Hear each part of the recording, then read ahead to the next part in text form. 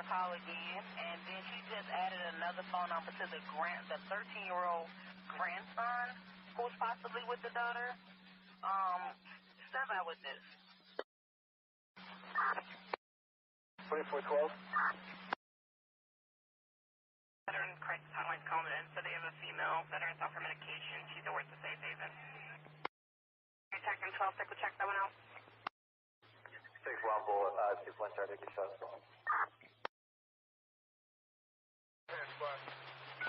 Officer still stands for time? No. Offender in custody?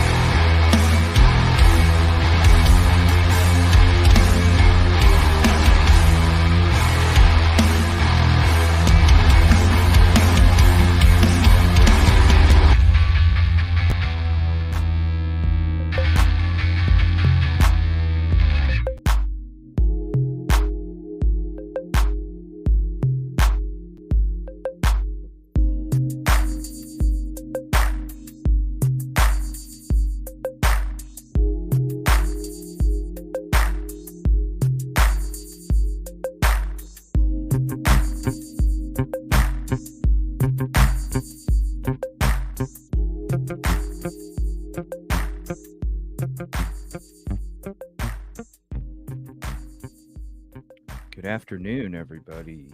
Thank you for hopping in. Appreciate you very much. Is StreamYard going to do it? Interesting stuff. Interesting stuff today that is kind of popping out.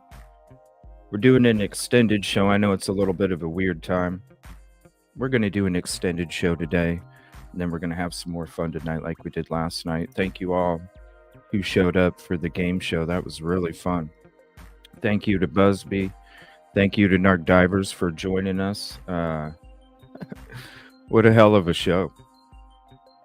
It was fun. But I'll be doing something a little different for you guys tonight. But we're going to have an extended show. We're going to get into Sebastian Rogers' case, Riley Strain's case, Idaho 4. We're going to be talking about a few different cases today. Extended show. So we'll be on through the mid-afternoon until the evening today, just to give you a little extra thank you. Yeah, we're going to be going over that picture, too. Going to be going over that picture. What's up, Samantha, Katrina? The hat backwards. Joniques, what's up? Busby? Oh, yeah. Hey, don't pay no mind. Because that's all it is. T-shirt coming soon. What's up, Facts and Truth? How are you? Busby. Thank you for all your hard work out there. What's up, Ann? Cheryl. Mythical. Majory. What's up, Sea-Dog? How you doing? Hope you're doing good. Yeah, that's the thing. We're going to get into it in the beginning of the show today. I did see the pictures earlier. I was like, damn, that does look like him. But there's something that just doesn't make sense. Then I'll get to it as we get to it. Something just don't make sense. What's up, Summer? Something just don't make sense. Good afternoon. Crystal Ball. Look at that. Grammy the Great. Yeah, it was, wasn't it? I'll be doing something a little different tonight for you guys. We're going to have an extended show today, and then I'm going to do a special show. I haven't decided if I'm going to do members. It might be members only. I'm not sure. I haven't decided yet. What's up, Carol? Tammy? I haven't decided yet. But let's get into that picture here. Give me 1 second. Let me do the switcheroo. And we'll see what we got here. We'll go through the couple pictures.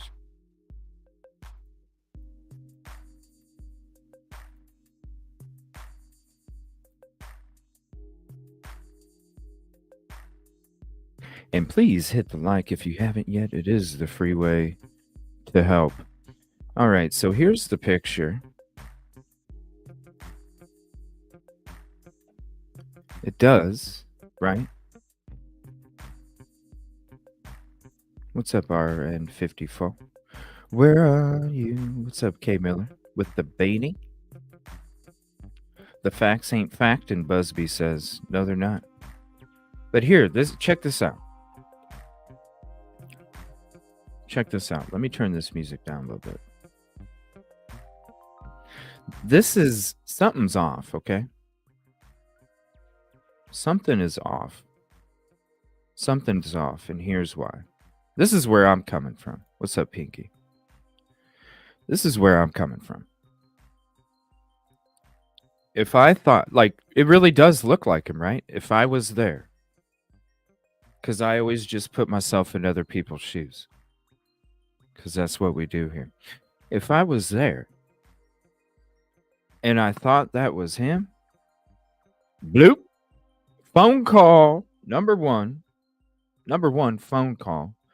Number two, and I'm not saying, I don't know, maybe there's more pictures out there. But if it was me, call, then I'm taking a whole bunch of photos, yo. I'm taking a whole bunch of photos. Different, what, you know what I mean? If I think it's Sebastian, make the call. Because this is like right now, make the call. Blue Ridge Parkway, not terribly far, okay? I go Blue Ridge Parkway, not very far, not terribly far. Make the phone call. It's right now. Number 2, I'm taking a whole bunch of photos, yo. That way I can send them in to TBI, okay? Also, I'm taking photos of who he's walking with.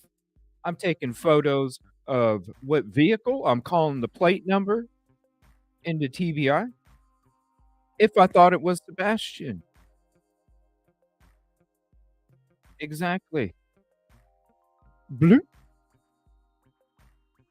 Number 1, because it's right there. Taking all the photos.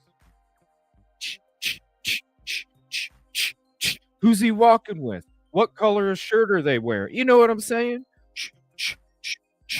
Sending them right all to TBI's email. Boom. All of them. That's what we're saying. Boom. Then, number 1, because, yo, it's right there. You don't need to and then do this. Hell no. Hell no. Yeah, it's not far. Blue Ridge Parkway is not that far. No, it's in, what is it? Tennessee, North Carolina? North Carolina, I think. North Carolina? I just know I've been to it. I think it's North Carolina. What's up, Marie? I think isn't it North Carolina? Yeah, North Carolina. Yeah. Not that far. Not that far. Because it's right as you get into North Carolina. That's why I was like, is it Tennessee, North Carolina? Yeah. There we go, right there. Blue Ridge is in Tennessee, North Carolina, and Georgia. There we go. I'm like, it's right around there.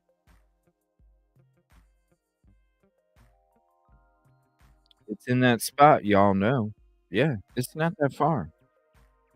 Maybe it is. But listen, I don't know. Maybe they did. Maybe they did.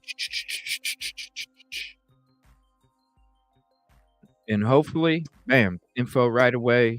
You know what I mean? Because really, listen, I mean, to me, it does. But at the same time, he's looking down. That would be a question I would have to ask, like, the family. Because really, when you're looking at him from down, only the family would know his facial structure as he's looking down. Right? Here, let me zoom it. It won't let me zoom it in anymore. Hold on. Let me open it up in a different window.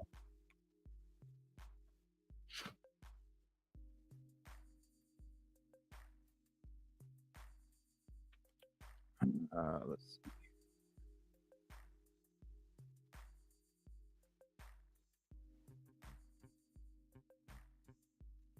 Give me one moment.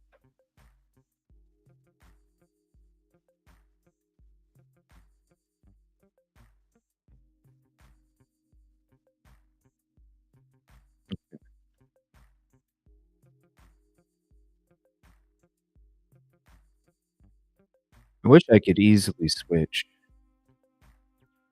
but it won't let you. All right, here we go.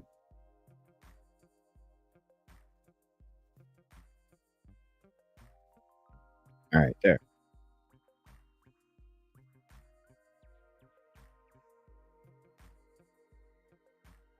Well, that's the thing. You would have to ask the family. The family only knows.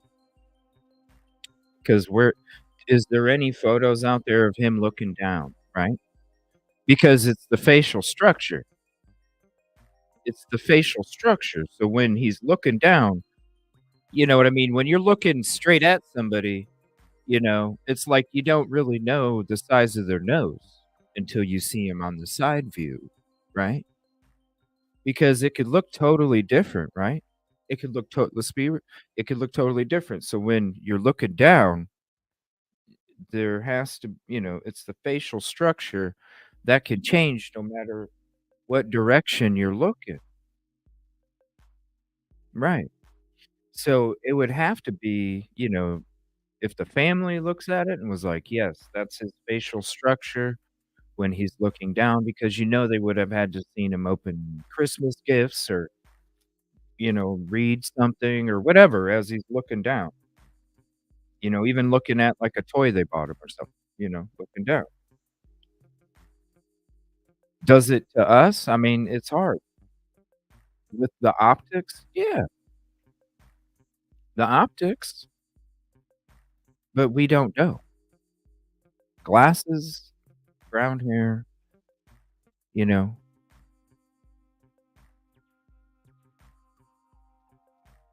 black pants. You know what I'm saying? Black pants.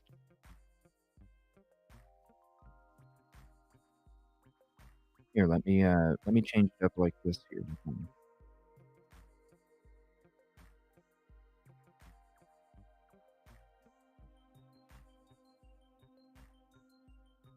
Do this.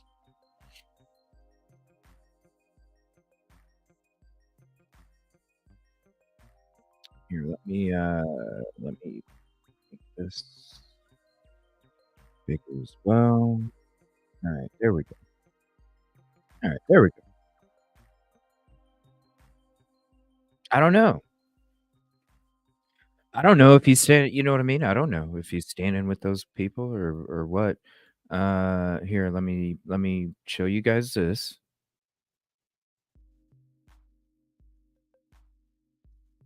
There's a few more here.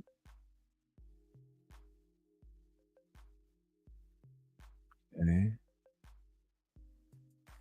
Just give me 1 second.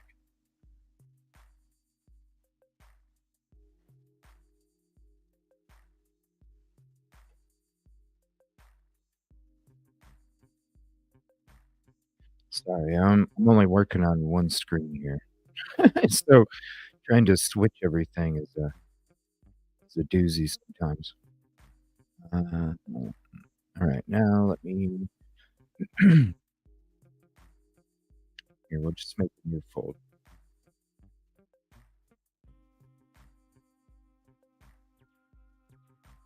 Okay, oops, oops, oops.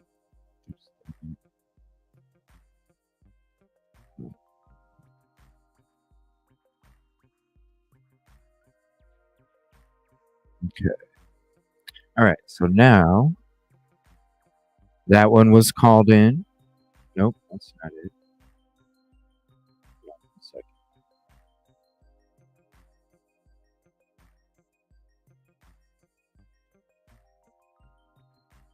Where'd that other one go? There it is.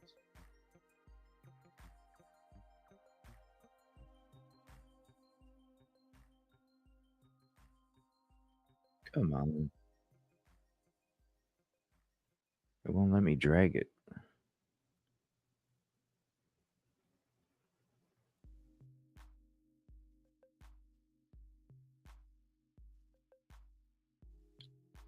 What the hell?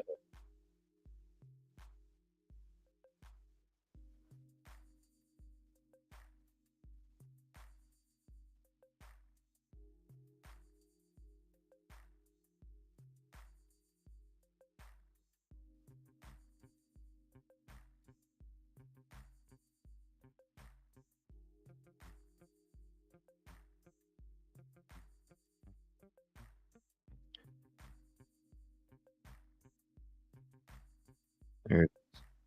Alright.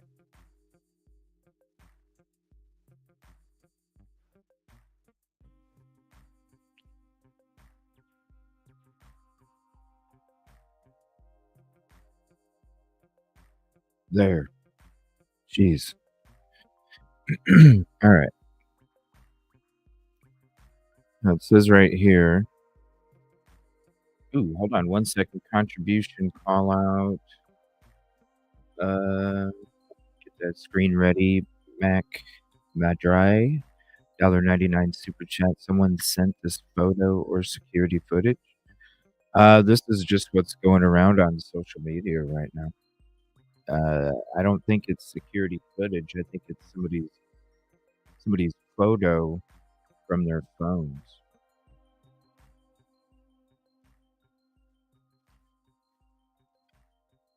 I don't know, man. I don't know if I would call it, because then that might cause attention. That might cause attention, and then they might take off or something. What's up, Nina?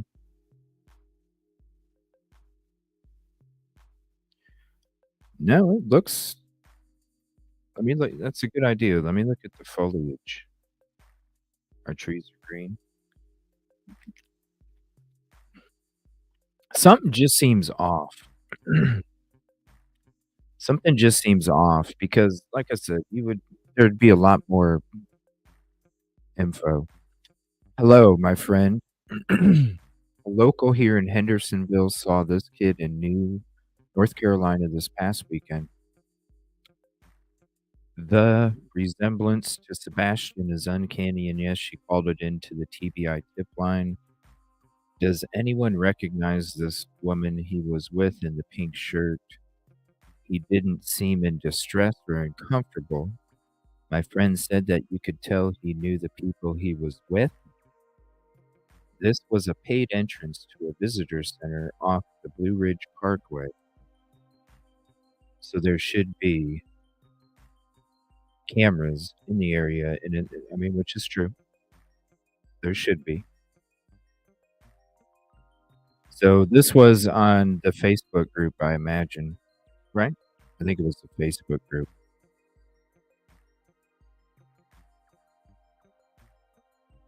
And then Miss Chloe.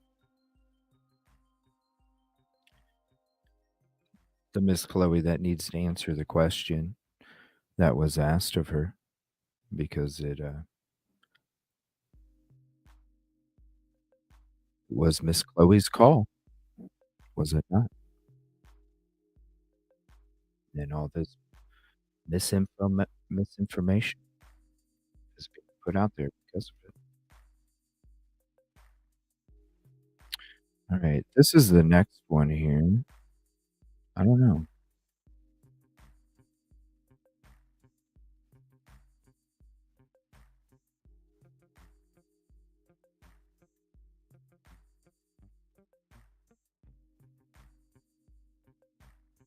Now, this is being put out there as well, okay? I want to show you guys something. You got to pay attention, okay? I want to show you guys something. Now, this is being out in the rounds too, right?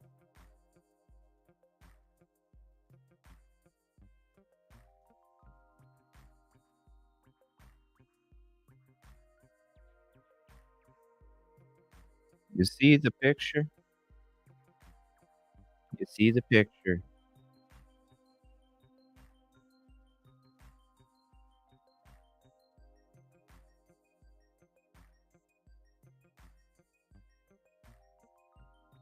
I'm gonna send a message to myself. I'm gonna send a message to myself.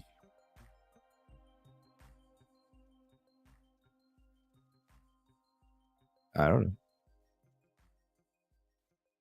I don't know. Now, when it comes to this one, this was on a Facebook group as well. I don't know why. I mean, you could just message them, correct? But that's another one going around. I mean, you're putting it in a Facebook group, people. And then here's the picture of what they feel is maybe Sebastian. I don't know. You have to.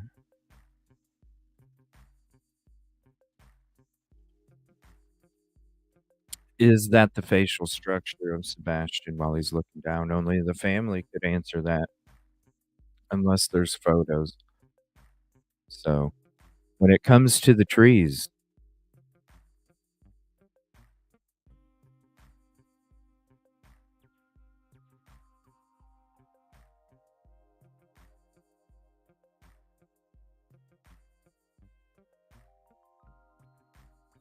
Wouldn't they be more full right now? Something just seems off, okay? Something just even before we did the show, I'm talking to the mods, I'm like, "Something just seems off. Something just seems off."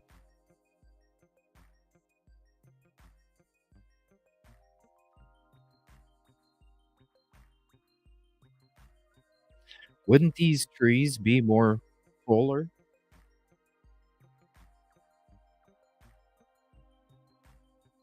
Now, was this picture taken think about it, was this picture? Because this picture looks like, to me, it was taken in the fall or the spring before it it sprouts or it falls off, right? Now, was this picture taken a couple days after he went missing? Because a couple days after he went missing, that's the foliage you would have got, right?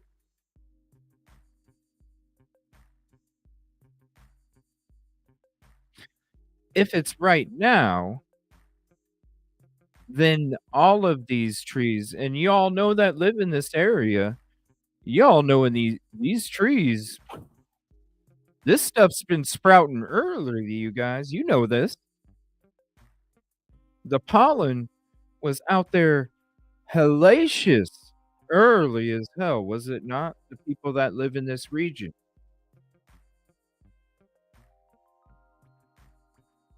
These trees don't really? These trees don't?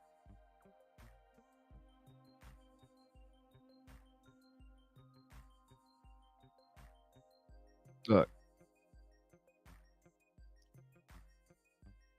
So it makes you wonder because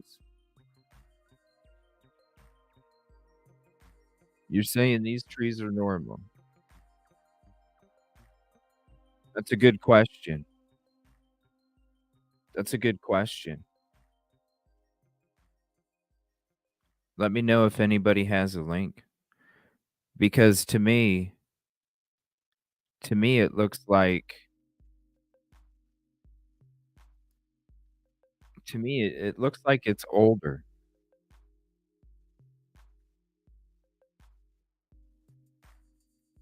or news channels. That's good. Yeah, because really, I mean, I drove through there when was it? A month ago? No, not even. This was 3 weeks ago, I think, right? You guys saw the camera, it was full of green everywhere, full of green, full of green, just a few weeks ago.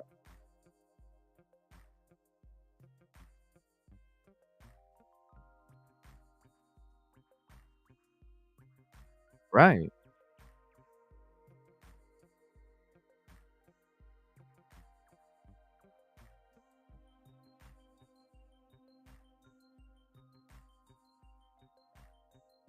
Well, let me know if you find it, Hazel, if you wanna send info, and if you do find it, Hazel, go ahead and send it to one of these destinations, please.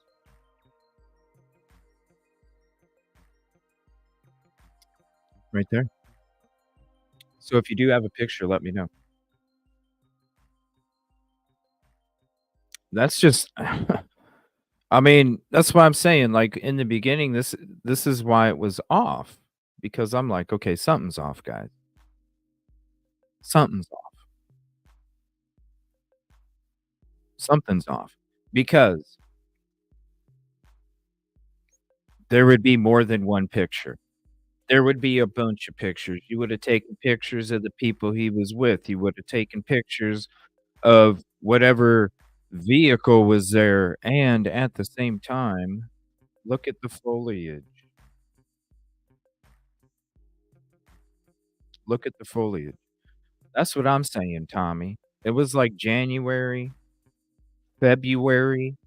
That's why I said if it was taken a couple days after, right? If he was taken a couple days after, or if this was taken a couple days after he was taken, then I could see this would be a photo, right? Based off the foliage. And I'm glad they reached out, for real. Make the call. First, make the call. And then after that, take the photos if you really feel it's Sebastian, because it's important.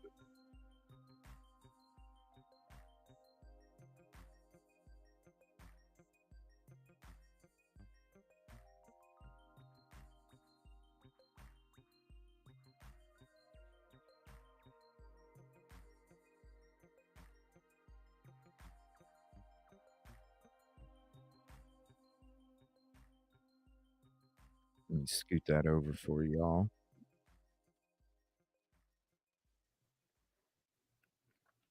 Sent more pictures. All right. Let me see here.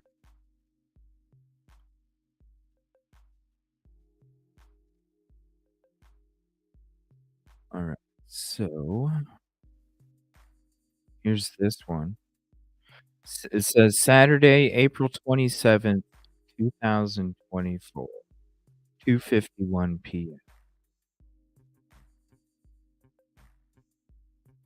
Let me blow this up because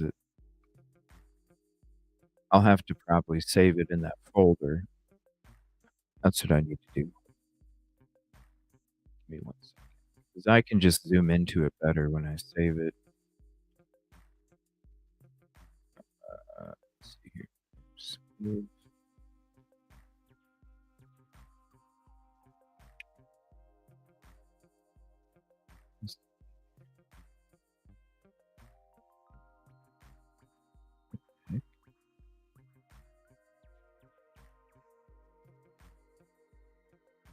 Okay.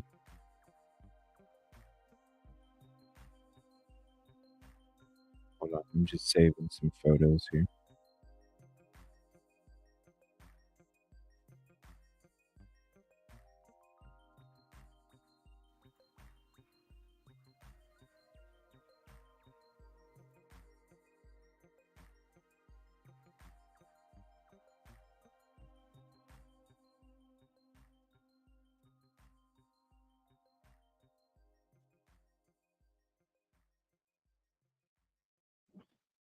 Right.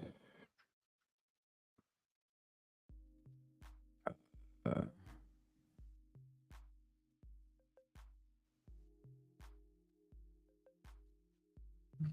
all right, let me see here. Jennifer Coffindaffer. This is a viable lead.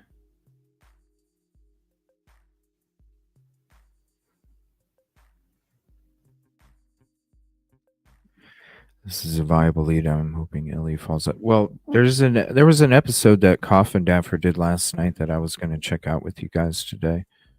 Hello, my friend. Okay. All right, that's the same thing we saw. Okay. All right, here we go. This is what we want to zoom in on.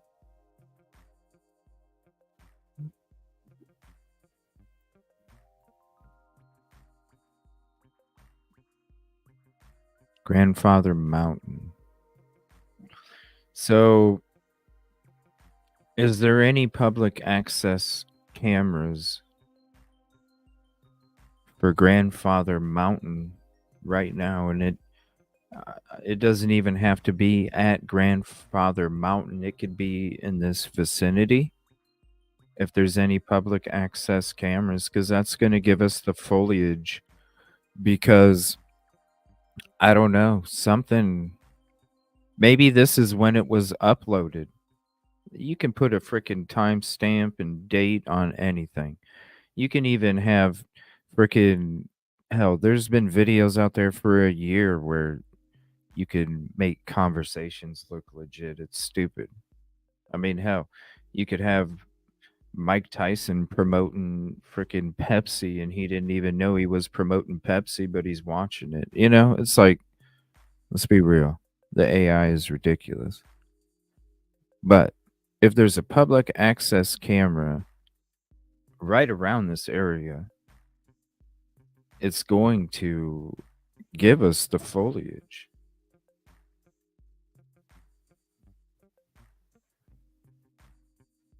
My question is if someone, they wouldn't want to, well, that too, right?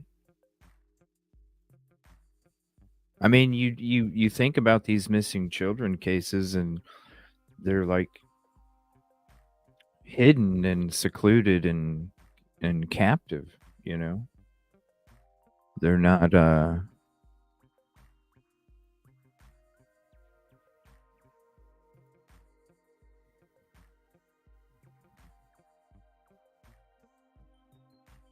it's not Sebastian. Well, who knows if that's even.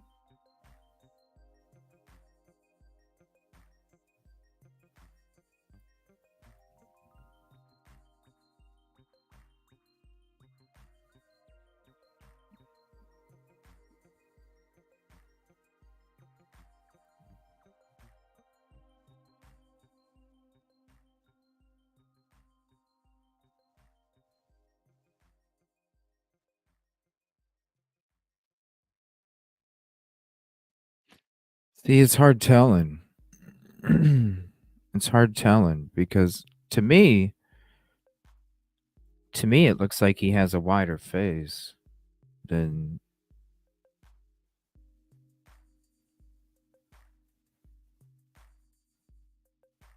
To me, it looks like he has a wider face, jaw structure than this photo.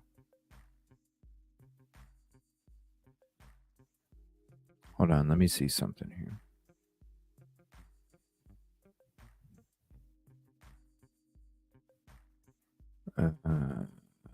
See. Webcams around Grandfather Mountain. Okay, cool. Thank you. Thank you. All right, hold on. Let's check this out. Okay, hold on. Interesting. Okay. Shout out K Miller. Appreciate this. Okay, here's a link for this if you guys would want it for yourself here.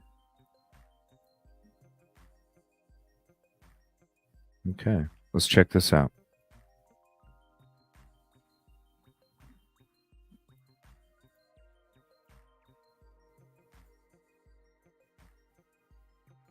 "41 minutes ago.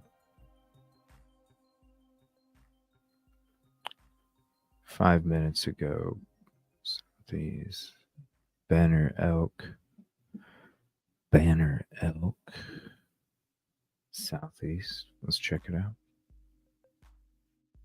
How do I go full screen here? There we go. Interesting.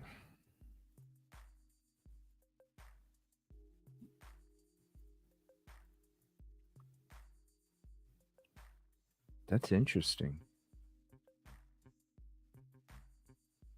Maybe the photo.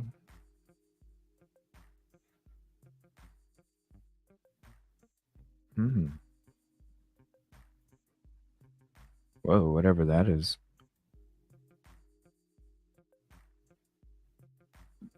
Let's take a look at this photo.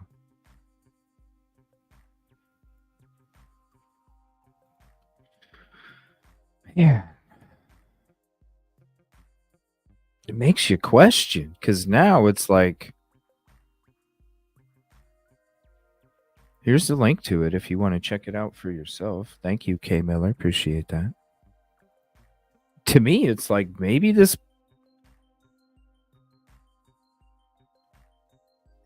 It does. It still looks greener, but damn.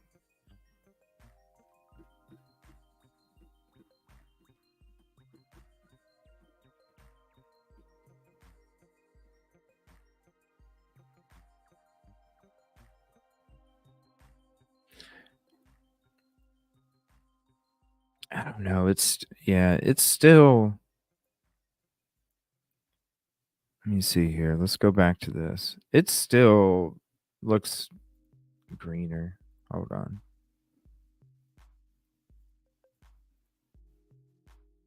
Yeah. It's still, I don't know. It still looks older. Now, it's the other picture, the 41 minutes ago. I was shocked because I expected more green. But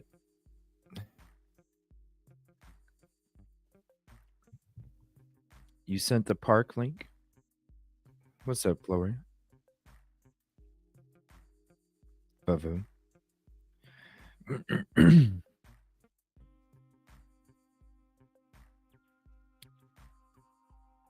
Damn, Mama P. It's all good. Everything's going to be all right.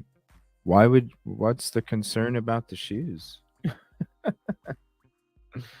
What's the don't you think if somebody took him, if he left without shoes, don't you think somebody would have bought him some shoes? If you know what I mean? If they took him without shoes, don't you think that they would buy him shoes? So why would I mean Seth already confirmed all the shoes. Seth already confirmed all the shoes were accounted for. Live cam of park cameras. Seth already confirmed about the shoes. He did it on our show because I was curious about the shoes because to me it was weird. Let me see. Blue Ridge Parkway webcams. All right, hold on.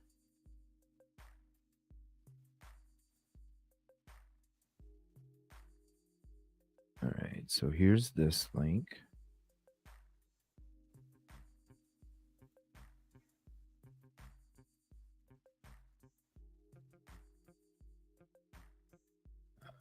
Hold on.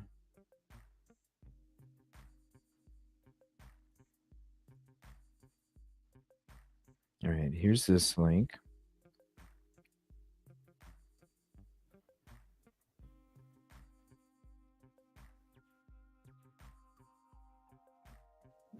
Okay, I get that, but all the shoes were accounted for, Mom. Remember?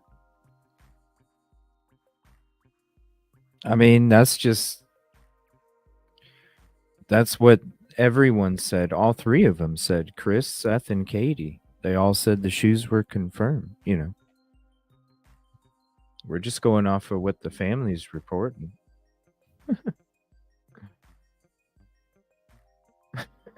K. Miller. All right, so here's this. The Bluffs webcam. That's live.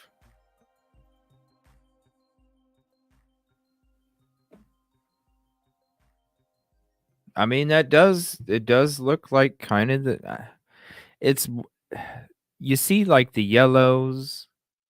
You see like the yellows and stuff. It's fuller, there's foliage to it. Okay, well, I just don't appreciate your energy, so thank you. Appreciate you. There's other shows you can go and enjoy. I don't appreciate your energy. Maybe go take a long bath or something and go relax because everything's going to be okay when you wake up, for real. Everything's going to be okay. You just got to breathe sometimes. You know what I mean? Woo! If they only use that energy for other things. So look at the foliage here. I don't know. What do you guys think? It does seem fuller.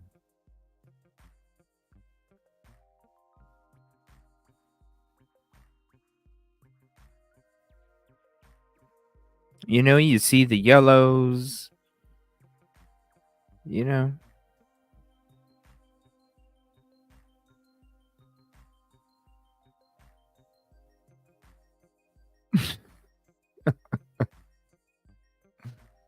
Oh my lord. Right?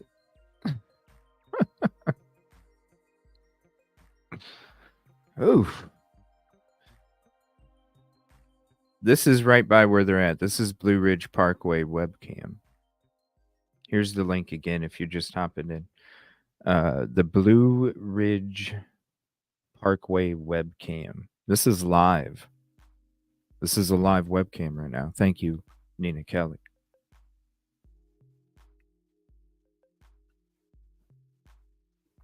So when it comes to this picture,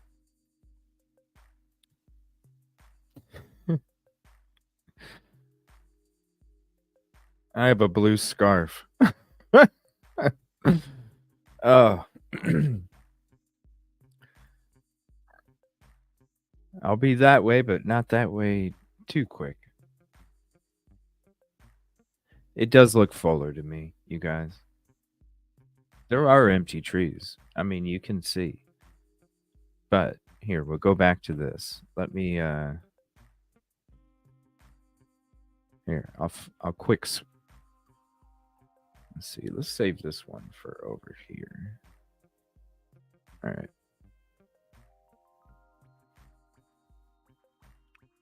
Let me save this so I can put it back up when we're watching it. It looks different. It looks different.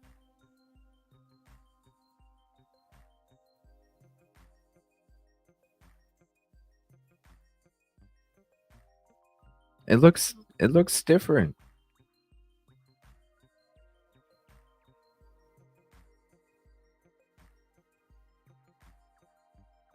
Some people might be on delay. We did a zoom in on the shoes already.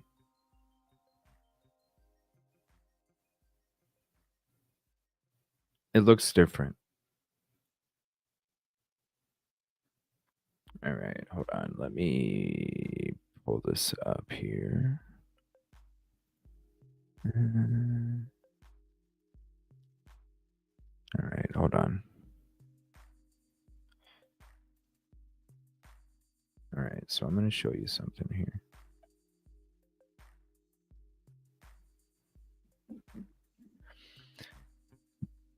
And Katrina has a good question.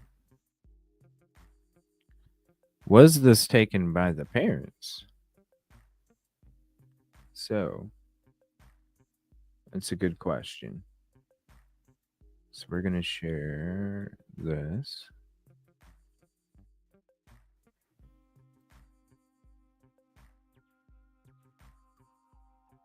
All right, hold on. I'm going to switch it so we can like zoom in and stuff. Hold on.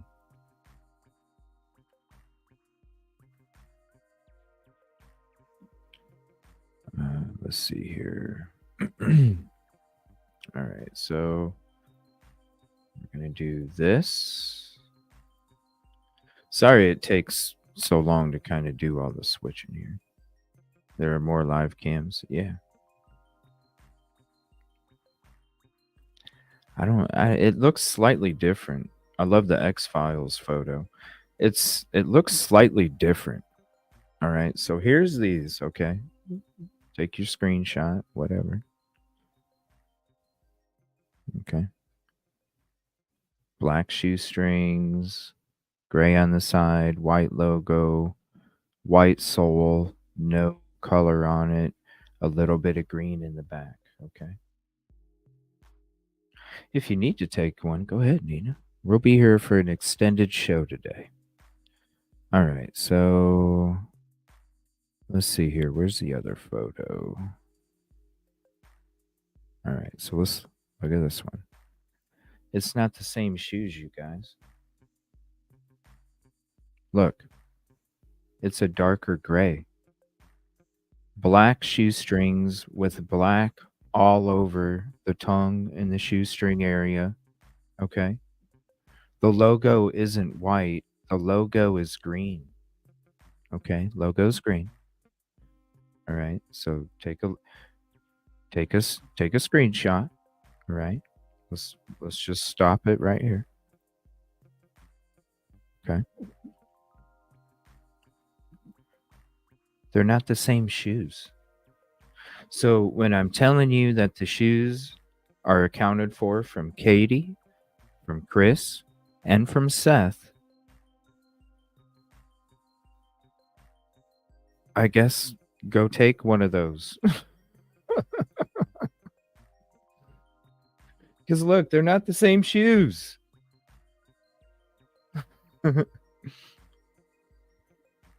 So here, I'm going to take a screenshot, and then I'm going to take another one, and then I'm going to put them next to each other. Okay. So hold on.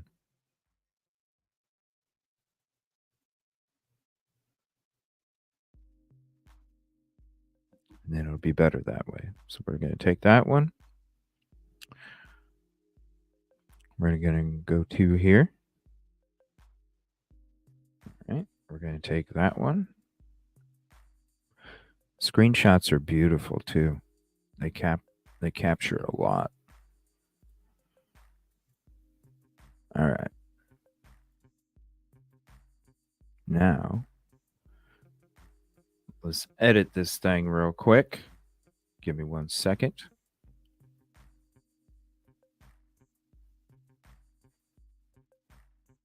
And then we'll put it together.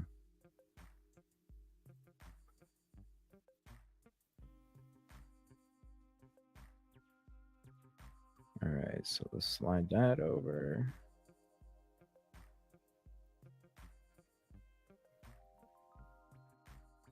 Okay, take that.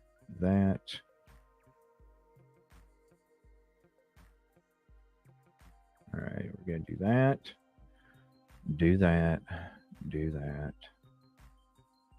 and do that.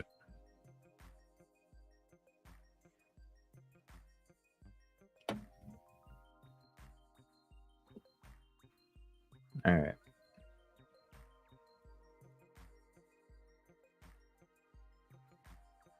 Let me see where it went.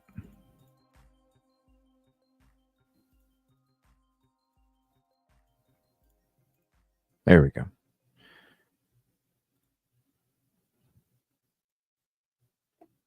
There's the shoes. They're not the same.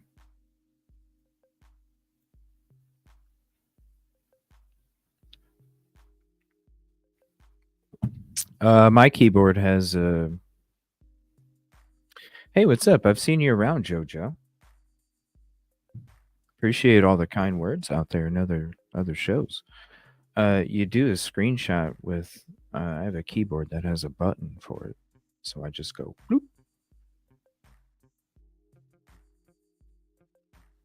Yep. Yeah, JoJo. Yeah, so they're not the same shoes. What's up, Tiffany 237?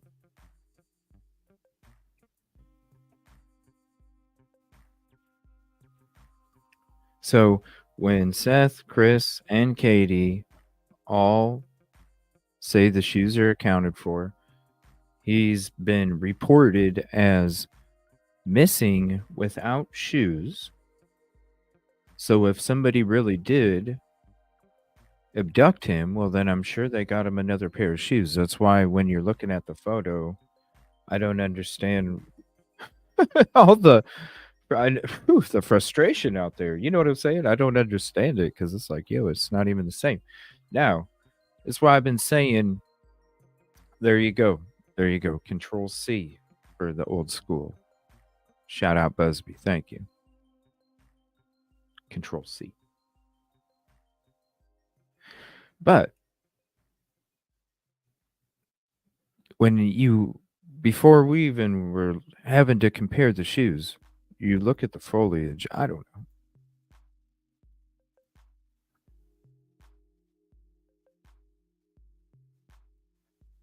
So you see the foliage.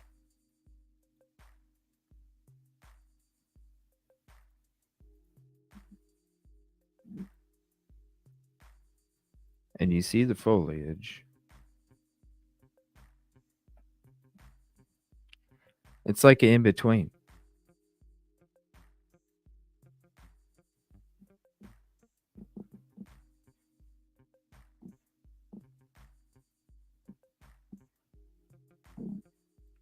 Yeah, they're different.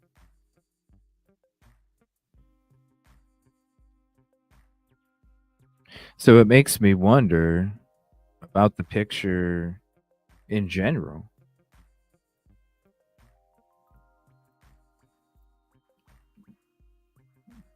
But they're two totally different. I mean, even the logo, you know what I mean? That's white. That's green. That's green. There's nothing behind this one. Yeah, I hope you feel better, Tiffany. Sorry you're not feeling good.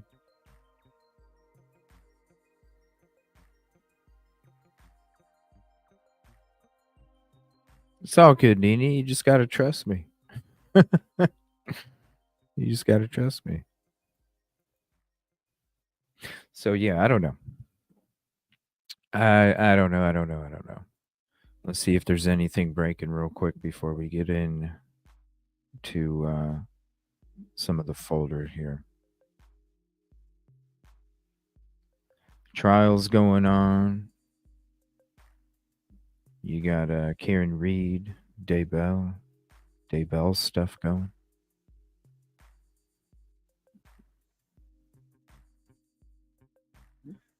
It's a long trials. Chad Daybell, Susan Morphew, Chad Daybell. I don't know. All right.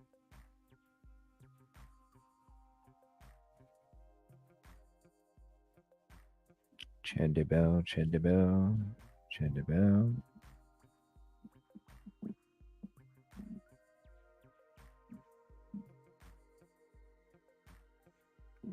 And I guess there's going to be more storms coming.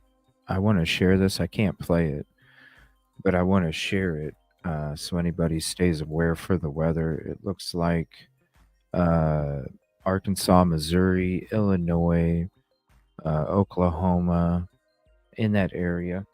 Please be safe. Please be safe. All right, we're going to get into this folder here. 1 second. Everything is just being so buggy here.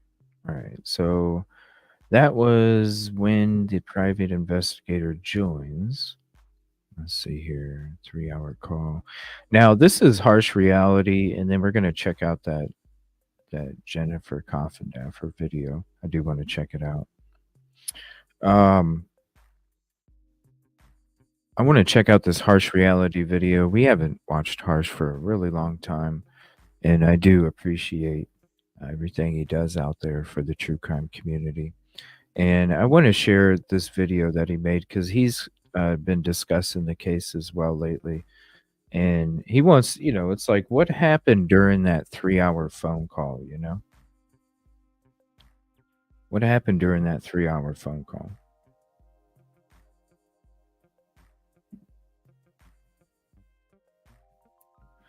Like, when was it, we heard different things as far as I've heard on the phone, the thud, thump, and there's a 3-hour conversation. How long does it take to get back from the campground? A little over 3 hours. 3-hour conversation, a little over 3 hours.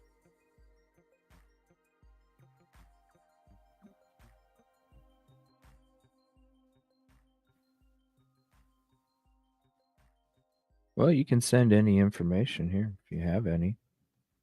Go ahead and send it to any of these destinations. We're going to check out this harsh reality video because it's true. What happened during this 3 hour? What 3 hour? It always was odd to me. I want to hear what Harsh has to say. And we're going to check it out. Give me 1 second. I got to switch it.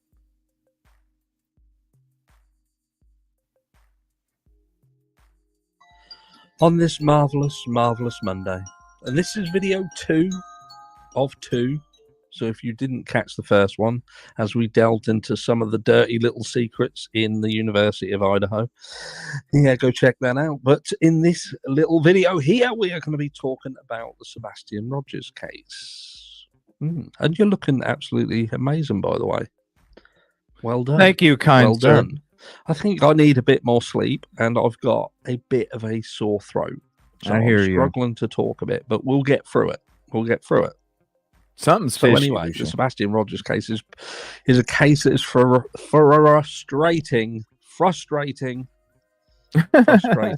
a lot of us. You see what I'm saying? So we sometimes we have so much in our mind that we're trying to get out, and it sometimes we slip. It is what it is. It's called being human because we're not computers. This little lad has been missing for what is it, over 2 months now.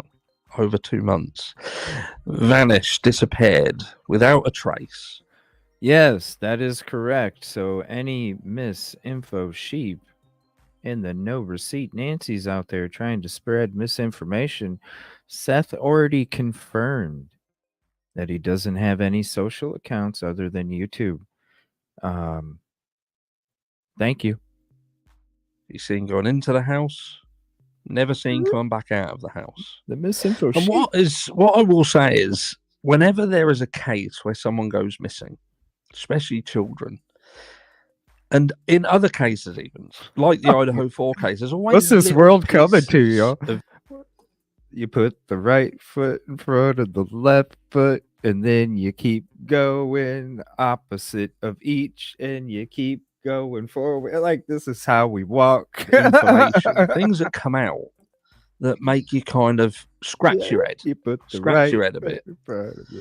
And you don't know whether they're just coincidences, they're just things that don't mean anything. What's this world or coming to? They are indeed a piece of information that can lead to more clues, like in the Idaho 4 case and the conversation between Kaylee and Maddie, the Tiffany Adam situation. You feel me, right? It's like, even in Summer Wells, we saw the journey on the day that she goes missing, on the waterhole visit. And you can go back and look at loads of cases and pick these little elements out. Even Caleb Harris, who went missing, you've got the odd little video and the picture of the water and what have you, the bridge. And yeah, there's all these things. And in this case, this is not an exemption of that rule. There are things in the Sebastian Rogers case that stick out like a sore thumb. And one of those things is the 3-hour phone call. A 3-hour phone call that just happens to take place on the evening that Sebastian... Right. The evening that he was coming back. Like 3 hours. How long does it take to get to the campground? A little over 3 hours. Door to door. 3 hours, 37 minutes, door to door.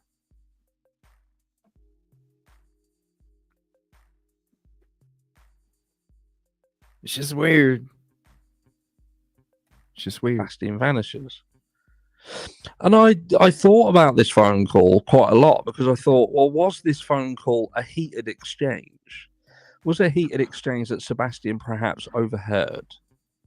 Was it not so much a heated exchange that he overheard, but was there conversations of a certain nature that would lead him to, I don't want to say it, but fear for something, and he felt that he needed to escape? There are other things that we can speculate surrounding this call as well, because it's something, and look, I have to say it because it is something that happens frequently, and it is that phones are used as a bit of a Kansas City shuffle. Oh, what? Well, something's happening over here. Couldn't possibly focus here. Like, nothing. We couldn't have done anything. We couldn't have done anything because we was on the phone. We got proof of that. We're on the phone. It's the same in the Idaho 4 case, Brian Kohberger's phone. Many people have considered, myself included, that Brian Kohberger could have simply left his phone at home, and it would have perhaps made people feel that he was at home that night. right? He didn't evaporate. Well, what if in the Sebastian Rogers case, the same sort of thing happened? Could they have not set up what appeared to be a call that would have given them a period of 3 hours to do something else? And again, I'm spitballing. I'm not saying that anyone, at this stage, no one's guilty of anything. But the reality is we've got a child that's missing, and statistical analysis would show that 9 times out of 10, the people around this boy, the people closest to this boy, are most likely the people who have had some influence on what happened, whether that be directly or indirectly. And again, I'm not saying that they did anything directly to harm this child, but he vanished. And there's only so many options when it comes to that. Again, we spoke on this yesterday. Someone entering the house and taking him leaving of his own volition, or something more nefarious happening. So that phone call, can they find through accelerometer information and data from the phone? That is when the phone is... Yeah, and that's what we were talking about last night over at Brittany's show. Like, because I was bringing up, like, how do you know it's the front door? Yeah, all the doors were locked and whatever. And it doesn't matter about keypads, because whenever you're leaving the property, you just turn the lock on the door, regardless of what it is. Now, the way that you lock whatever you use to get out, that is where it is like, okay, was it the front door where you push button and you lock it? But then if you were that prepared to leave, where you were going to lock the door behind you or lock a window or whatever it may be, then why would you leave without your shoes if you were that prepared and able to lock it after you leave? So why the fascination with the porch? Why the fascination with the front door? I don't understand. Because to me, it seems like there would be some kind of answer that was the front door unlocked, right? Were the windows unlocked? Remember right, Katrina? First it was the window. So was the window unlocked? Like, but if you can't lock a window when you're leaving out of a window, so if the window was locked, well, then you would know he didn't leave out of the window. If it wasn't locked, well, then you would know. You know what I mean? It's so the fascination with the front door. If all the doors were locked, okay, so what if they were all locked? To me, when you're saying all the doors are locked, that's like an excuse. Hey, I'm just letting you know all the doors were locked. I'm just letting you know, because it doesn't matter if all the doors are locked. The person that's inside the door is going to be able to get out anyway. To me, it's just like, well, okay, that's nice. All the doors are locked. Why the fascination with the front door? Was the front door left unlocked? If the front door was left unlocked, well, why is there all this question between the window and the door? Because then it should be obvious where the path was, right? Right. The medication too, right, Tommy?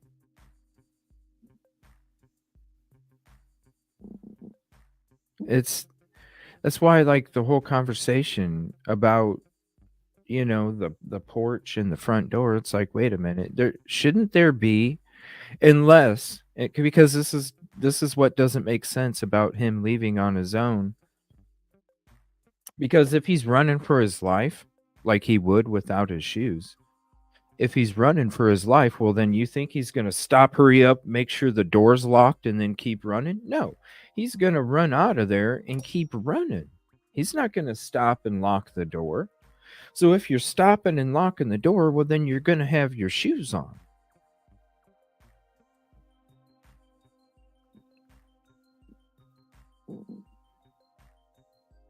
It just, so why the fascination with the porch and the front door?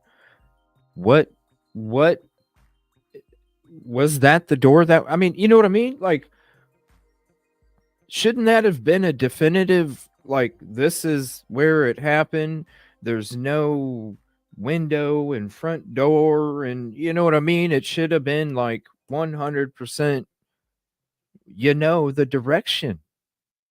It just doesn't make sense. Moving. If it's involved in an accident, they have an accelerometer in them, so they It's like, can, which is it? especially with And how do you later know? iPhones, for instance. You know what I mean? That's why I was hoping that they were.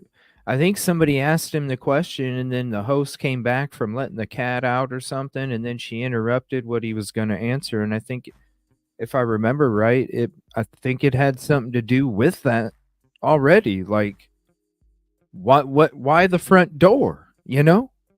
If anybody remembers the timestamp of that video, let me know, and we'll check that out too. We'll revisit that part of the conversation. I don't remember where at it was on that video. Let me know if you have a timestamp, and we'll just listen to that little part of the conversation, because it doesn't make sense. So if they're in an accident, they can call 911 or 999 here in the UK to call emergency services in the event that you have an accident. They can certainly look into these data analytics in phones to ascertain whether phones during that 3-hour period were static or indeed on the move.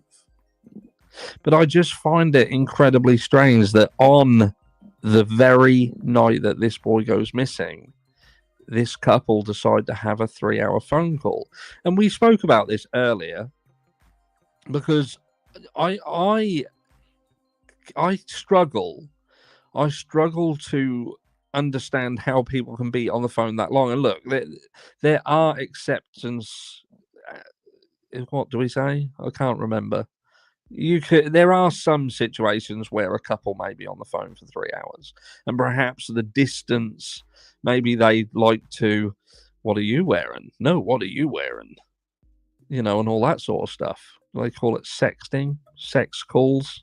But do you know what I mean? There are situations where couples may spend a bit of time on the phone, but when it happens in conjunction with a child going missing, that's when I feel that there should be more sort of looking at that call, and whether that call was indeed a genuine call, or whether that was a call to mask something, or was in fact a catalyst of something. I've always considered, if Sebastian left his home under his own volition, then why wouldn't he have gone to Dad? And again, I feel that even an element of like that, why would he have not gone to his dad? If he was close to his dad, if he trusted his dad, he loves his dad, why would he have not left and gone to his dad, Right. or gone to someone in Right. order to get to his dad? Right. And that, you know what I'm saying? You know the love that exists between him and Seth. You can see the love from Seth to him. You know what I'm saying? Like, if he was running away, he would have reached out for him somehow. He remembered his phone number. Seth, he remembered the phone number.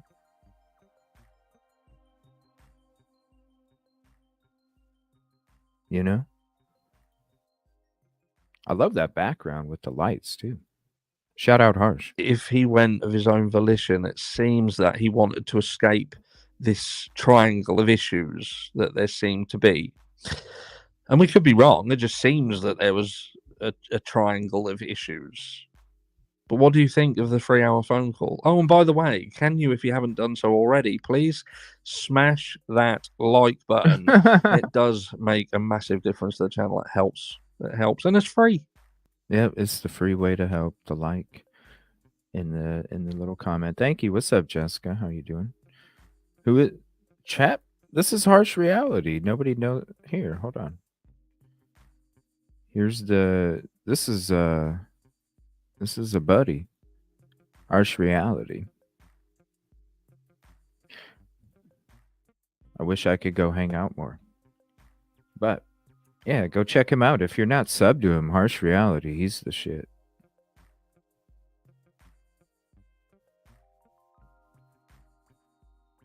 Oh, it's all good, Tiffany. I hope you feel better. Sorry you don't feel good. Really, he's awesome. I love Harsh.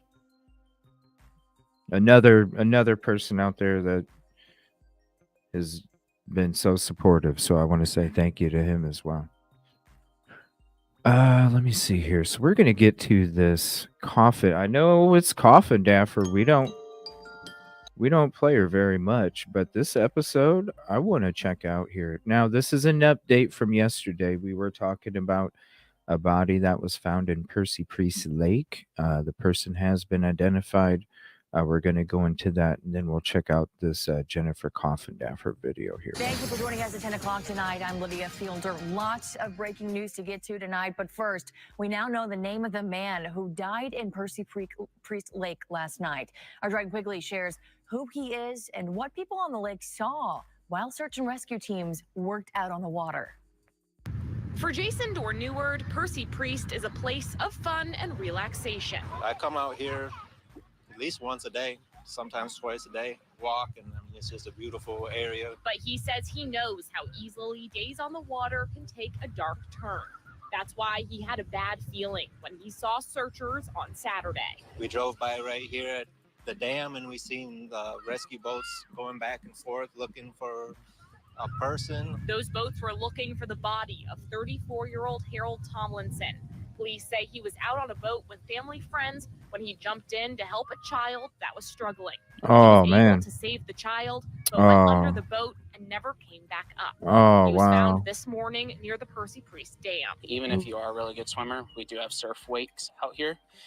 And if you do go under a surf wake, it's possible you won't come back up. William Ottman has worked on the lake for 3 years and says he was nervous to go out yesterday. The most I've seen out here is about 16-mile-per-hour wind.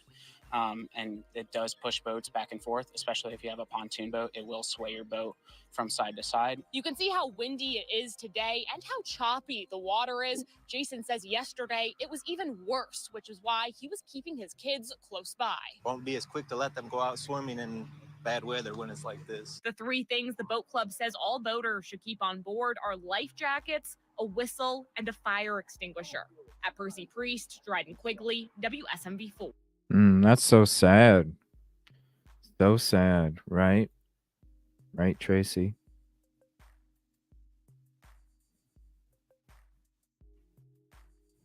That's right.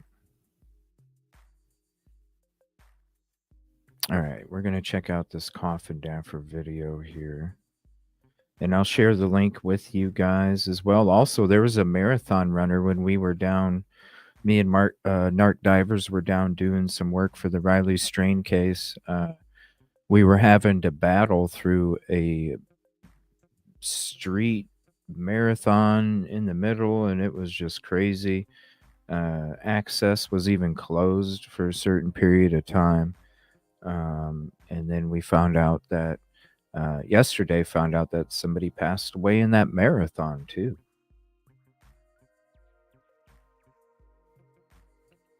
Oh, wow. Thank you, Michi Girl, coming in with facts. Sorry to hear about that, too. So it's higher in elevation than the surrounding areas by the dam.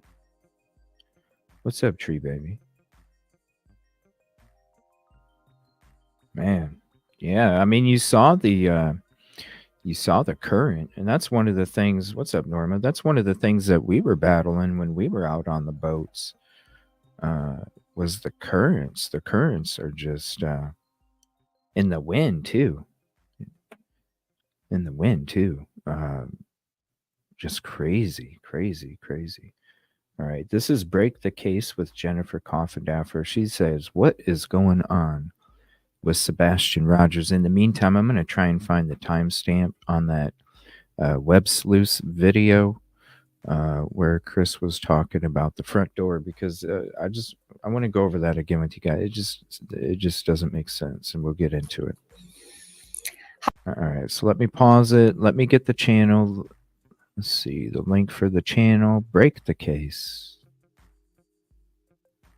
So we're going to go ahead and share that. I want to say a special shout out again to Harsh Reality. Thank you for all the support. All right, break the case. Jennifer Coffindaffer. Let's see what she has to say. What is going on in the Sebastian Rogers case? Hi, true crimers. This is Jen Coffindaffer. I wanted to do a quick live. I've been traveling for the past week, very caught up in the John O'Keefe case. And I just wanted to come to you live about a case that I know all of us remain very concerned about, and that's the Sebastian Rogers case. Specifically, for those of you who don't know who he is a child who does have autism. He's 15 years old, and he went missing Friday. It was 2 months since he went missing from his Hendersonville home. The parents in their home were the Proudfoots, Katie and Chris Proudfoot. His father is Seth Rogers. There's been a lot of controversy on this case, a lot of what I call just sheer unadulterated drama with the parents, a lot of accusations online regarding the parents' involvement, just a case that really is heartbreaking. Each and all the pictures that we all see posted, he's just smiling, just this huge, gigantic smile, Sebastian, that is. And I think he's really pulled on everyone's heartstrings. What in the world could have happened? So again, just for a little bit of background, the mother said that the last time she heard hide nor hair of him was Sebastian was in his bedroom. He had already gone to bed. This was a Sunday evening. He had school on Monday, and she heard a noise coming out of his room. Now, she initially described it as a noise, but it later became a thud. In any event, we know that that was the noise that was heard based on what Katie Proudfoot says. It's very important to know that a lot of our information comes straight out of the mouth of Katie Proudfoot, because Katie Proudfoot was the last person to see Sebastian Rogers alive. And again, this is Sebastian's biological mother. Now, purportedly, Chris Proudfoot, her husband, was away at a construction site working and was not even in the zip code, according to reports, and according to what they have to say, at the time Sebastian went missing. Seth Rogers, his father, was also not anywhere around. So that's the information, just the quick thumbnail of the case for those who have not been watching the Sebastian Rogers case. Now, I wanted to give an update because we are, now past the 2-month mark. None of it makes any sense. He purportedly left barefoot, but with a flashlight, and was never seen again. So to be sure, according to law enforcement's latest report, there have been no confirmed sightings of any nature of Sebastian Rogers since he went missing. I think this is a very important point to notice and to point out. I'm going to go through a few notes from Twitter, because Twitter X, because I want to make sure to get in questions and comments. And then, as you all know, I'm very new to YouTube. I'm going to look over here at the chat and see if there's any additional questions. I'm so happy how Tennessee uses their Amber Alert system. They are not conservative with it. And I think that was great. On day 2, they immediately put out an Amber Alert for Sebastian Rogers. You may know they did the same thing with Summer Wells. In fact, Summer Wells, even though she's been missing years now, hers is still active. And of course, Sebastian's is active. So I always think that's really important. The whole idea, and I was in the Dallas-Fort Worth office when Amber Hageman went missing and, was murdered. The whole reason for the Amber Alert was that nobody was notified that there was this missing girl. And so that's the whole reason for it. So I so appreciate Tennessee in using it judiciously, yet not conservatively. And so there has been an Amber Alert out this whole time, but yet no sign of Sebastian. I wanted to also mention that in regard to Seth, the father, and the Proudfoots, the mom and the stepdad, there's been a lot of volatility.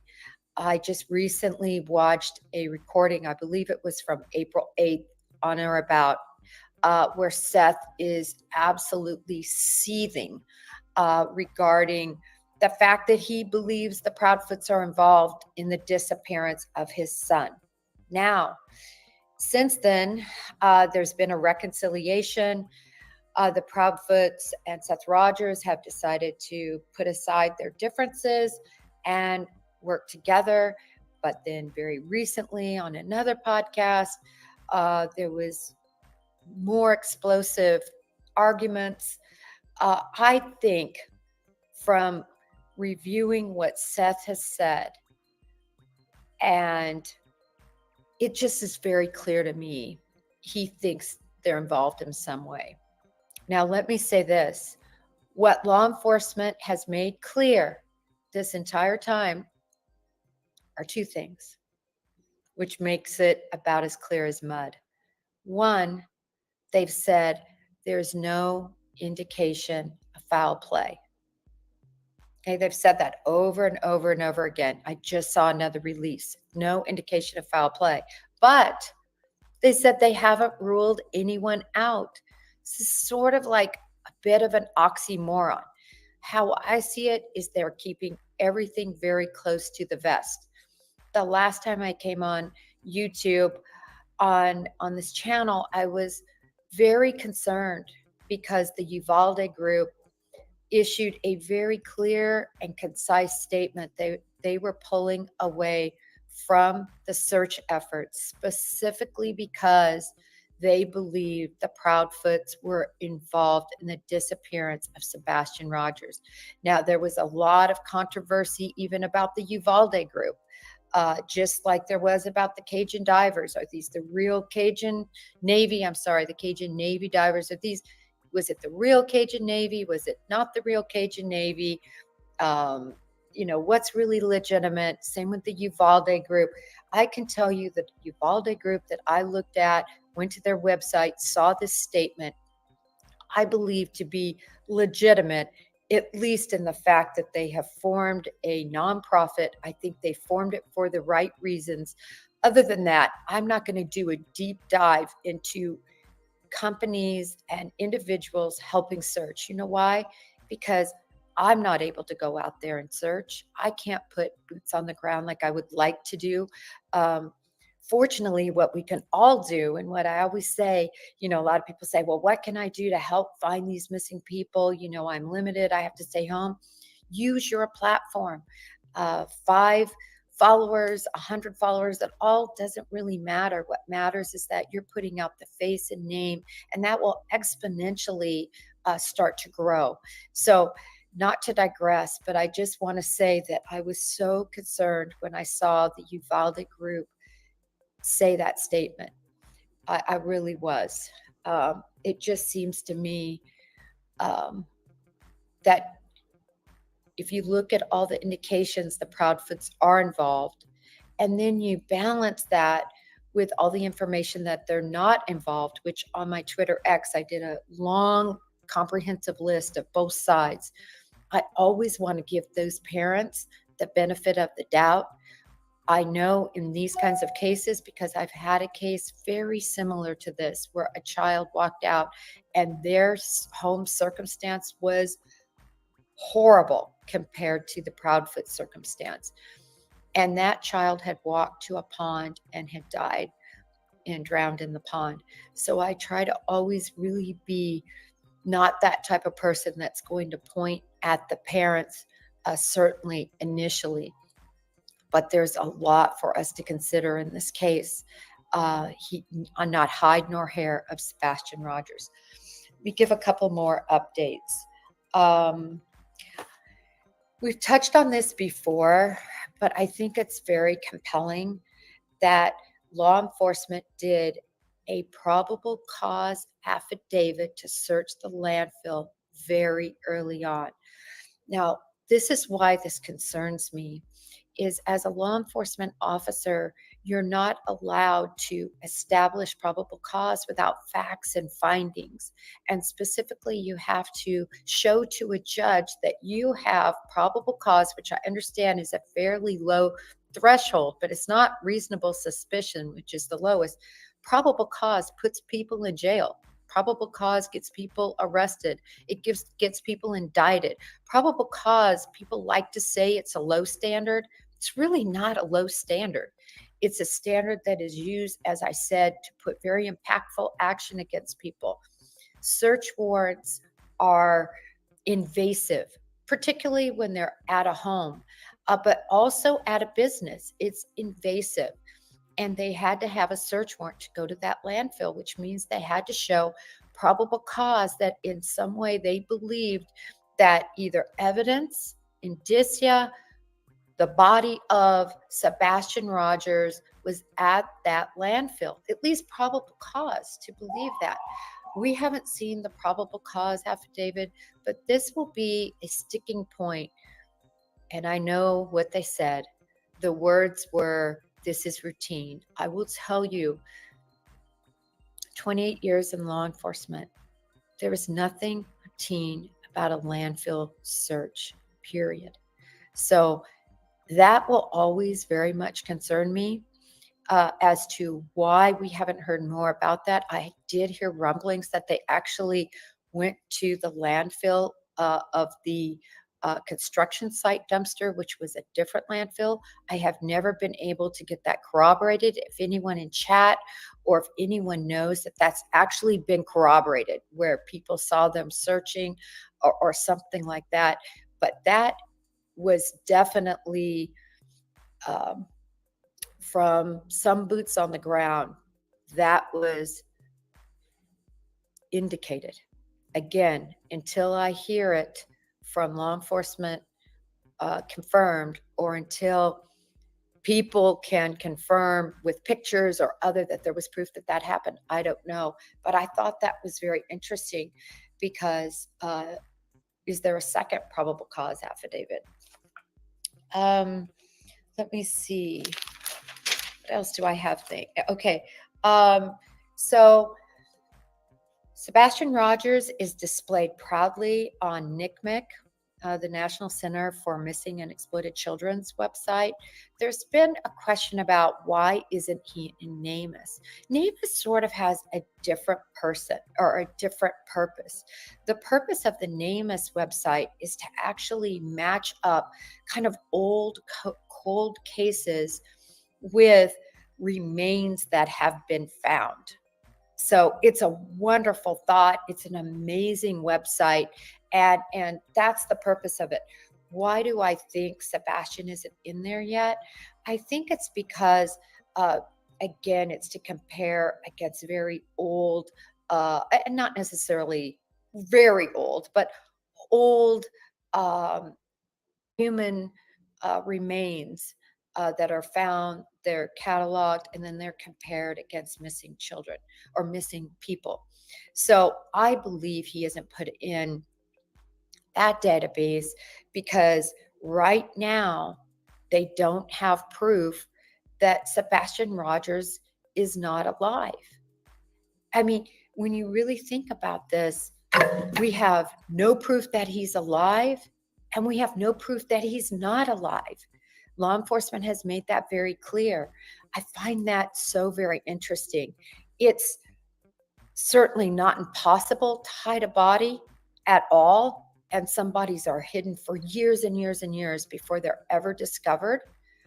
But right now, law enforcement, and they are being supplemented, the local department is being supplemented by the Tennessee Bureau of Investigation, has said no remains, no Sebastian, dead or alive. I find that all very telling, and it does give me some hope, at least some hope, that he could be alive. and that someone could have him. Let me see. Let me make sure I get through all my questions here, and then I'm going to look over there because we do have the important John O'Keefe trial that is starting. I'm going to try to live stream it here so that people can watch who are interested in that case. Let me see. Okay, that's it for my questions there. Let me look here and see if I can see. Okay, some people are concerned about storage, a storage locker being used. I don't know that we have any information, but what we do know is that, and I appreciate that question, we do know that law enforcement is actively utilizing all their resources. That means search warrants, subpoenas, manpower.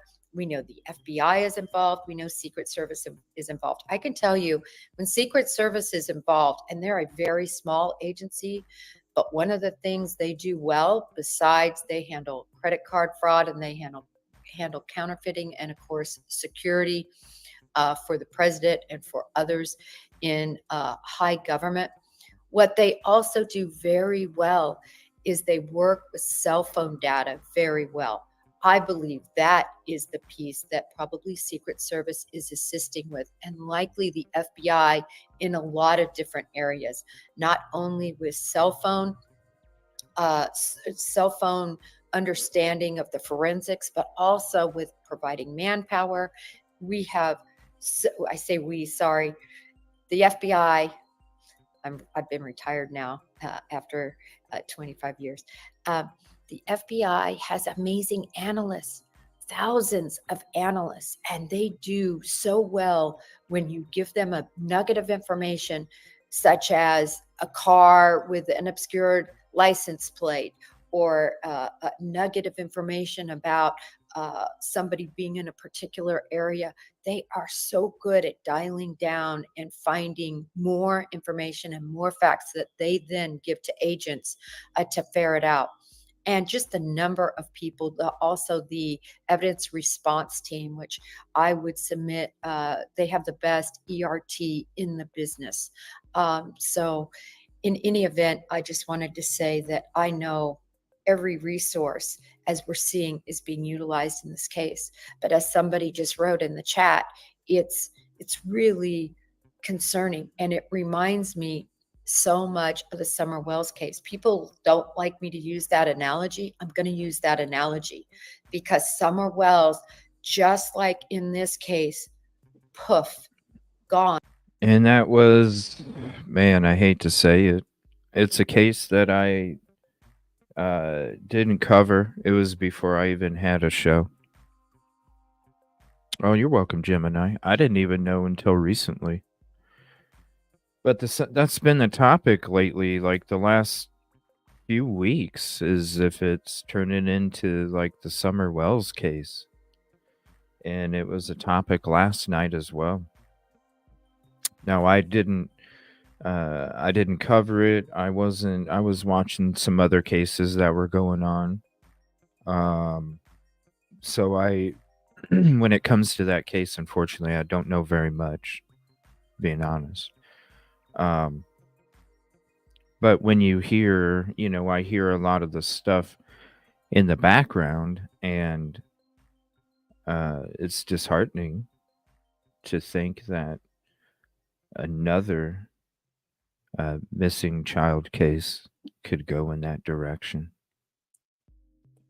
And so it is something that I hear. Like I said, I don't know much about the case, but it is something I've been hearing for like weeks, and it's sad to say. I hope not. That's why it's one of the reasons when I was down doing the Riley Strange search. And everybody kept asking me, "You got to go up to Hendersonville. You got to go up to Hendersonville, CJ. You got to go. You got to go." And then that's when I came back from the Riley Strain case, took a day break, and then I searched for Sebastian for 3 weeks, a month there, before I took a little break and went back. I hope not. Right, Nana?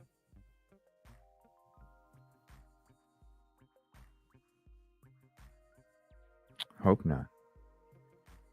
It's just that's the topic lately too. A lot lately, and it's sad.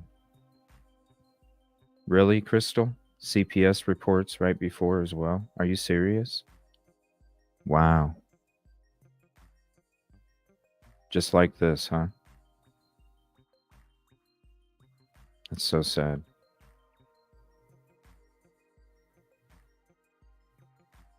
Wow. I didn't even know. Because it is, the turmoil in December and January, the unfounded CPS call that's sealed. And then all of a sudden he's missing without shoes. She had more. Oh wow. Wow. But they were out in the boonies, right? Not like Hendersonville. This was Summer Wells was out in the boonies, right? Like out in the country.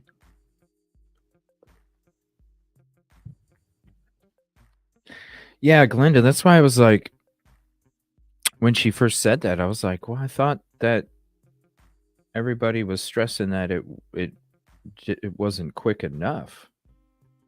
So that's why I was surprised what she said earlier. Homes far away. Yeah, like out in the middle of the country or something. That's so sad. And that's what she, like what Jennifer was saying here earlier too. It's what we've been saying when we've been talking about these missing cases the whole time on the show. There's a lot of these missing cases that they just need that little bit more. They just need a little bit in a direction so they can bring people into question, so they can pursue a certain direction. And it's always just that little bit. Even if, there's like, in these other cases too, there's these people of interest where it's just like, damn, it's so fishy and clear, but they just need more. They just need more. Under extremely, extremely suspicious circumstances. I consider this suspicious because I find it rare, particularly with the background of Sebastian Rogers having an incident where he stepped in a fire ant pile and was bit, that he would want to leave without shoes. Ouch. That he would leave in the middle of the night. Right. I think it's clear there were a lot of issues at home, and perhaps we understand why he would want to leave, but the manner and the why, when, how, all of that to me is very suspect. In addition, for those of you who follow the Idaho case, you know that law enforcement comes out often in cases that are high profile, and they will say, we want to make it clear that in that case, the jacks are cleared, the roommates are cleared. They listed every week, this person's been cleared, this person's been cleared. Yeah, sorry about that, Echo. We actually went into that like at the beginning of the show. Appreciate that. We already went through it though. Because they did not want to the misinfo sheep or give inference that they were under criminal investigation. I find it interesting that's not been done here. I would love to see a statement from law enforcement saying, we have cleared Seth Rogers. We have cleared Katie Proudfoot. We've cleared Chris Proudfoot. You know what they're saying? No one's been cleared. That's what they're saying. I just read those words this morning. We haven't cleared anyone. That to me is concerning. Typically in these types of cases, there is a clear, if you will, that's given by law enforcement. So I find that concerning. I'm very hopeful, again, that Sebastian did wander off, but my concern is at a pitch level, let's just say. I think like many of you, I wish I had more rock solid leads, rock solid evidence as to what happened, but we don't. But I think it's important to keep his name out there, his face out there, to keep updating as to where they are at, law enforcement, to keep putting pressure, if you will, on law enforcement so it doesn't die out. It doesn't become ice cold like Summer Wells's case is ice cold. Unless a tip comes in, nothing's done. This is not an active investigation. I put on my Twitter the quote from the police as to this is how they're handling it, and it's not active. They're not out there. It has to come to them at this point, a tip or a lead.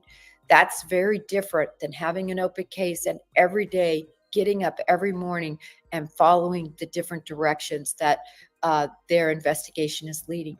We're still very active in Sebastian Rogers.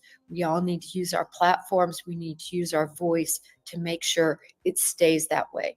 And for those of you in that area, and those of you not in that area that are boots on the ground, that are trying to help find little Sebastian, my hat's off to you. May you have success and drive and determination to do whatever you can out on the ground while we use our platforms and strongly advocate and push Sebastian's face in the event that someone has him and that he is still alive, and in the event that someone is responsible for murdering this child, that they are held accountable.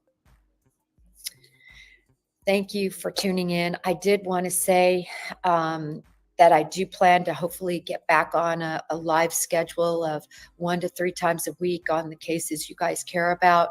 I also hope. Okay, so she's probably just talking to her audience after that. Yeah, if anybody is curious about the photos, we've already discussed it about 2 hours ago. So just rewind, and you'll actually see us kind of dive into it and show live cams and all that stuff. So it's definitely worth the rewind if you go check it out. Right at the beginning of the show there. A lot of information we went through, and thank you everybody for your links and all your help as well for showing that. All right, give me 1 second here. Now we're going to get to, let's see, what else was I?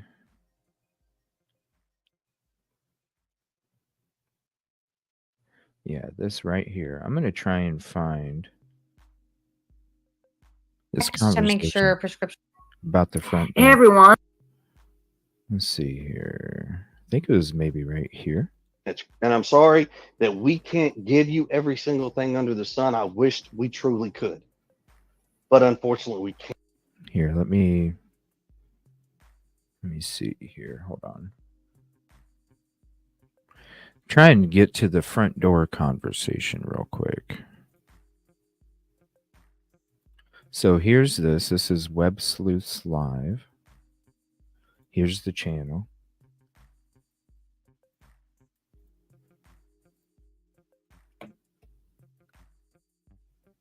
Web Sleuths Live. I'm just looking for the part about, thank you, Mythical. I'm just looking for the part about the front door because I want to get back to that conversation that we were having. I was trying to find it while I was trying to listen to Jennifer Coffindaffer, and it's, let's see, where was that at?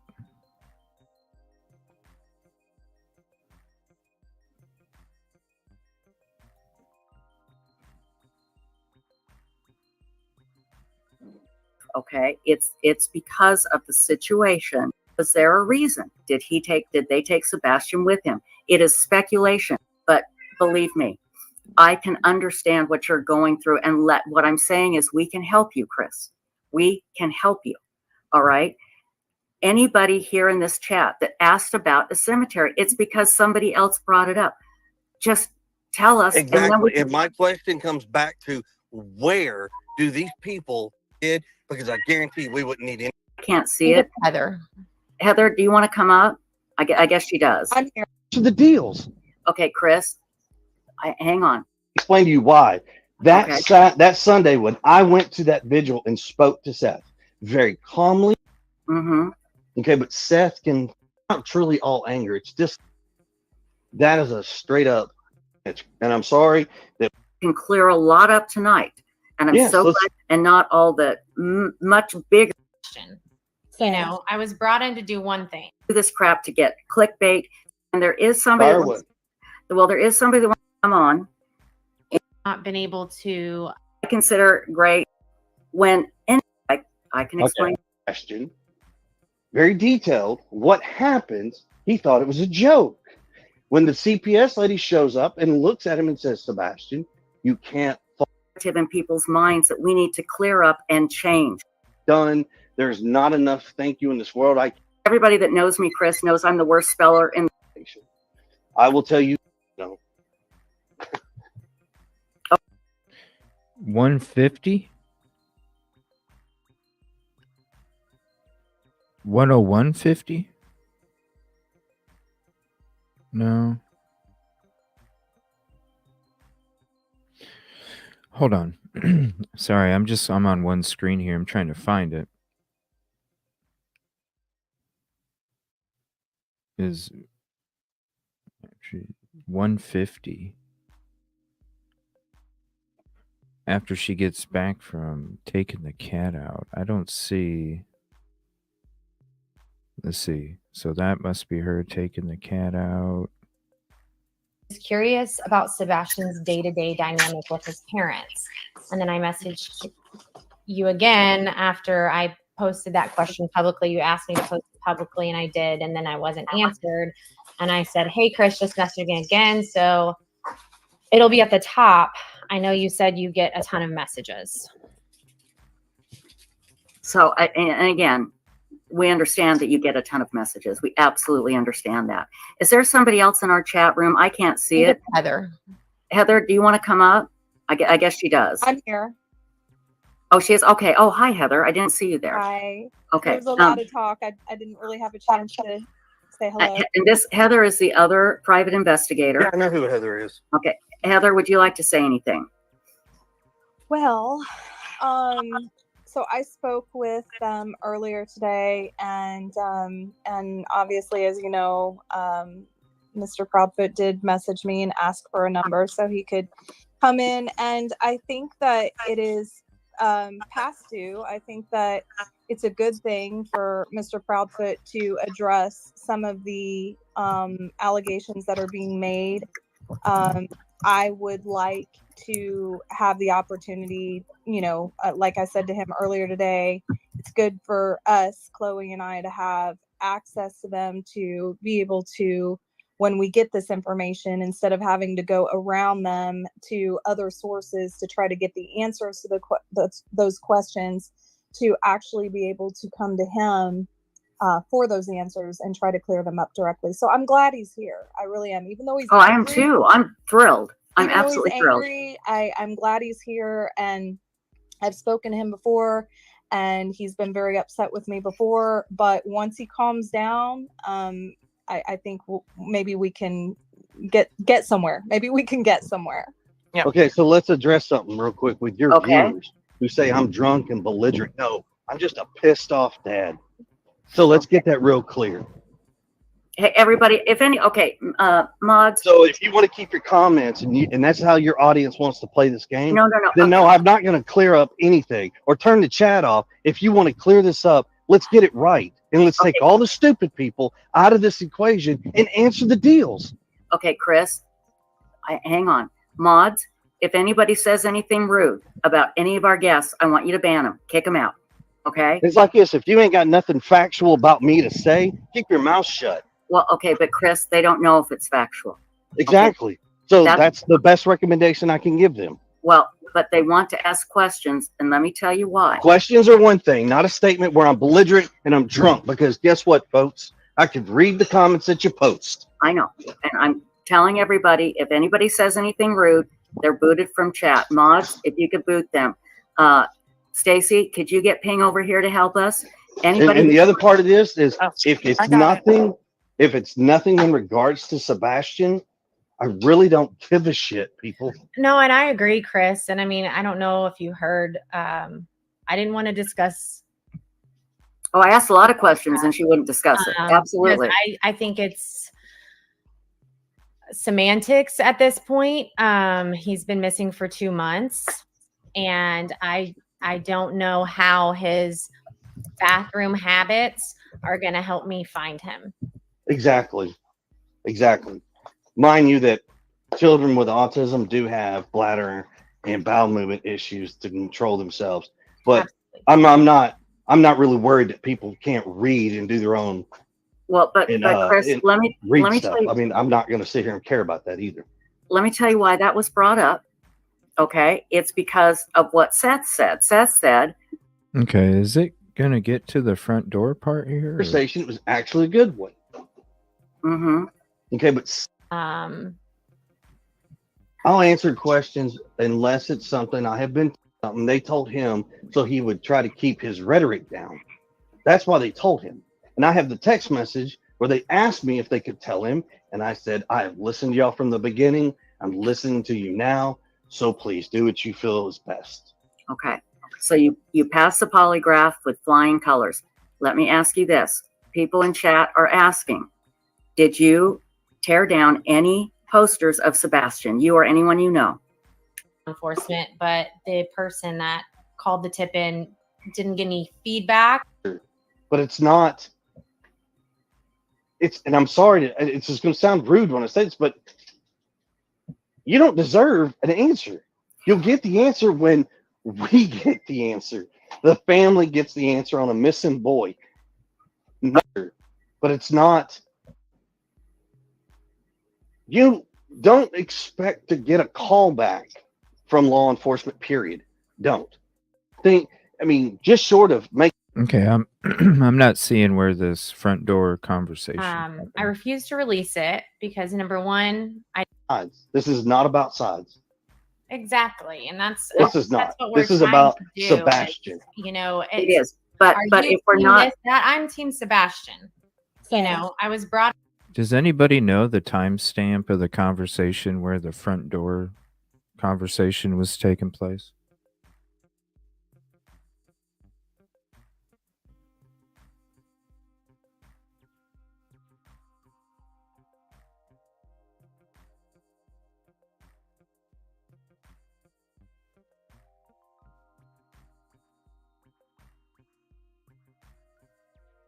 Yeah, I don't know what that timestamp is. Well, here, so because there's other people confused as to the shoes, so I'm going to go ahead and show this here. Yeah, I'm not sure where we'll find it at some point. But here's the shoes, if anybody is confused.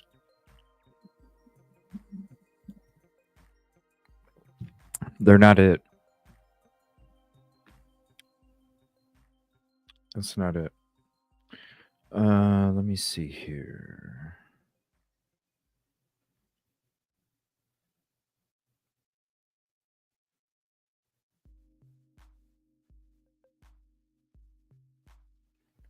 Where is that?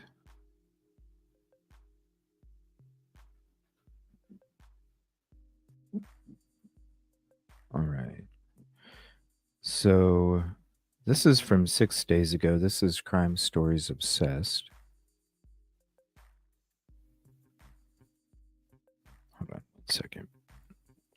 This is Crime Stories Obsessed. Now, this has to do with the DV stuff. So let me drop their link in chat. Crime Story Obsessed. This is going to be discussing that, what you guys were asking about here.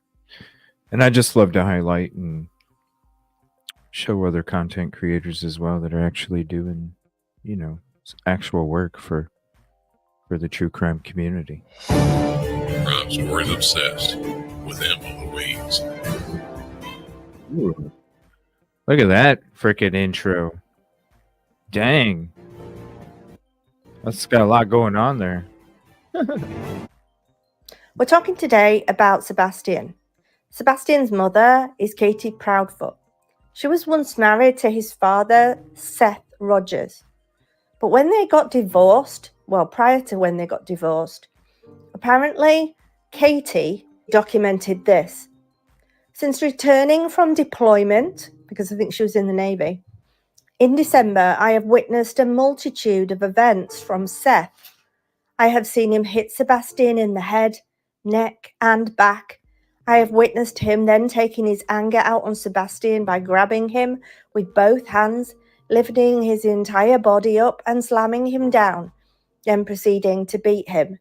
He has on so many cases whipped him with a belt, not paying attention to where he was hitting him because he was so angry.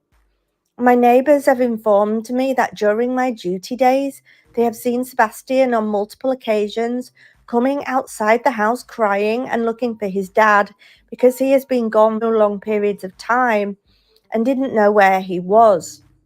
They told me they have told my son to go inside and lock the door when this has occurred.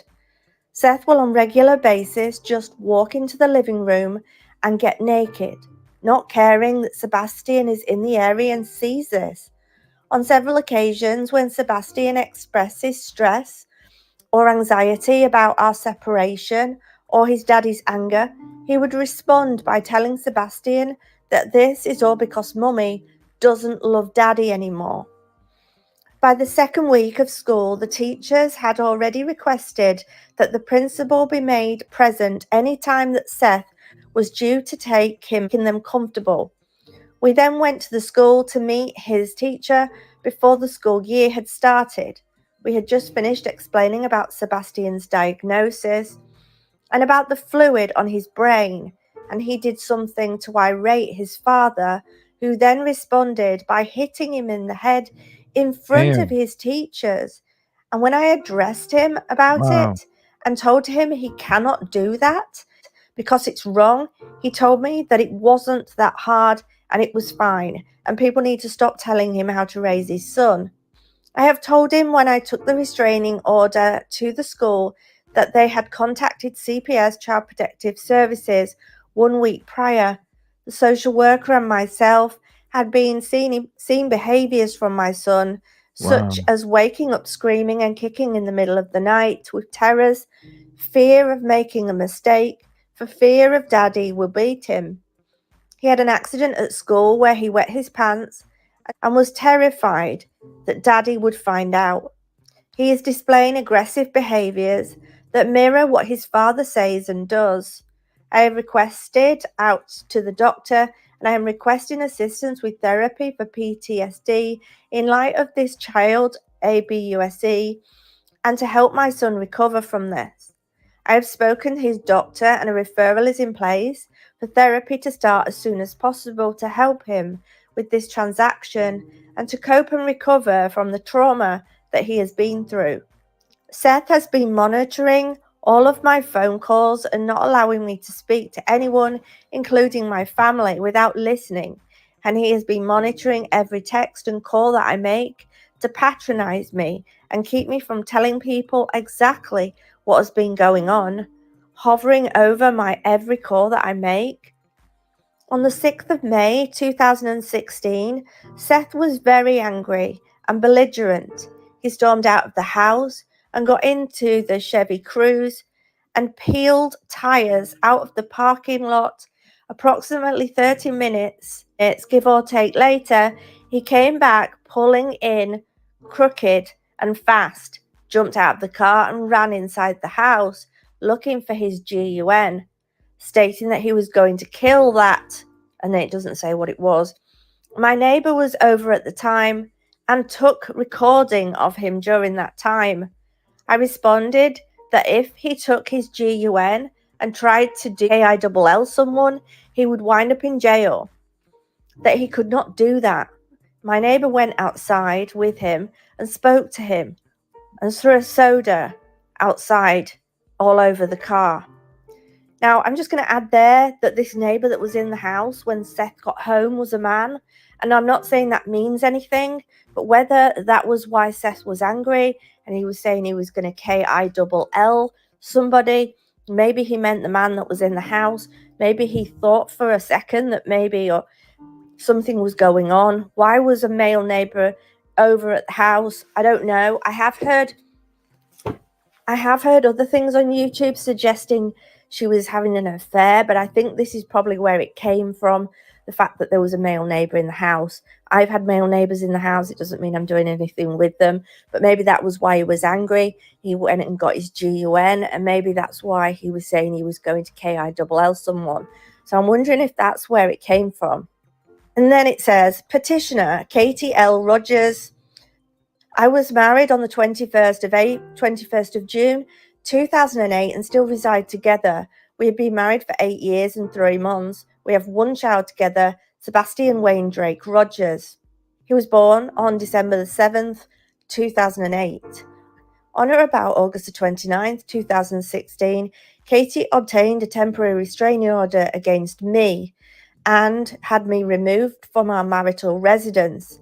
She listed Sebastian as a protected party and obtained child custody order through TRO, forbidding me from seeing him. There is a permanent DV restraining order hearing set for September the 16th, 2016 before this court. Since being served with the DV order, I have not violated this order and have had no contact with our son. On August the 29th, 2016 and September the 8th, 2016, I turned in my GUNs, which I had legal possession of in San Diego. So Katie's restraining order against him was that he was A, highly aggressive in my mannerisms. I cursed and yelled at her, not a basis for a restraining order. B, I was very angry, yelling at our son, and our son said, Daddy hit me, not the basis for a restraining order. I don't know. C, I yelled at our son and slammed a door, breaking it, not a restraining order basis. So these were the things that she was saying and the reasons why. There was also generic allegations of temper issues and allegations of DRUG use, which they were saying were false. As a result of the baseless allegations, I respectfully request that the court deny Katie's request for a permanent DV restraining order. There is no basis for her claims, and she fails to prove conduct under the DV Prevention Act that would justify a DV restraining order. And I guess it's difficult because it kind of goes, and a lot of cases it is one person's word against another. You have one person saying this happened, you have one person saying it didn't, then you get the people in between that just do lie. And I'm not saying she's lying here, I'm just saying there are people out there that do lie just to use a child as a weapon or whatever, and that ruins then the good people out there really do mean well and really do deserve something, and they maybe don't get it. So it's very difficult for a judge sometimes, without evidence, without recordings, without other people to witness and things like that, it is one person's word against another. It says here in the request, Katie claims that on August 28th I was being highly aggressive in my mannerisms and verbally, watching her in her sleep, and yelled at her because she was not willing to beat our son. This is not true, and even if it was, it would not be the basis for a DV restraining order. What actually happened on this day, Seth said, is that I was having a difficult time with our son. He refused to do anything I asked him to do. I asked him to clean his room and he yelled no, and that he didn't have to listen to me or do anything I asked him to do. And he told me I should apologize for asking him to clean his room. I attempted to appropriately discipline him by sternly yelling at him that under no circumstances should he ever speak to an adult, let alone his own mother or father, in the way he spoke to me. Teenagers, I've had this too. After this, Sebastian ran downstairs to Katie, jumped in her lap and started saying he hated me and that he wished I would just leave and never come back. After Sebastian seemed to calm down a bit, Katie got up from the chair she was in and walked outside. and Sebastian approached me and told me he loved me and wanted to live with me after all. After the incident, I was very upset, but I never was violent in any way. Our neighbour was in the house and she said something about being uncomfortable. I told our neighbour I was going to just get some coffee and go outside to be alone, and when I did, our neighbour followed me outside and asked me what was wrong. I told her how I was feeling, asked her to just let me calm down and compose myself, and at that point, I did.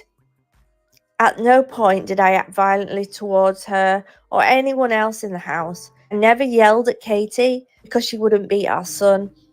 There was never any. It says it was never any, and then it goes on to something else. It says Katie's reasons for filing. It says, I believe Katie only filed for the request to gain order as a tactical advantage in our divorce, and especially to get me kicked out of the marital residence.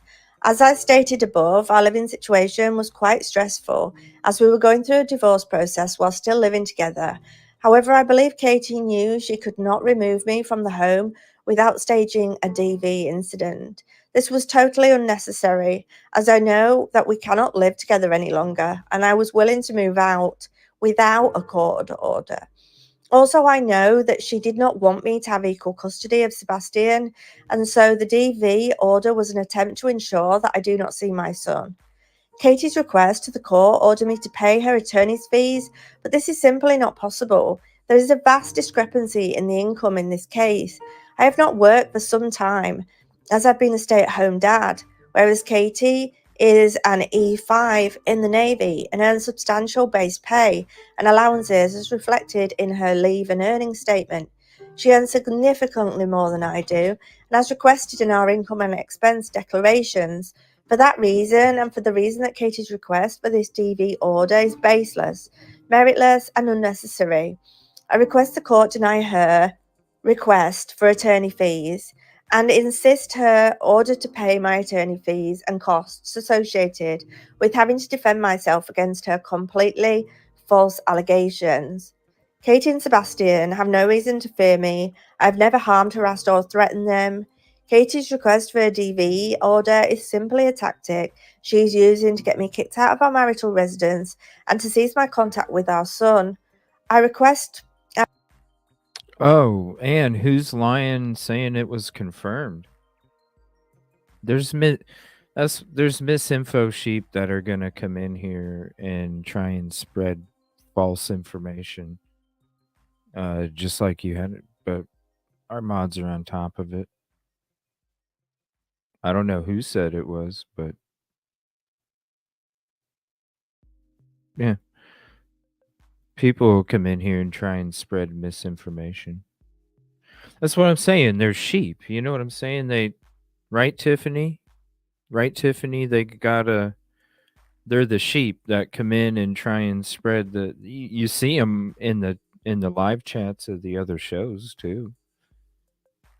The no receipt Nancy's and the misinfo sheep. Yeah, they're all over the place.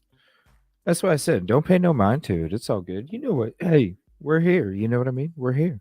I respectfully request that the court deny her request in full, and I also request that the court order Katie to pay my reasonable attorney fees against these false allegations. If this is actually Chris Proudfoot for sure.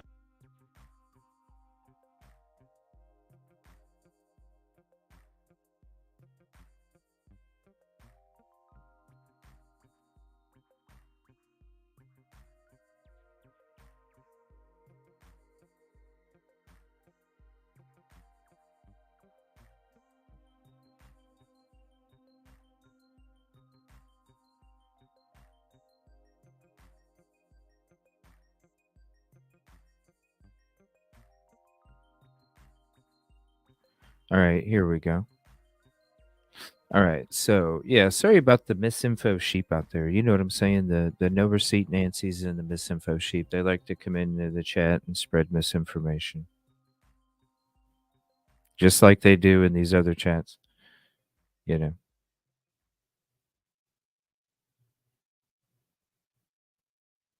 Yeah.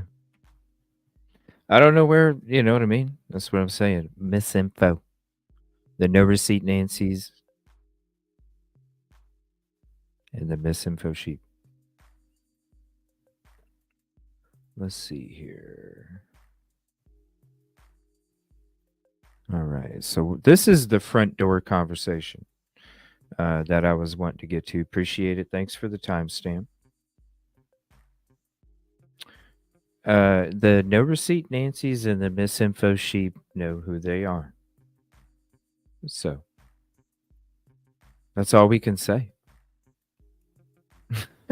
That's all we can say. All right. I mean, you see them out in the other chats too. You know what I mean? All the no receipt Nancy's and stuff. Yeah. Investigation since day one. All right. So this is And back if anybody else out there that's got some information in regards to where Sebastian has went, because last time I checked, there's not one shred of evidence. You know he walked off the porch is what I'm asking. See where he walked off the porch. So what I'm saying when it comes to the porch is how is it so for sure that it was the porch? Why was there talk about the window and the little disruption in front of the bedroom window? Oh, in the beginning he walked out the window. Now it's the porch. So it's like, well, if you thought it was the window, you would think if it was the window and you would think that it was the window was what you thought, well, then don't you think the window would have been unlocked?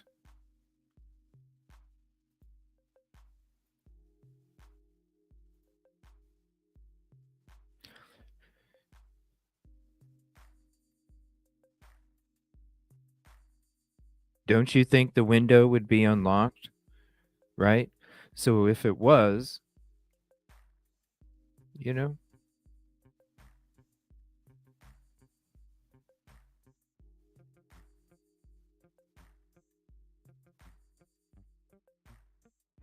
because at first it was.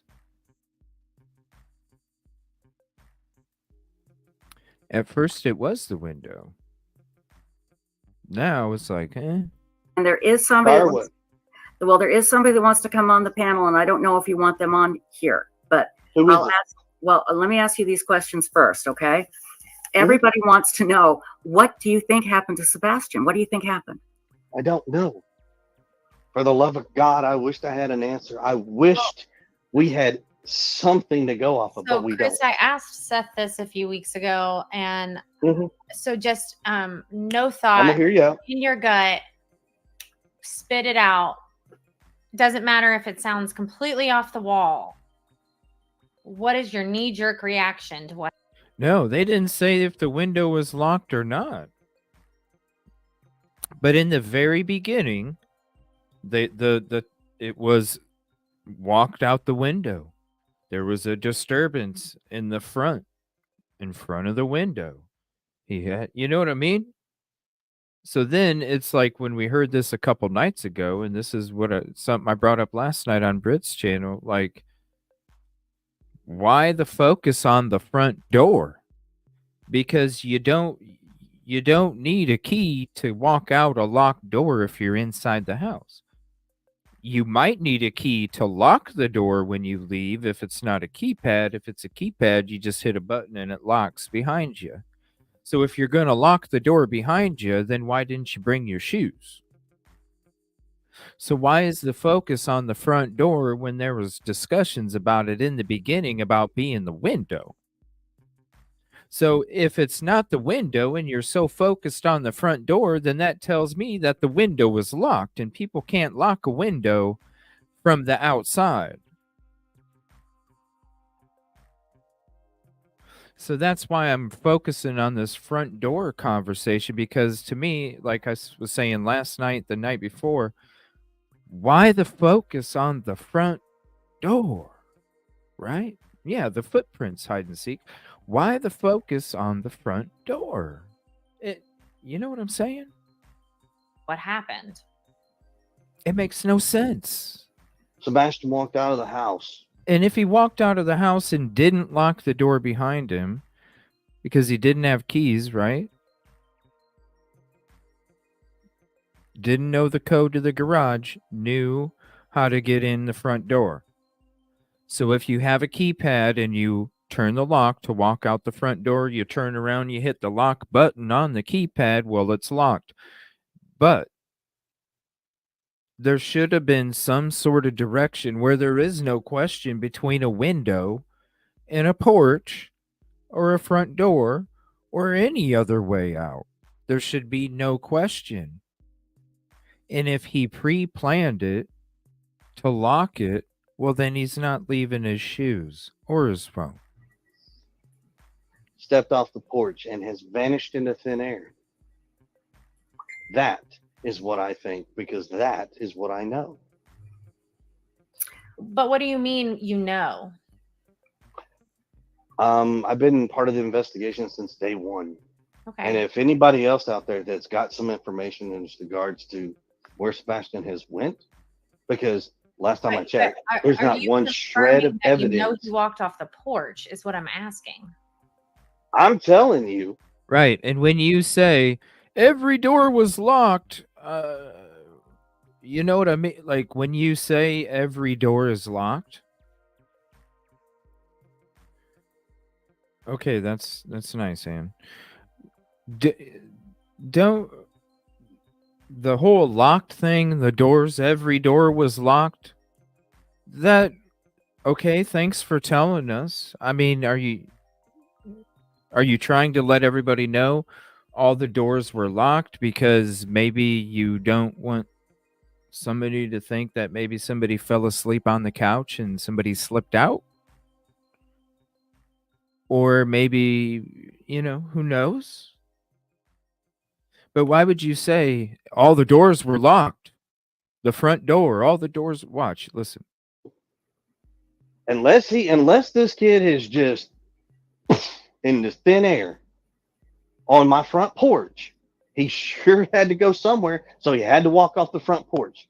Now, if you're trying to insinuate somebody was in my house or somebody's taking that child outside of my house, say I'm not that. insinuating anything. I'm asking, do you know that he walked out your front door? Do you know that he went out the front door? See, like how? Or any door? Is that what you're asking? Do you know? Or the window. Yeah, that's what we're asking. Okay, thank you.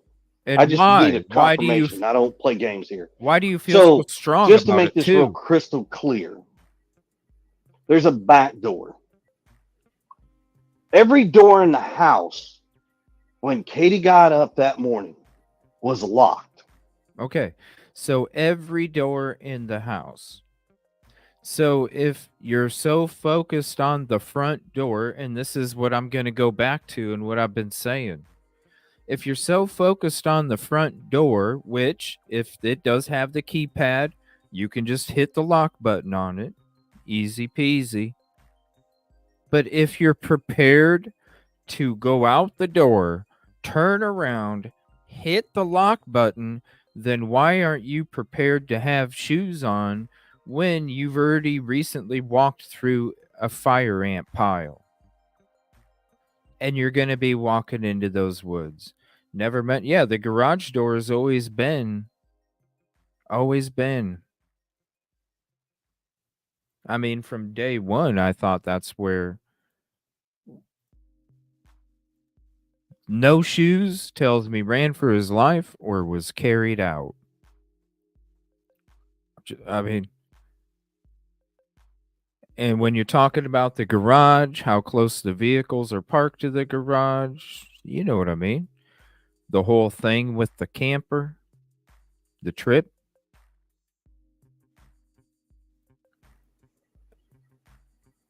Okay. Since it's already out there, there's a keypad on the front door. You don't need a key to unlock and lock my front door. Mm-hmm. But you need a key to lock every other door. And every other door was locked, folks. So did Katie do that? Okay, so he said you need a key to lock all the doors. Is that what you're asking? Do you know? Yeah, that's what we're asking. Okay, thank you. I just need a confirmation. I don't play games here. So just to make this real crystal clear, there's a back door. Every door in the house when Katie got up that morning was locked. Okay. Since it's already out there, there's a keypad on the front door. You don't need a key to unlock and lock my front door. Mm-hmm.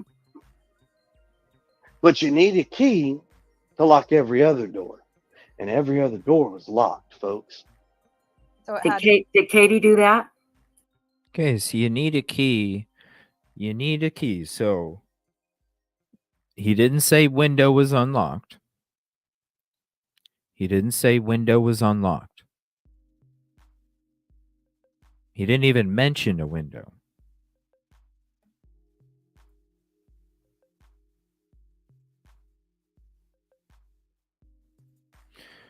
Well,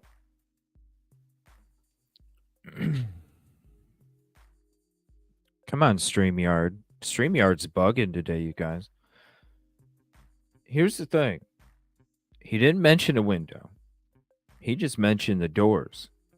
Every door, and that would be a door that goes to the garage. Right.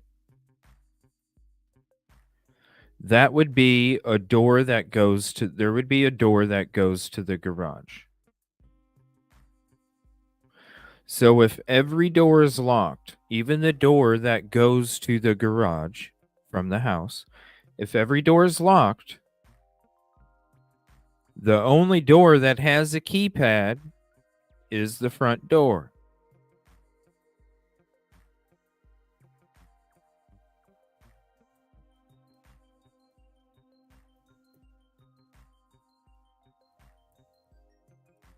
So if every door needs a key except for the front door, which has a keypad, which when you're leaving out the front door, you can turn around and hit the button. I mean, I've been saying hit the button and it's locked. Then why wouldn't you have brought your shoes if you're taking off? I don't care how it happens. What window, what door, it's the fact that you didn't bring your shoes. Like, that's the one article of clothing. If you're going to need something, you're going to need a pair of pants, a shirt, and some shoes. Especially with that terrain out there. You guys saw the terrain.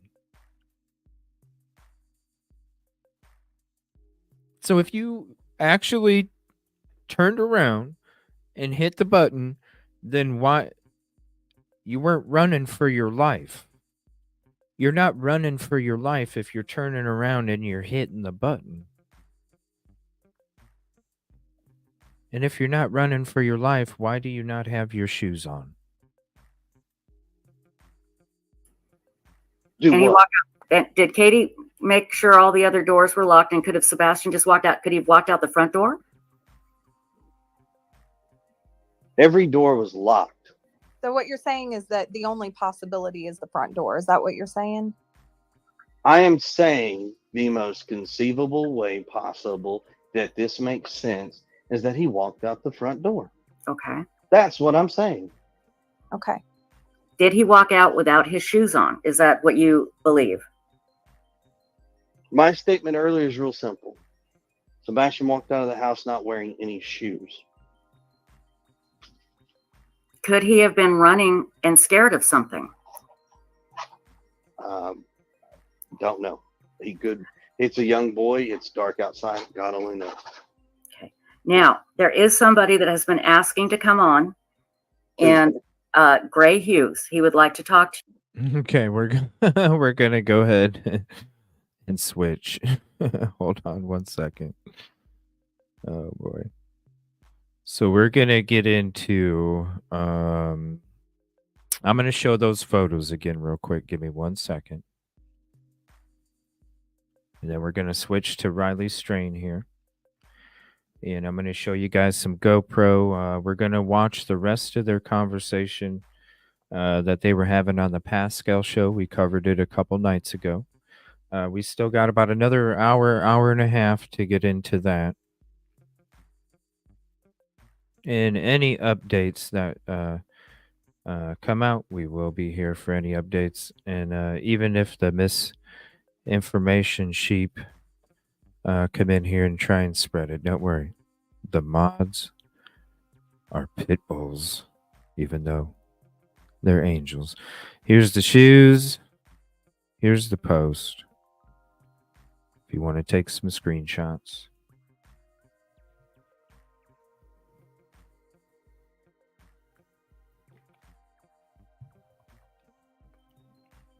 I don't know. I just was like, what is the focus on the front door and the porch?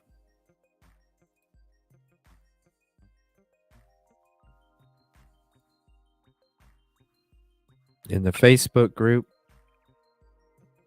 And if you're just joining, we did cover it at the beginning of the show. It is worth the replay. If you're just joining, it is worth the replay to go back. Because we do kind of dig into it, give you live cams and all that stuff, and kind of scope through it all. So you'll definitely want to go hit the replay and check it out. All right, so I'm going to show you guys a little bit of GoPro here for Riley Strain. Some of the footage that we got, I haven't dropped it yet. But this is some of the footage that we got when it comes to that area. And you guys, I'm going to show you guys a different viewpoint. And it was something that was very important. And I want to say shout out to Narc Divers for coming out and helping with this. And I will drop the link here 1 second.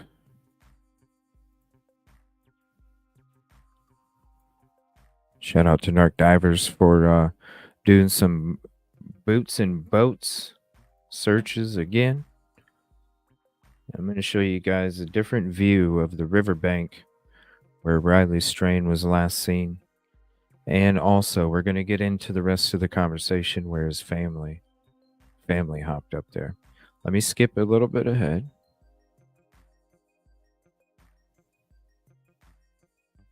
See us, we're not, we don't look like the partying boaters. There's been how many boats? All right, let's see here. Is there a pool? Yeah. Oh yeah. In Illinois, like something like you know, on your boat. Not like that all like they want to see everything. Digging my nerves. I think so.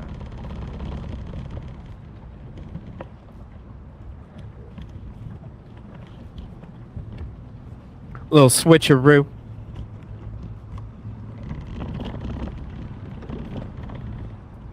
All right, I'll turn this down a little bit just because of the sound, but this is going to give you a different view of that riverbank. Just wait. We do a bunch of passes. I got plenty of footage. I'm just going to show you a little bit, and then we're going to watch the rest of that conversation. And then we'll be getting into Idaho 4 in a little bit, and then I'm going to have something special for you guys later this evening.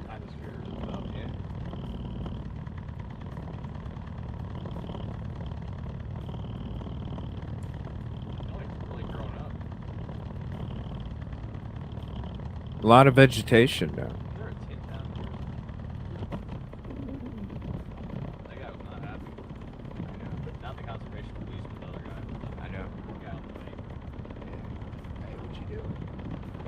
What's up, Fuzzball? Beer cans? Beer cans all over, you guys. They should go find out the beer can number. The future. I would like to get a boat myself, honestly. I would like to get a boat myself. Y'all know we're not. It's not from us. So right now, y'all, you're probably having For real. questions why I'm even over here, but helping CJ out with the project. I don't know if you call it a project or not, but a plan. Look at this, you guys. Something like that. Okay, I want to pause it here real quick. You see that blue tent? You see the blue tent?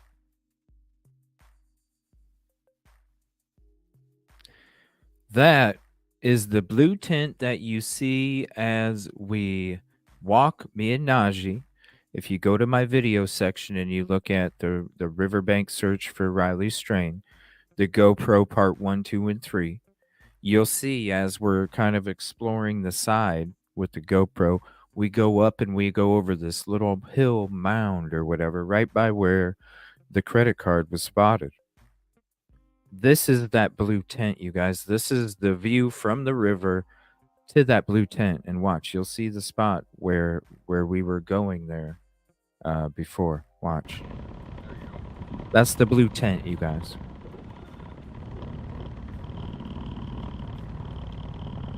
See, now you can see the cameras on these bridges too. There should be, there's one up there. There should be another. There's another shot of it. There's a lot of space up there. Even down, I mean, look at all that garbage. But all the space, you know. Now here's a view. Okay, different angle. All right. Now, I'm going to pause it again right here. You see this structure right here. And I wish I could have like a little pen to show you guys. But off to the middle right, you see that stone structure. That's the wall. Yeah, exactly where the card was found. That's the wall here. Let me zoom me out of this a little bit. Hold on. Let's just go Honey, I Shrunk the Kids mode. There we go. Boom. All right. Now you see that stone structure 2/3 off to the right. That's the wall that Najee and I were leaned up against when you see in my GoPro riverbank search. You see me looking up and comparing the pieces of steel coming out at the top of the stone. I'm trying to like get a visual so that way when I go up there to explore further down from up there, which I did later on in the stream, not on the GoPro. That's that wall we were up against. Now you can see how it slopes up. That's the slope that we walked up and then went over, and that's where you see the blue tent. Now this is a different angle.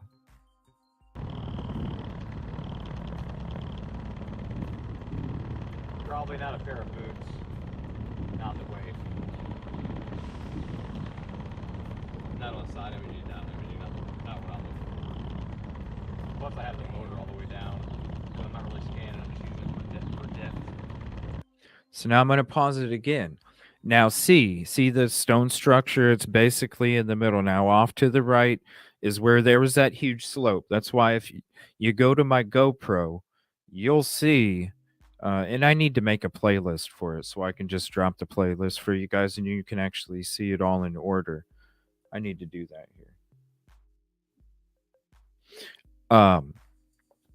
You'll see how not only, number one, there's a lot of this stuff falling apart. So when I went back there on my live a week ago, I showed you guys some of the stone wall that's actually fallen apart.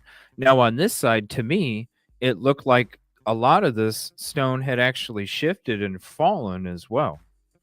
But when you look at this view, it does give you a different perspective again. So I'm gonna, after we're done, I'm gonna put together a playlist for you guys of the GoPro, and that way you guys can see like all of the views. You know what I'm saying? Where all of the views, the front from the bridge, the exploring the riverbank, and then being on the boat, having it all together. So I wonder if all these rocks, let me ask you, does that look the same right there? That spot right there, does it look like rock shifted down?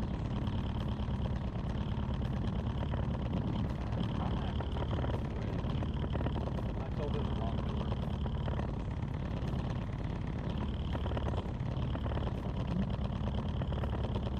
Thank you, everybody. Appreciate it. Because it's weird, because that wall up there is starting to break apart now. And now I don't even. Yeah, it looks like that wall's like breaking apart as well.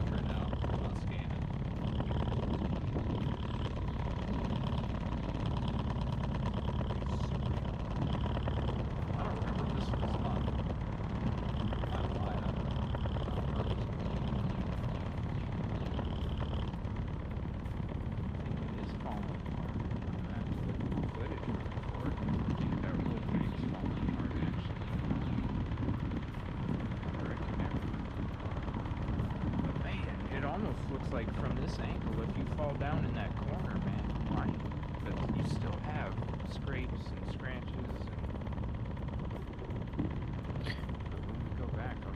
No, Casey, it's still YouTube. Like, it's still being buggy, you all. So if you feel like the chat's delayed, you feel like the comments aren't showing up, just back out, close out, come back in, and everything should fix itself.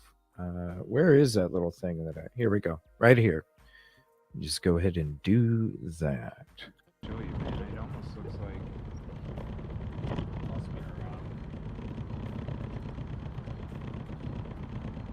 Yeah, posted sewage, but you can't even read it from here either.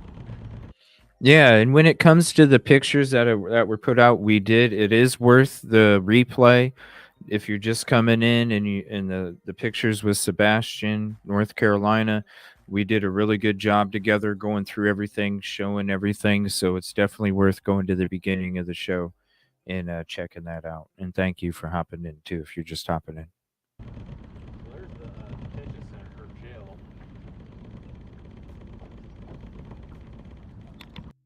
I explore the different cameras over there. I get a lot of footage for you guys. All right, let me see. This is the other side, I believe. Let me see here. Like I said, I haven't gone through this footage very much. They were very nice, I will say that.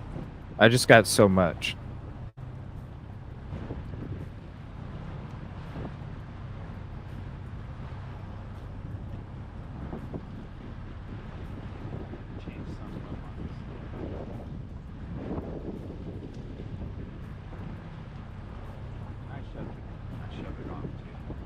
Okay, that's just, let me see here. Hold on. 756 57. All right, let's see what this is.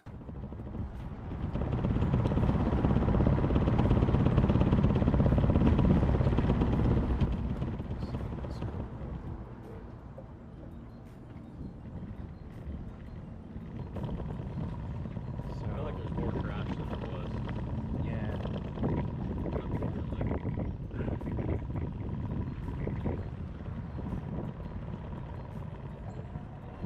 Then I got the GoPro of this stuff for you guys. Check it out. Been to the park many times.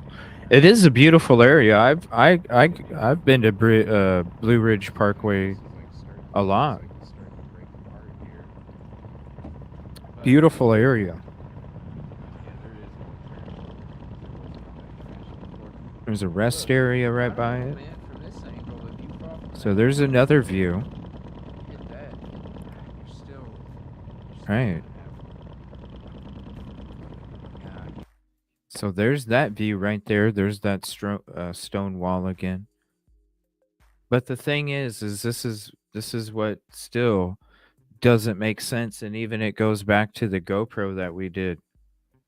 Even if the river's another few feet high, right? Say the river's at the bottom of that tree right in the middle. Say the river's at the bottom of that tree right in the middle. Somebody is still going to have scrapes and bruises and fractures, and who knows when you fall down that way. That's why when I went back there and did the GoPro along the riverbank, you get pretty close foliage. You can see everything that is going to prevent you or create something on your body. So then that makes people, how do you come out with no foul play right away? Still be hitting all them rocks. And shout out Narc Divers for helping me get this alternate view, which is way better than any kind of drone footage we could do. I'm still going to be putting up a drone when I go down there next time. I'm going to be getting the drone up. I'm going to be trying to get in there and get some drone footage. But this right here was a step beyond the drone footage, because this is right here and down the whole Cumberland River.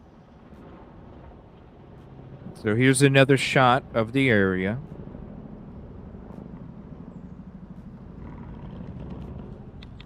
And like I said, I'll have these uploaded for you guys here soon. Some of them will be members only.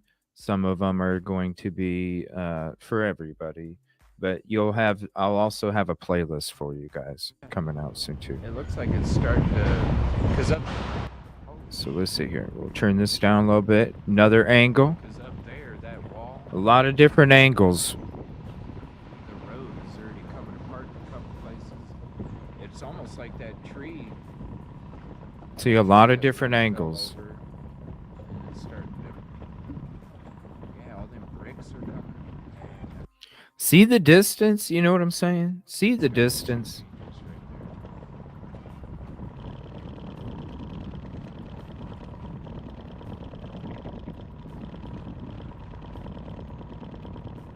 And then there's the blue tent. And then I showed you in the video in the beginning. I'll show you the other shot. Because it says a lot right there, too. With that first shot I showed you guys. But there's plenty of more. There's more video of the other side. There's more video going down. I'll put this as public so you guys can have it with the other public GoPro. And then the other stuff on the other side of the riverbank and the rest down the river, I'll keep that for you guys, members only.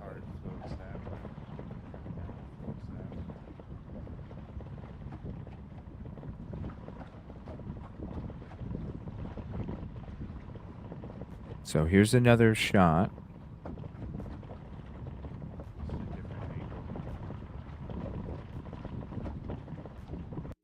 There's the blue tent. That path going down. And the path going back.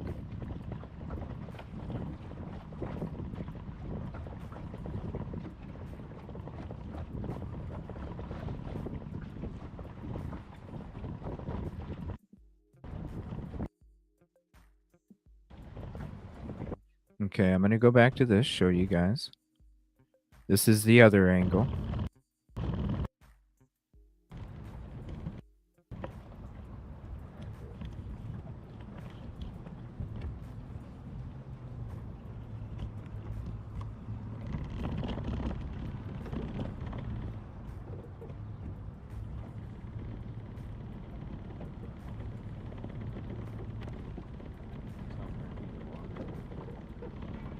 Okay, so this is a different angle as we're going in.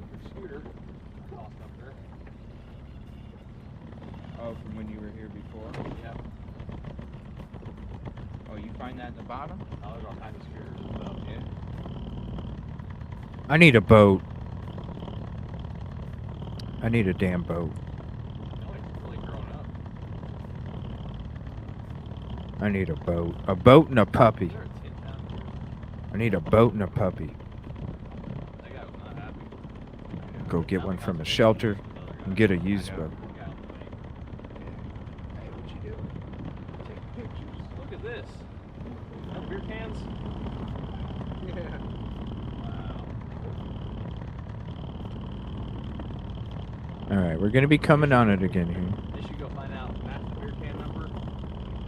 Find out who it is. I know. Whoever it was, it's all like, what's the A boat and a puppy.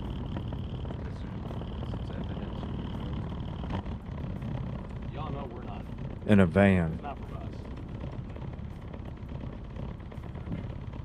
A boat, a puppy, Right and a now, van. You probably have a million questions why I'm even over here, but helping CJ out with the project.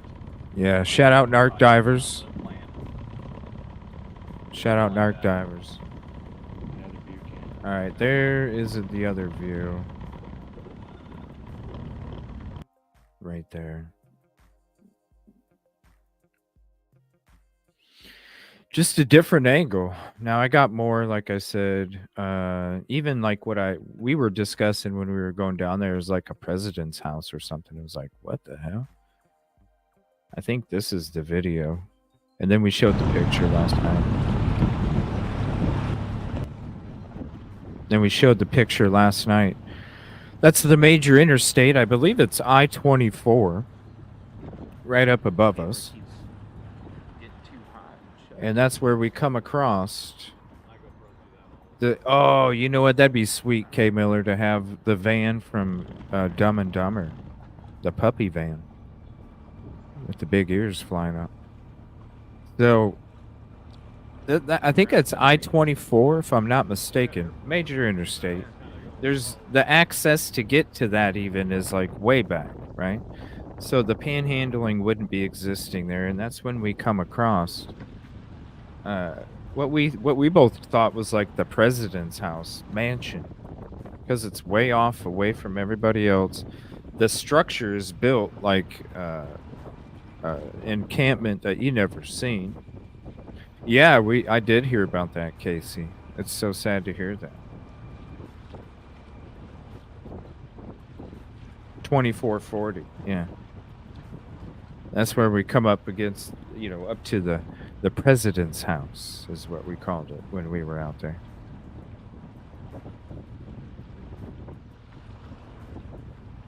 So next we're going to get into the rest of that Pascal conversation. We did have a show a couple nights ago where we watched the first part. Now it's a 2.5 hour conversation, and we watched the first hour the other night.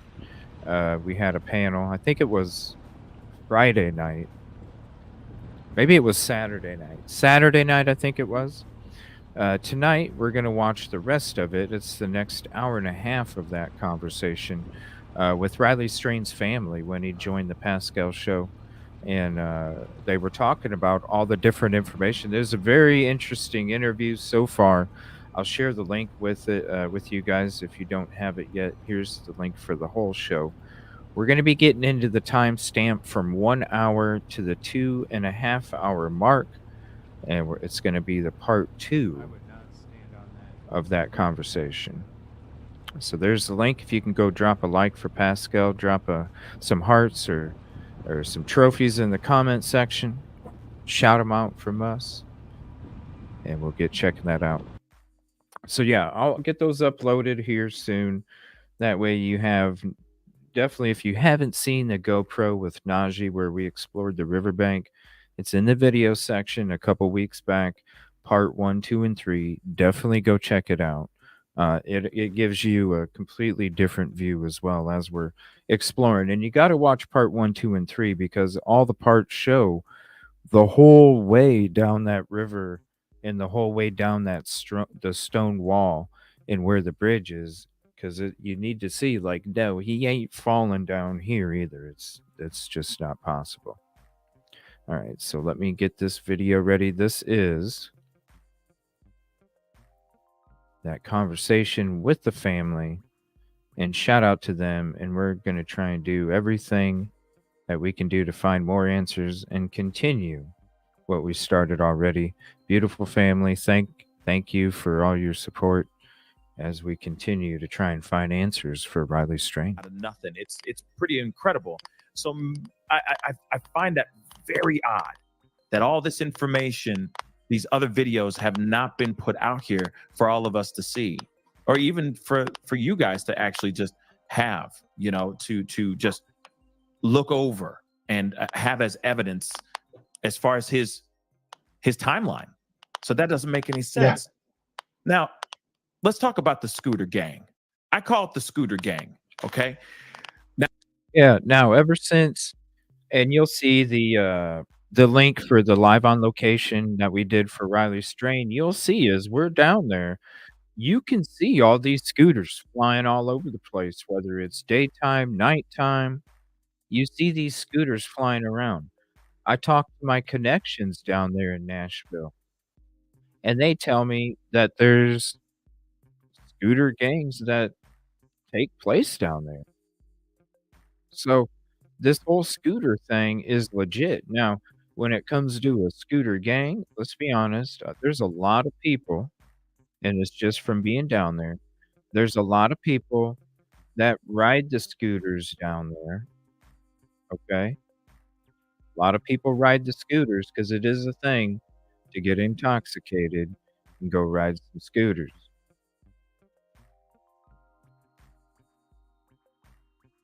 It is a thing. So I'm interested to hear what they have to say about this. Now, there's a footage from this detention center, I guess. It's past the second bridge. It's very grainy. It's very dark. But one thing that's very interesting is all the commotion. There's things that are going on there. And then there's a group of scooters, guys riding scooters, people riding scooters that whiz by. Now, has there been, and Chris Dingman, we talked about this together on the show. People were asking about it live on the show. So I'm going to ask it again here, since we have our friends here too. Have you guys looked into the scooter company? Have you looked into the people that are riding that scooter? Yeah, we actually looked into it. One of the gentlemen that's been helping us with it actually did the research on it, and there's 3 major lines, if I remember right, of scooters that are being leased down there downtown. The response we got back from the scooter companies, all 3 of them, they would have to be subpoenaed, which I understand that. And at this point, we don't have any way to do that as a family. But what caught me as extremely odd is the subpoena doesn't work for that area. We would have to give the names of the people that was riding the scooters for them to release the information. And even the gentleman, he was like, well, if we knew their names, we wouldn't need to subpoena the scooters. So unfortunately, at this moment, the scooters are a complete dead end unless the police department actually subpoenas them, or this turns into some other type of case down the road with the family. But it just struck me odd that, they wanted the names of the people. So it's probably a HIPAA deal. But, how are we going to know the names of the people, which we're talking right now? Once again, we thought we had a little bit of a lead the last time when the young lady come on, but it didn't end up panning out. But man, if anybody was down there and had their scooters, or was on the scooters, or was in a parked car or anything, guys, we're Bon Jovi, we're living on a prayer right now. We need information, and we would love to have some more. No kidding. Because that seems like an oxymoron. You need a subpoena to get their information, yet you need to know who they are so that you can get a subpoena for that information. So it doesn't make a little bit weird. So that's kind of a little bit of a dead end, a little bit. But Yes. you guys are working something. You guys are working around it and trying to figure something out, correct? Yes. Okay. And family, I don't know what's going on with the crackling, guys. Just so you know, I don't know what that is. Maybe there's just an audio issue going on here, just so the fam knows, because they're talking about it in the chat. So Yes. we're gonna move on. So speaking of other things that were going on in this search, he was found. Of course, he was found, but his cell phone was left behind. One of the questions I do have: was there any activity? Did they do any deep dive into his cell phone? Was there any activity on any other apps? Was he talking to anybody while he was on his walk? Was there any conversations with anybody? That sort. Okay. We got Ryan back. So what I was asking is, was there any activities on other apps that he was on? Okay. Do we know anything as far as a deep dive into his cell phone? If there was any activity on his Snapchat, any dating apps, etc. Was there anything of that sort that had? Right, Busby, and they use credit cards. They use credit cards in order for you to be able to do it. You have to download an app. You got to sign up with the credit card. It deducts the money, and then it gives you access to that specific scooter for a period of time. They are tracked very well because they're all in a zone. If you go outside of that zone on that scooter, which is a square mile, I think it is, if you go outside of that zone, the scooter shuts off. So you're restricted to an area and time limit. It tracks you, and also you have to use a card in order to have access to it. 100%. Very well tracked. Unearthed during your investigation, fellas? So what we know is he was texting and on Snapchat. Right, Casey. Or like you've seen in our GoPro, they ditch it off the side of the cliff as well. It's unfortunate. So many scooters were down there. It's sad. He also took a call on speakerphone. The video that the cops, the first police video that was released, where he was crossing the street there by the barricade, and we know that he spoke with the lady in the cowboy hat. That we know he was on speakerphone there. We know that they were using Snapchat that night. As far as any other information, I think we're still waiting on them to get the information back from Apple and them for the warrants and stuff. Okay. So that's still an unanswered question as of yet, as far as his activities, if he was on any other apps aside from Snapchat and just text messages and whatnot. Okay. Ryan, would you like to expand on that or add on to that at all? Did you touch on the fitness tracker app? I got a little sidetracked there with my phone. It's okay. We're waiting. Apps, yes. Supposedly the fitness tracker. We're waiting for the police to hopefully come back with anything that may be on his fitness tracker app. So that could potentially give us something there as well. Whatever, I don't know what all the fitness tracker app will show, heart rate, stuff like that. But it's on that's on his watch though, right? His Apple Watch, not on his cell phone. And of course that was left on his remains, on his body. So yes, that is big. But I understand that his Apple Watch wasn't connected to his phone, right? Yeah, but the police are saying that they can find something off of it. Okay, I see. Okay, and we'll see. What were you going to say, Chris? Were you going to say something, Dingman? We have talked, and my son's got an Apple Watch too. Even though it's not Bluetooth to the phone, it is still recording as long as the watch had battery power and was working. That we don't know how long. One of the $1 million questions is for me is how long was Riley actually in the water? But if that watch was in the water, which we've been told by a lot of Apple users, I'm a dinosaur, I'm an Android, but the young generations tell me that the iPhone stuff is very, very water resistant. So even if it was not Bluetooth to the phone, it still would have been collecting data. Millie, Ryan's wife, had even actually made the comment that they actually show if there's been sharp falls or, stuff like that. My son had brought up, he goes, Dad, I want to know his heart rate, how fast he was running. And I'm like, that all that crap's on there? And he goes, oh yeah, that's why Mom's got one on you. And I thought, well, they're just tracking me, but apparently they want to see when I pass away, I guess. But no, apparently there's a lot of information that I have no clue about, but it will be accessible if they can get access to the watch. Absolutely. So hopefully we can get more information about that. So then who's leading the investigation right now? Because I understand that local PD is not investigating in this. It's the state PD. So is that true or is that not correct? Chris, it's still local PD. It's still local PD from what we know. So it's still the same detectives that we've been talking to.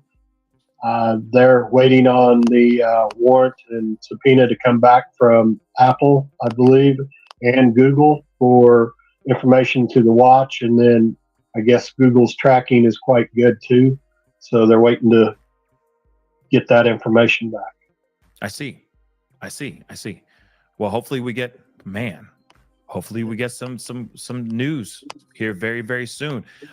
Any private investigators hired? Yeah, thank you everybody for hopping in. If you're talking about the latest picture of Sebastian that came out this morning, we did cover it extensively in the beginning of the show. Trust me, it's definitely worth the replay. I'd suggest anybody to go check it out because we do kind of go into it and offer live webcams and everything to show you everything that we were digging into. There's some information right here. Still waiting on a lot of information. Why still waiting? Also, fitness tracker. Casey, that's good news to hear that it even worked a couple years later after being recovered from the water. Very interesting. Within the family, for the family, etc.? Not at this point. Okay. Let me know if you need one. I know a couple. Okay. Let me know if you... Sorry, Taylor, I don't know what you're talking about. I highly doubt that. I know a couple, and they're very great. They're very thorough. Okay. You know, just to touch base on that too, and not the Yeah. private investigator, but we've discussed this, and parents, if you're watching this, because we know the kids aren't doing it, get passwords. Have a friend, a family member, put it in your safe. Whatever rapport you need to get with your kids. Unfortunately, another really good close friend of the family lost their son a week after Riley went missing, and it's the same deal. He actually had his own phone account. It wasn't through the parents.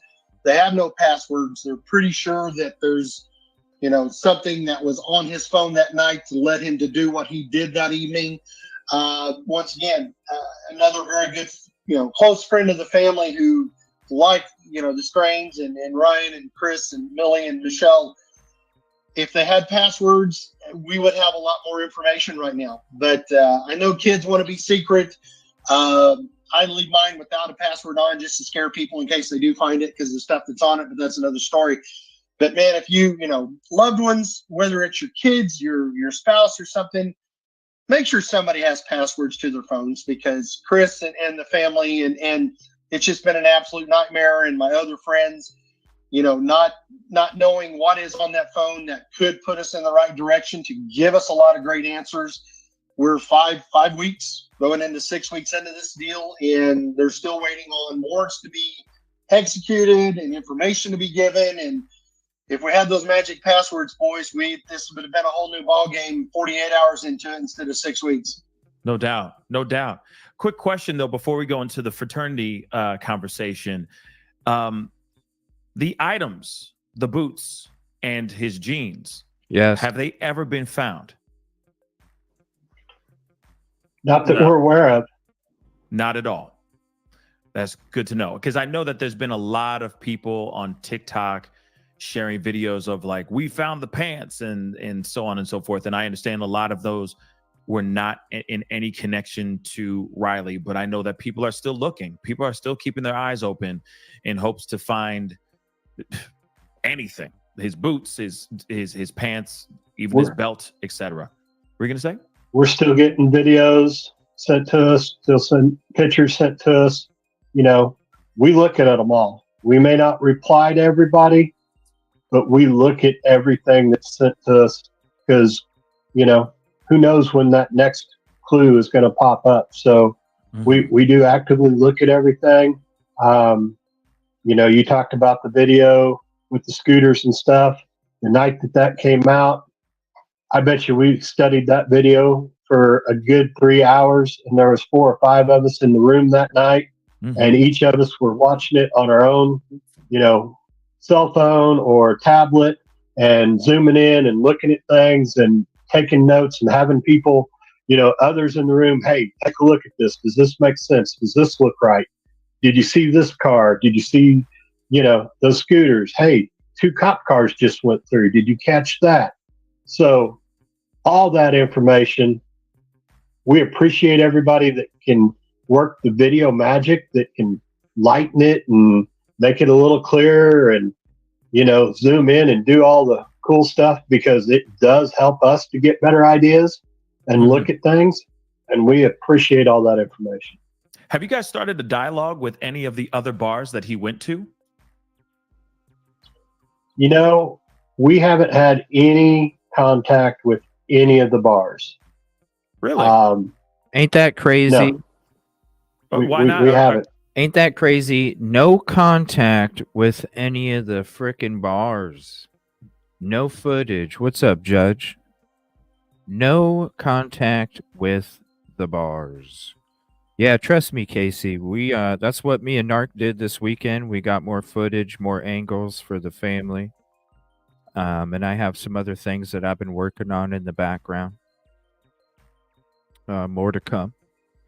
But I already told you guys a few weeks ago, when it gets to this point of trying to get these answers, I'm not going to be available as much, because you guys already know. But trust me, I will be there every night or day, whichever it may be. But we got more things coming to try and find even more answers. It's not just footage, it's other things too. And we're going to be given the effort that we've always given to any of these communities, and they get the same effort from us. I want to say a special shout out to Narc Divers for helping us get that great footage that we could get with a different angle, because I wouldn't have been able to do it on a raft, y'all. I can do the under the bridges and stuff, but on that Cumberland River, it's a different story down there. Shout out Narc. Thank you so much for all your help. And thank you for your collaboration. Why not? Are they avoiding communication, or maybe, or have you guys not thought of that yet? There should be. There's 150 cameras in Luke's 32. That's already been stated. 150 cameras, you guys. 150, 147, 150. Honestly, we didn't think of it early on because our mission was just to find Riley. After the fact, you know, the videos have all been turned over to the police department, and, you know, they were getting hounded by lots of people wanting to see the videos. All the bars were. Mm-hmm. And so, you know, they went to the cops and they're like, hey, we've given you everything. Why are these people still hounding us? So we didn't go back and ask them for anything. We did ask the police to see the videos. They're not showing us any of them. So the Why police not? have that footage as well. Why not? Of him matriculating, patroning in these particular bars, all those bars that he was at. They have that footage, but they're not willing to share it with We've you been guys. told. But why? That doesn't make any sense. Why? Ryan, your thoughts? The TABC, the Tennessee Alcohol and Beverage Commission, started their own investigation, I believe, the beginning of the second week of all this. And supposedly they have pulled all the footage from the bars. Yeah, and I'm going to take a pause real quick, and I'm going to show you guys the GoPro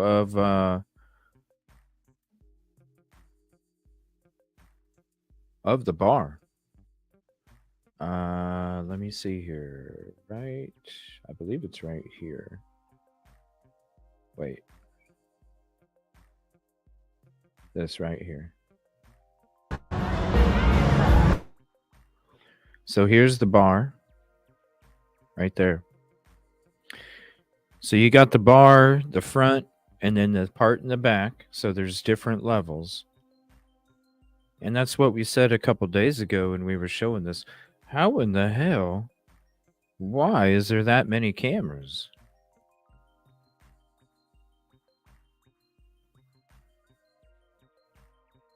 Why is there that many cameras? Look at how busy it is. This is 2 p.m. one day. So this is the path where I walked down all the bars that he was at.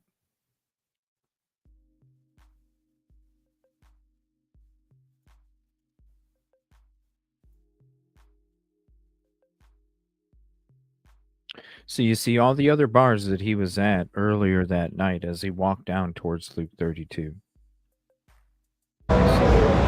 It's just really loud because of the music.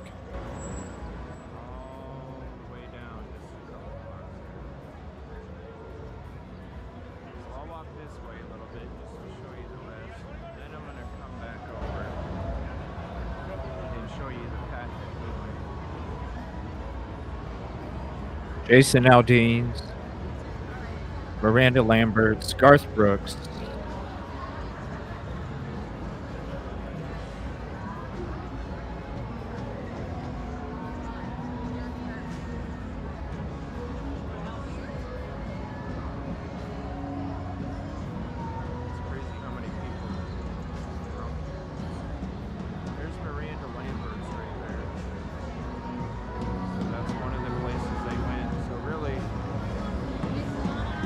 All over around this area right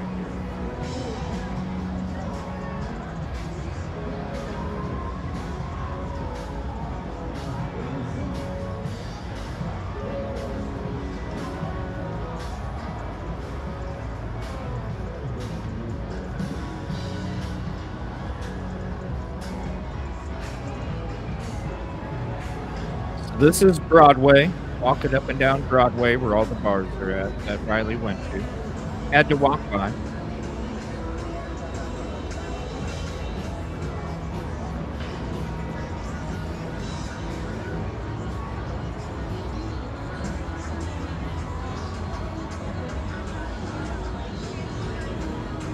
And I'll pause it right there. Not only the cameras, right? Inside the bar, why the cameras not even going along the streets, right? Because these streets are going to be heavily surveilled as well. I don't know. It's just it doesn't make sense. Cash register records, employee information, the whole 9 yards. And we have been in contact with them. They've kept us updated as well as they can, but apparently they have a pile of information that they're trying to filter through to, and are supposed to get back with us with their findings on that. That's interesting, because you'd think that since they're saying no foul play suspected, why are they withholding this information? Why won't they just give it to you guys if they really feel that there isn't any foul play involved? Even the footage. I get it, playing it close to the vest, holding information because you don't want them to want any suspect that's out here in these streets believing that you are hot on their trail, or them doing something devastating or bad, to try to get away from the situation, or, from the heat of the police. But at the same time, if they're saying that there's no foul play suspected, why not just give you guys the whole kit and caboodle, the whole enchilada, everything? Why not? That doesn't make any sense. You gonna say? We'd love it. Yeah, that's a mountain of information, that I'm sure that the police department does have. From the get-go, the police got involved. Like Chris said, we were trying to concentrate on finding Riley. There's not a playbook for this. We don't know.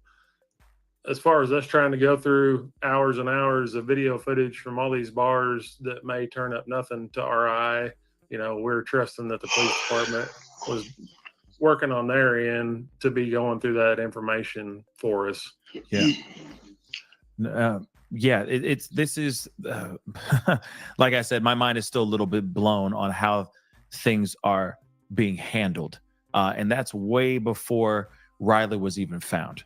Okay. This is when from the embryo stasis of when you guys were talking about how there was lack of communication, and then even the fact that he has been found, and local police are sitting there saying, no foul play. The fact that they're not willing to release all the information to you guys so that you can at least see what's going on, to see if maybe he drank something, maybe somebody slipped something in his drink at one of these bars that tasted like barbecue. The fact that they're not even giving you that stuff is pretty insane to me, unless, like I said before, they're trying to hold back information because they're thinking that Riley's story will die down, and then eventually they go, well, the heat isn't, the attention on Riley isn't as big. It's not hashtag, Riley strain anymore. We'll hand it over to them, so that if you guys were to give it out to the public, leak that information, it's just not even a blip on the radar. Yeah, I'm just saying that out loud. I'm sorry, but I'm just saying that out loud, y'all. We don't know how the whole thing works, as far as dealing with the police. I mean, we're pretty new at this, so yeah, we were kind of going along with the process, and things. Of course, it's been fluid the whole time, changing from day to day, and there's things that come up that you don't really agree with. It makes you somewhat skeptical. It builds over time. Yeah. Knowing now what we know, if we were to go through the same thing again, there'd be a lot of things done different from the start. Right. And God forbid, hopefully you never have to go through this ever again. Right. But the information and the experience that you did have, I know that there's a lot of other families that could really use your expertise and really use your help and pointers, especially because there's always a kid, there's always somebody going missing out here in these wild streets that we called the world. So, maybe you're able to take the knowledge that you have and pass it on to another family in need, for sure. Right. But let's talk about this. The fraternity. I've had really in-depth conversation with Chris Dingman about a week or so ago about this And the thing is when I saw that interview on Brian Entin or on News Nation, shoot, he should have his own show for crying out loud, but I digress. He pulled up and talked about this fraternity thing. Now, the way that they've been operating out here in these streets, at least in the public eye, has been absolutely appalling. There has been no talk, no representation of showing grief before the candlelight vigil that came out the same day that Chris Dingman came on to the show, which was also interesting. But before that, there was nothing from them. Absolutely, mum's the word. They didn't say a damn thing. There was nobody coming out as a spokesperson. They didn't have a fraternity brother, Chris Dingman, coming out, speaking out for the fraternity or anything of that sort. Everyone was absolutely quiet. So when I heard the conversation that you had with Brian Entin on News Nation about the fraternity, my mind was absolutely blown on how they approached the situation, how the fact that they didn't even reach out and look for him when he was already lost to begin with. Us too. And we watched that in the episode we did a couple nights ago where we weren't into the first part of this conversation. And it was crazy to us too. What do you mean they waited all this time? Oh, it's all good, Judge. I'm going to be doing something later tonight for you guys, something special. We're going to be going to Idaho 4 here in about an hour, little over an hour. We're going to be doing some Idaho 4 stuff. And then after that, I'm going to shut the stream down. I'll be back for a little while tonight, and I'm going to do something special again. So I want to say thank you for your support as well. But it was true. Like, you watch the News Nation interview, the 15-minute one with the family, and you're just like, wait a minute. Why is it even going down like this? It's supposed to be your frat bro. Somebody that he knew since childhood, right? Somebody he knew since childhood. So I'm glad they're going to get into this because this is a 2.5 hour interview. The News Nation was only 15 minutes. I can't wait to hear what they have to say here. It's messed up, y'all. That night, the fact that they didn't call 911 until mid-afternoon or midday the following day, how they didn't stay with you guys at the precinct while you guys are there concerned over your son.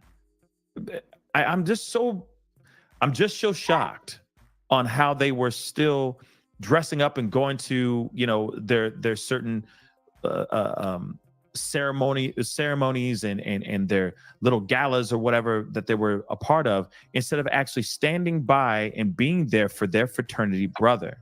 So can we talk a little bit about this? How has it been? How was it with the exchange with the members of this fraternity that Riley was a part of? I'm going to throw this to Ryan. Can I throw that to you real quick? Yeah, I can tell you what about earlier last week. I spoke with a couple of his closer friends, I guess you could say. I didn't really get I didn't hardly get any good information from them.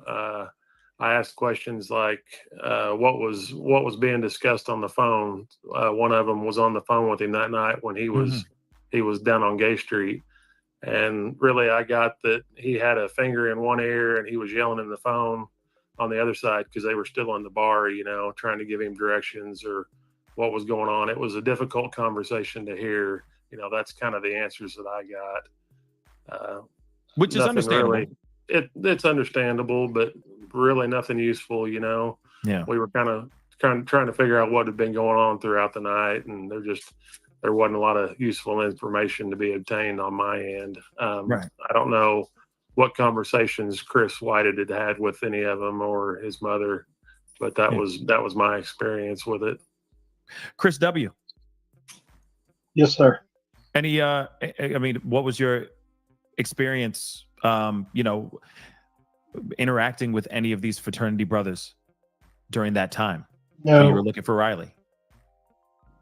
During the time that we were looking for Riley, changed text messages with a couple of them, but really no details. You know, these guys, some of them were roommates. You know, the ones that you really want to hear from are the last 5 guys that were seen that night with him, and or their dates. You know, so you take the 5 guys plus their dates. There's 10 people. We've talked to, I think Ryan's talked to 2 of them. So we still have 8 people, you know, that we haven't heard from, you know. Like I said the other night, why do I have to go beating down doors, you know, begging people to talk to us? I mean, I would think that they would be wanting to reach out, you know. I'd even settle for them sharing pictures with us of them out that night, you know, so that we have something positive to remember Riley by, other than, you know, the videos that we've seen and, you know, knowing that he's gone. Right. That's interesting. Something that you just said, I need to kind of reiterate and bring out here. He was with 5 other guys, correct? He was with 5 other guys near near the time before he got kicked out, before he was asked to leave Luke's, right? So there's 5 guys that he was with, and with those 5 guys were girls. Am I correct? Sir. So were these girlfriends from Mizzou, or were these girls that they just kind of picked up at the bar down the street? You know, what's the story with that? Go ahead. The best of my knowledge, they were dates that had come with them from Mizzou for their formal that was happening Saturday night. Okay. Have you heard from the women at all? Not a single one. Wow. I actually, when this first went down, talked to a couple of the young ladies, not the ones that was in the bar with them, but they were actually there with some of the other fraternity brothers at another bar, because they weren't 21. I think Luke Bryant's was strictly 21 and up at that time. They were 2-3 bars away from there. You only had to be 18 to get in. One of the young ladies did reach out. We talked to her briefly a little bit. You know, unfortunately, she wasn't in that bar. She isn't one of the dudes from the fraternity house. We all know that they closed ship, circled the wagons. Their conversations are mute. So she was just honest with me. She's like, I have no idea what actually transpired, just from what I have been told, and I don't want to tell you something that's not true. And I told her, I said, thank you for being honest. You know, she was distressed about it. She goes, I think it's terrible the way this has been handled. You know, and I've never really spoke much about this, because I don't want, there's a lot of good kids that I didn't want drug into this chaos that we currently are in. But there's a handful of them that need to be held accountable for what they did that evening. But yeah, as far as the women goes, and I'm gonna break this out right now. I get literally daily messages on, you know, hey, I saw where Riley was hitting on a girl and blah, blah, blah. And guys, what I'm going to tell you is just strictly me. This has nothing to do with what the family's been told by the police, what they've been seeing. I've had a lot of people that was in that bar that evening reach out to me directly. I've actually shared some of the pictures with the families. Possibly Riley was in the background, etc. Riley was not asked to leave per the patrons that were there. And they've not heard the actual video, but Riley was not asked to leave because he was hitting on a girl. There was an altercation with a patron in the bar, male or female, nothing along those lines. Riley was at a bar. I personally think maybe the boys were joking around a little bit. It may have been Riley's turn to buy a round. This is just strictly me on what I have been told. I have nothing other than conversation from people that was at that bar that night, not the fraternity boys. That's why I would love to verify what we're talking about. And I've said this from the get-go, there's a very good chance Riley was asked to leave because he was trying to do a good deed. You know, Riley may have been trying to buy a round. They were jacking around with each other, which guys do. No, it's my turn, it's your turn. Security was called over to the bar. Riley was, as I told my son on the playground, if you're the last person that does something really goofy, you're the one that's going to get in trouble. I have nothing to base this on. I have no video from the bar. We have nothing from the boys that were there that night, but just from conversations from people that reached out to us, which thank God they did. I mean, it was phenomenal the amount of people that was in that bar that night that your show and all the media we've done had reached out. There was no confrontation. Chris even mentioned it. The bouncer is walking in front of Riley going down the stairs. I'm not going to say you have, Pascal, but I've been escorted out of a bar before. The security people do not walk in front of you. I'm they not don't. 6'4", but I'm a pretty healthy fella. I used to be in shape, and yeah, if the security guard feels comfortable enough about walking in front of you down to the door, he knows at the top of the stairs, the person behind him he's escorting out is not a violent or somebody wound up. That's 101, guys. You don't have to be a security person to realize I'm walking down a flight of stairs. The person I'm asking to leave's behind me. Once again, I firmly believe, this is my personal opinion, not the family's, but I think there was something that happened in that bar that may have just been a simple gesture that was taken out of control and, out of context, not out of control, because the way he exited that bar, the way you saw him talking to the police officer later on in the body cam footage, we told everybody this the whole time. He is not a confrontational kid, by no means. That's one of the reasons him and my son got along so well, is my son's ornery like me, and he always had Riley's back. And when there was issues that Riley didn't feel comfortable in, Brooks was right there and in front of him, covering his butt, covering his six, So yeah, I just want that out in public. I want that out in public. Of course. Guys, I'm not trying to be disrespectful, but please drop the deals with he was there getting hooked up and all that stuff. It was not happening, guys. I can add a little bit of that. Go ahead, Ryan. One thing I did get from one of the boys, he would be okay at times, and then other times he wasn't really making a lot of sense with what he was saying. They were trying to get him some water, get him set down with them, and take care of him. Sorry, I don't mean to interrupt you. I'm so sorry, but he was in and out of being kind of belligerent. Is that what we're understanding? No, in and out of kind of making sense with what he was saying and stuff. Okay. It's kind of unclear still yet exactly what they mean by that. But he was apparently at the bar, and I think this female bartender, from what I hear, he was talking to, kind of got aggravated or fed up with trying to make sense out of what he was saying, possibly. And that, I think, is when she called the bouncers to have him put out. There was no kind of altercation or anything like that. I see. Okay. Because he's probably saying, like, let me get a Bud Light or let me get a rum and Coke, but it's not coming out like that. Right. Yeah. And that kind of goes along with what, the people that were talking to me, that kind of goes along with what little bit of information Ryan and Chris has been given. I see. Was he with a girl as well? No, he unfortunately did not have a date. No date. She unfortunately did not get to make the trip. Bless her heart. Her family's been really torn up about this whole deal too, because she even made the comment, if I'd have been there, none of this would have happened. But unfortunately, she was scheduled to go a couple days, 2 or 3 days before. A family member decided to come into town, have a family weekend, and she was not able to fulfill and go with Riley. But yeah, that Riley was, and that's why I want to put the squash on the whole deal with everybody putting on there. He was there and found a girl. Totally understandable. No, Riley was not that kid, guys. Gotcha. I've got some boys that I've coached that are dogs, trust me. But Riley was not that kid, and the fact he actually talked to her, Chris and Ryan can clear more on that. But he actually was in communication with her that evening. So, guys, even if you're the worst of dogs, you're not going to be talking to the girl you left back home, having fun conversations with when you're at a bar trying to pick up chicks. You don't want your phone anywhere out.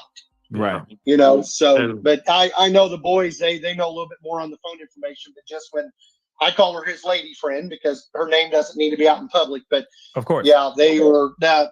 They were in several. Matter of fact, I think she may have been the last person that got texted. Am I right on that, guys? Or was one of the last texts that we know that went through, because she even offered her phone up to the police when all this went down.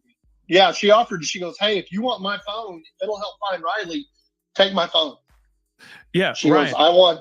Yeah, go ahead. Yeah, Ryan. Do you mind? Because I know you're trying to jump in here. So, do you mind expanding on that a little bit? Well, just back to the whole bar deal. I mean, in most experiences, you don't. If you're drunk, you don't make sense one minute, and then you don't make sense the next. I mean, it's not. You're either drunk or you're not. You're not coherent. No doubt. Then he's shown running down the sidewalks and stuff. I mean, I don't see too many drunk guys running down the sidewalks. Mm-hmm. It doesn't pan out with me. Yeah, the math ain't mathin'. For sure. The math is not mathin'. So, okay. So he wasn't he didn't have a date. He was there. He was going solo. All right. Which a lot of guys do all the time. Now, okay. Did he have a roommate at the hotel? Was he sharing a room at the hotel? He was. He did. Yes. So, yes. Have you heard anything from the roommate of the hotel room? No. What? Nothing. But that's the part that doesn't make sense. Because if he never shows up home, like at the hotel, they were on the phone. Some of the guys were on the phone with him saying, "Yeah, just keep going straight, Riley." Right, where the interaction with the woman was, where he was on Gay Street, that intersection, right? So if those people are saying, "Hey, keep going straight, Riley, just keep going straight." He doesn't make it. He has a roommate. His roommate shows up to the hotel room. I'm assuming, wouldn't he have instantly wondered, "Hey, where's my boy Riley at? Where's my brother?" It's 3:00 in the morning, or God knows whatever time he got home at. I get it that he might be a little twisted from drinking and kicking it and having a good time. But if he knew that Riley was kicked out of a bar and he just disappeared out there in the streets of Nashville, wouldn't your roommate be a little bit concerned about especially your frat bro and people that you've known since childhood? Yo, hello. Safe return. Hello. Wouldn't that be the first thing in your mind? That's where, a lot of the information that we don't know comes into play. We don't know if the person he was rooming with was one of the last 5 that was with him at the bar. We don't know that. I do know that at some point somebody told us that when they got to the room, Riley's room key was still in the little envelope sitting on the counter, that he'd forgot it. So, oh wow, even that doesn't surprise me that he forgot it. I mean, but it also gives you some insight on, no matter what, it would have been like, oh man, how's he going to get into the hotel room? We need to make sure he gets into the hotel room, and it's God knows what time when they all got back. And I get it, everyone's drunk, especially with this eyewitness account, this letter you guys received, which we're going to talk about here in a second. It's just interesting that obviously they were out there, they were turning it up, they were having a good time. So why wouldn't they instantly say, okay, the guys, maybe the 5 that were there, run into the other guys at the hotel and say, "Hey, yeah, Riley got kicked out of this bar like a couple hours ago. Is he here? Oh no, he's not. Where is he?" You see what I'm saying? I feel like instant concern, instant red flags, and alertness would just course through my veins and go, okay, we need to figure out where he's at, because we're strangers in a town that we know nothing of. So let's go find our brother. And the fact that there's no concern, no look for him, it's crazy to me. So let's talk about this letter. Okay. You guys got this email or this note from this person. Obviously, I understand you don't want to disclose who gave you that information, but they were on the same floor as this fraternity. And it was just doors slamming and there was a lot of commotion and all that. well, Ryan, can you elaborate a little bit on this letter that was given to you guys? I never actually read it. I think the Chris's have probably both read it, but from what we understand, there was a lot of door slamming and people in and out of rooms, and maybe some crying and stuff going on. And what I got from one of the guys that I talked to was that one of them had done something to hurt his hand that night. It had something to do with a girl, I think. We were all that age. We punch things and hurt ourselves and do stupid things. But apparently all the commotion, from what he told me, probably stemmed around a hurt hand and not about the fact that Riley was missing, from what I understand. That's a little interesting. Yeah. Chris W., what are your thoughts on that? What are your thoughts on that information? Do you think it flies? Does it fly for you or no? I don't know. I mean, there's so much confusion. The letter was mailed to us in a card. We read it. It answered some questions, but it created more questions. I don't believe that we were able to confirm if they were on the same floor as the floor that Riley was on. I don't believe we were able to get that confirmed. We know they were at the same hotel. Again, I hadn't had the conversation that Ryan had, that it was about a hand injury. Thank you, Judge. The people in the letter didn't seem to think it. They seemed to think that it was something more extravagant than a hand injury. So, again, another piece to the puzzle that creates 100 more questions that you can't seem to get answers to. Can I ask you guys this question? And I had just asked this, because I have to ask this, because every option is on the table still. So I'm going to ask it. Do you think the fraternity could have anything to do with Riley's disappearance? I don't think so, but with his actual that's what somebody's going to have to prove.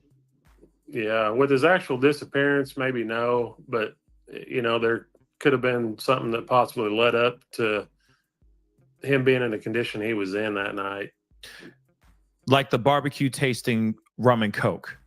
Yeah. So I keep wondering, could there possibly have been a situation where they were trying to throw a prank on him, mess with him a little bit? We've all been there. I mean, I ain't never been. I've never been. Well, I've never not been to that there. extent. Not but to that extent. Well, we have. I mean, when we first thought about the frats and the whole injury with the hand story and all that stuff, to us, we did explore the fact that maybe it was. I mean, when you look at how the frat has been acting or not, right? Especially when you hear from the News Nation interview, everything that's been confirmed that we all thought. So we have explored that because it is a real possibility. Was it a prank? Not meant for that scenario to take place, but a prank, as I can't physically get you back, but I can sneakily get you back, that kind of situation. Maybe they were afraid of Riley. Maybe the only retaliation they could do, maybe they already had something ready, because who knows if they're going to use it as a joke on a friend. Who said they wouldn't use it on a person that they, you know what I mean?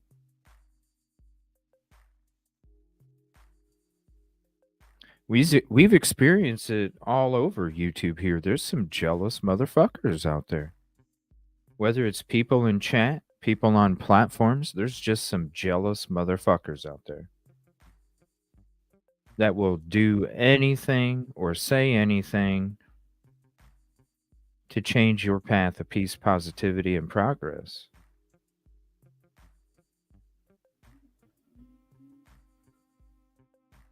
It definitely could be a little prank, right?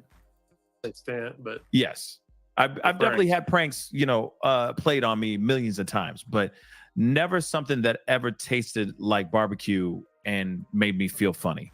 So I'm kind of curious about, is this Me a neither. thing within the fraternity that they? I've been dealing with jealous people since 6th grade. You know what I'm saying? It ain't nothing new. I learned my shit in 6th grade and been learning ever since. I'm just speaking what makes sense. That's all. Do where they maybe slip something in somebody's drink. We don't know. We for grew up in a fun, different for time, jokes. Yeah. Yeah. Dingman, what are your thoughts? We grew up with Everclear and moonshine. You didn't have to worry about slipping anything in a drink. We were just smoked right out of the box. Quick things. The lady that sent the letter, I also got a deal sent to me today from Trip Advisory. Hop on there, ladies and gentlemen. Tempo Hotel in Nashville in March. I'm working now to verify, but a gentleman left a not scathing review for that hotel and goes into more detail of basically verbatim of what that lady wrote a letter to the boys to. Oh, wow. So it I don't know if corroborates- it's I don't know if it's the same date because it just says March 2024. Internet's loose. Look at that. But that was sent to me, and I actually sent it to the war room.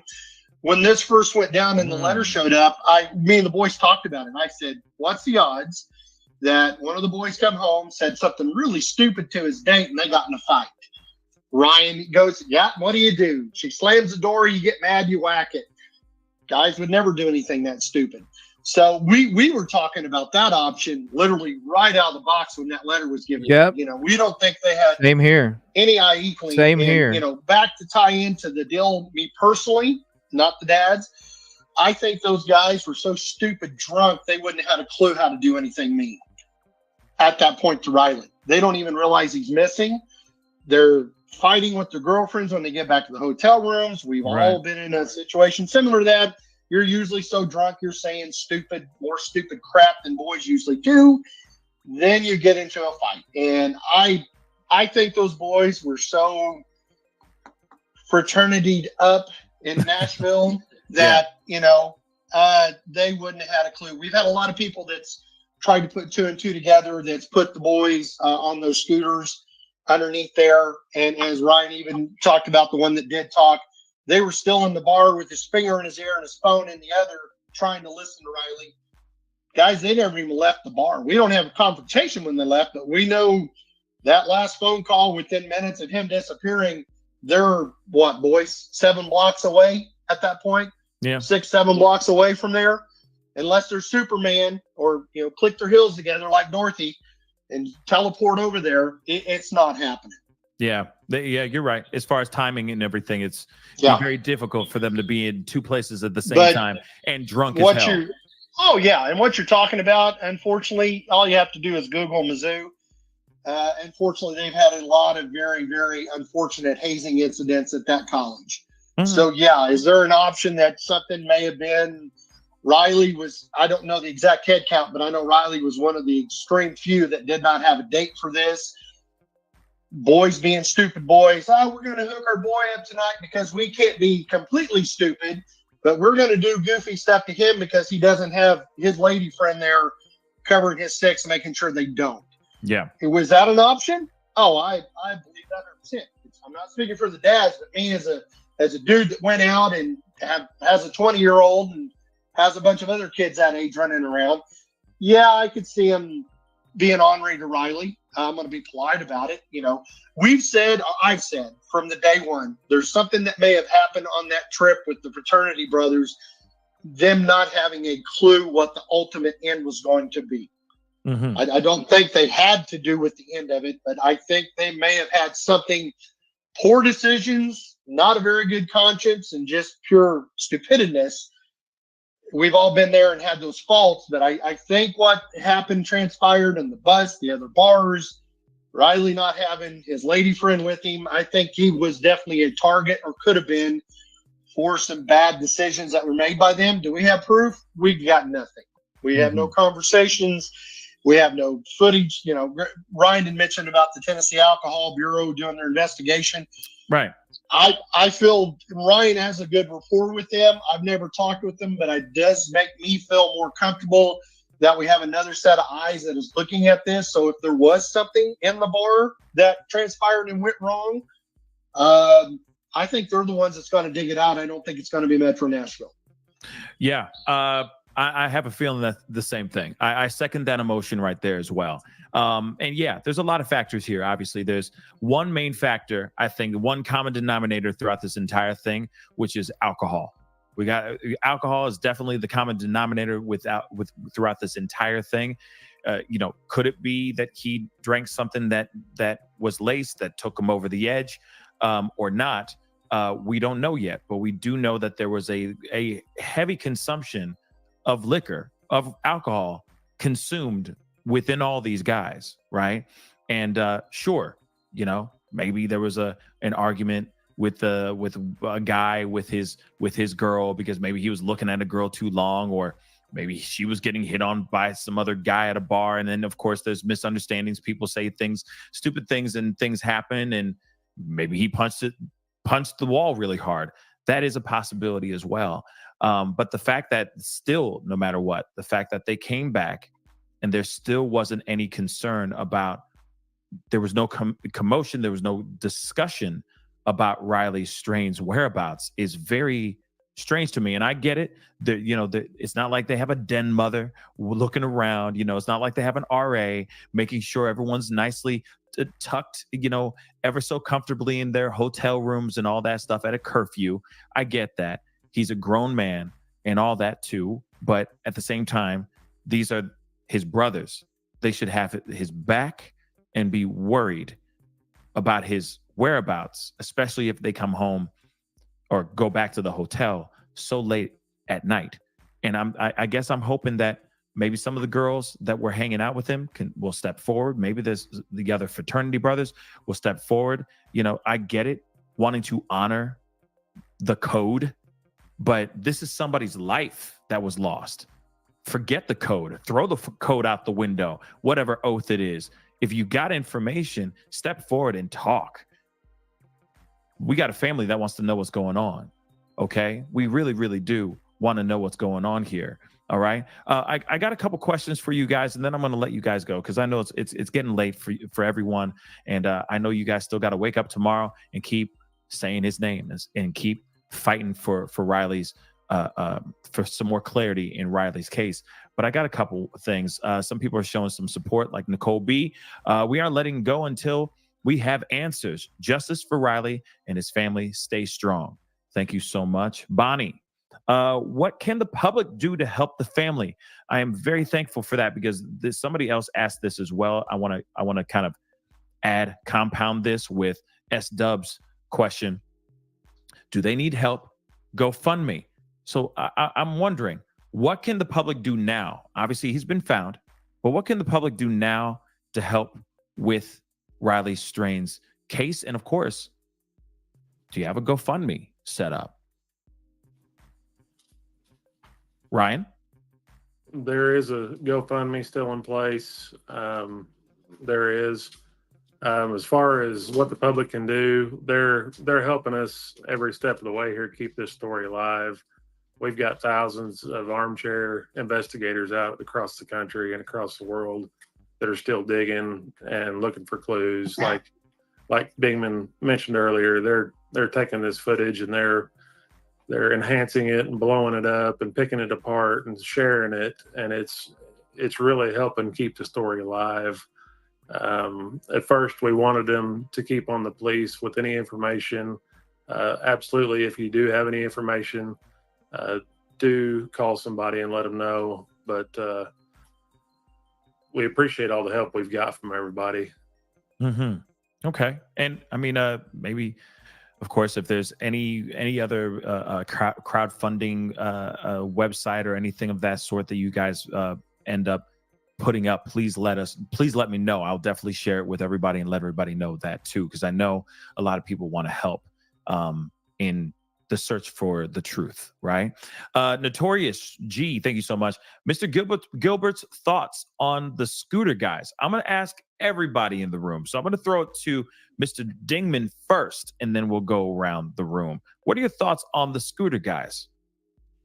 You know, I would love to be able to talk to them. We've been reaching out. We've done a lot of interviews. There's a handful of those gentlemen. There's also, if you look at the Birch Tree / Detention Center video, and it's extremely grainy. It looks like a ghost. And Ryan, I think, has been over this a lot, and so has Chris. There looks like 3 other people that have been walking over in that area. Looks like maybe looking with cell phones or flashlights over the wall. Guys, we just talked about it. There's 20 plus people that we know that we can see on the quote unquote footage that's been released to us that's there. You know, we just don't know how to reach out to them. You know, and I would love to be able to contact those people. They had to see something. They could either verify that what the one homeless person said, that Riley did keep walking underneath the bridge. Right. They did. Maybe that was Riley that's in the grainy figure that was walking with them. Or, you know, just something. But there was too many people. This is 10 o'clock at night. It's not like it's 2 o'clock in the morning. The super scooter people, we've had a lot of people that thought that maybe they had, you know, was the scooter gang of Nashville, and they were following Riley, went into the right spot to attack him. The crazy part, I don't remember those scooter people as a group or just anything they had on, particularly in any of the other videos up that I have seen.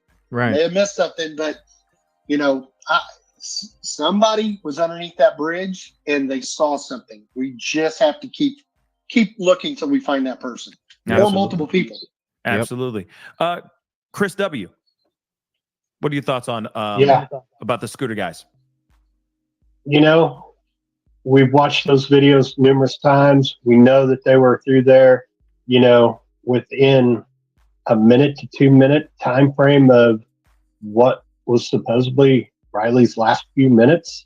So yes, love to be able to talk to somebody. You know, if somebody knows them, if they're listening, reach out. If you think it might have been you that was on the scooter, reach out. Let us know. I mean, you may not realize what you saw.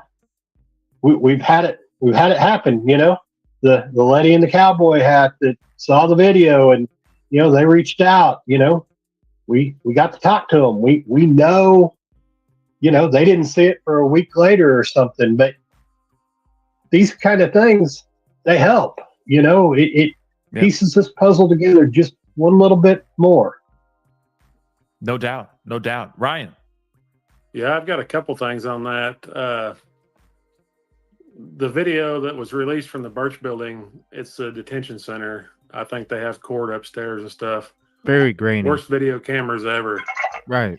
You get, and you see when we went there the first day, and I even got more footage to put up where you guys see it. No, actually that footage is put up.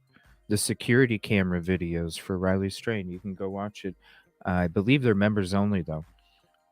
You can see walking down and you can see the security cameras, and I point them out with the GoPro. get across the street trying to see the sidewalk, and the video is horrible. And one of them, when we did the Boots and Boat this weekend, I did get video with the GoPro of the cameras at the marathon across the street. It is on live too. I did the live stream.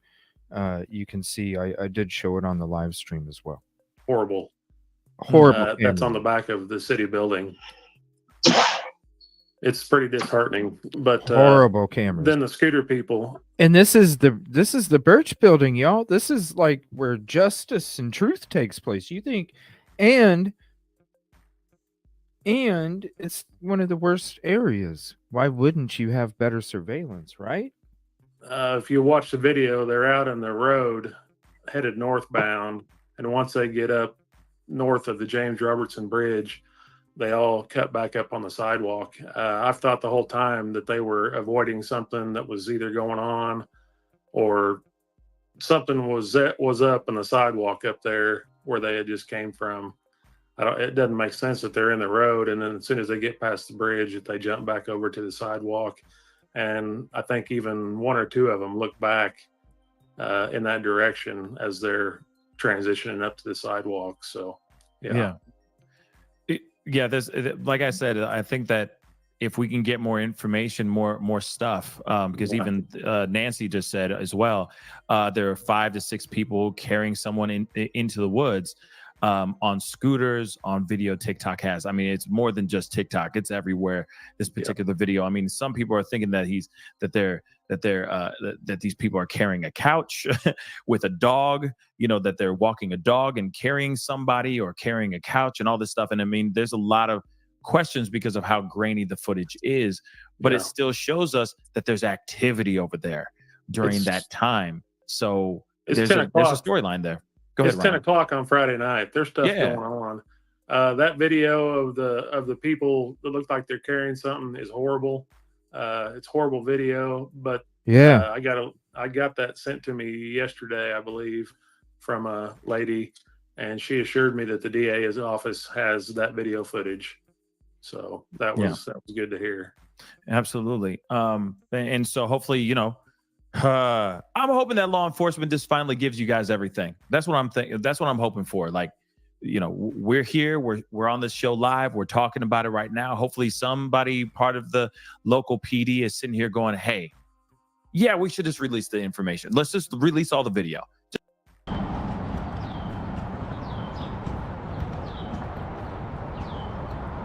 All right, I'm going to show you guys this. What the hell is he doing down here?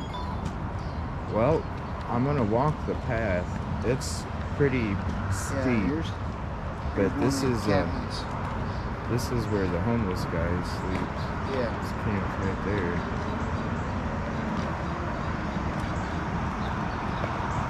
There's even more trash up here than last time. We got some people looking out over there too. So, oh damn. So this is that little teeny green fence. Right. And there's already somebody camped up in here too. Guy's got a tent back there. Yep. Right inside that green fence. Can't even go in there now. It's a good thing that I went in there before, because now I can't even get in. So, right over here. So, supposedly, okay, see the edge of this green post?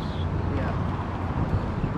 Straight down from there is where the credit card was found on the riverbank. Where the locks are at? Right. So if you come this way, you can see that, so this middle part right here sits back, and then straight out there is, see the ledge kind of coming out there? Yep. Now when I went down there a couple weeks ago, it's in between, there's like some bars sticking out over there, and it was in between a couple of these bars. So when I came up through here last time, I went to that green fence. There was no camp there, nothing. Right. I went into that green fence, and as soon as I walked in there, I had somebody yelling at me to get out. I heard that. Right. So what I did is, if you remember the video, I actually tied up to that tree right there. Right. And then I rappelled down a little bit, so that way you could kind of see, like, even if you did fall down, you're still not gonna fall out far enough. Right. It's like to where it's gonna drag you off in it. Right. Down, it's like 20 feet. Right. Right. So. But if he was, yeah, it was quite a walk until he got here. Now the thing is why did he get here? Well, so there's a few places that have the name Tempo in it. Okay. He was staying at a hotel that had the word Tempo. So what he did is, they think that he typed in the word Tempo into his phone, and it gives you like a Google walk path. Yeah. So the Google walk path takes you the path that you went. The Your Tempo is down there, curves around, you turn right, and then you keep going down. And that's where the Your Tempo building's at. So this is like the last area that he was supposedly seeing. Now, the homeless guy that usually sleeps not on the bench that's right in front of us, but the bench that's down where that guy's walking by, that's where the homeless guy stays at. and well, it's not him. He had an amputated leg, but he was the one that supposedly saw Riley, and then heard the noise and said, "Oh, he's all right. He's just drunk." Yeah. Blah blah blah. So he supposedly saw, the interaction take place and then go down there. We can go down more this way if you want to, and I'll show you some. Yeah.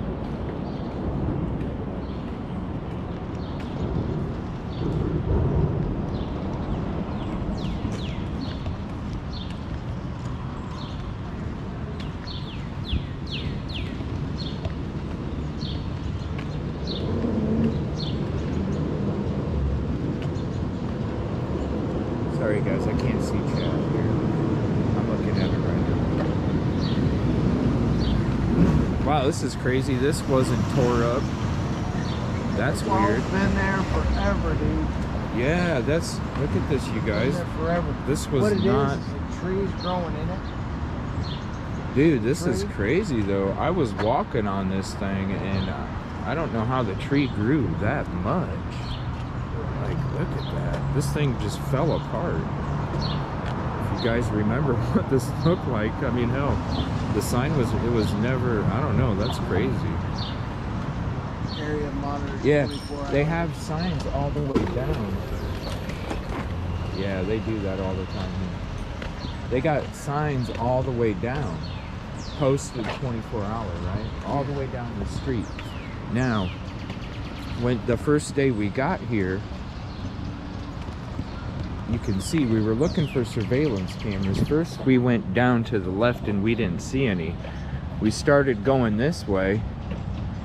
There's a surveillance camera on the two of them on that corner. There's one to the left and then one facing us. Then there's another one on that middle pillar. Okay.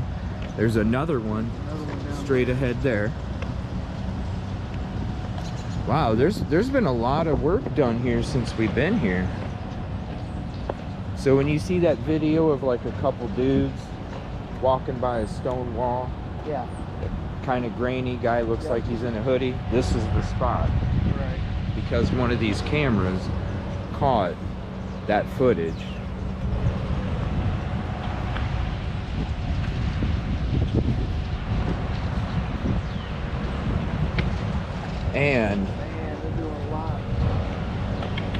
And then right here, this is a camera that has been a focus now, but it's a camera that we pointed out the first day we were here. Right. There's a camera right up on this brick building right here.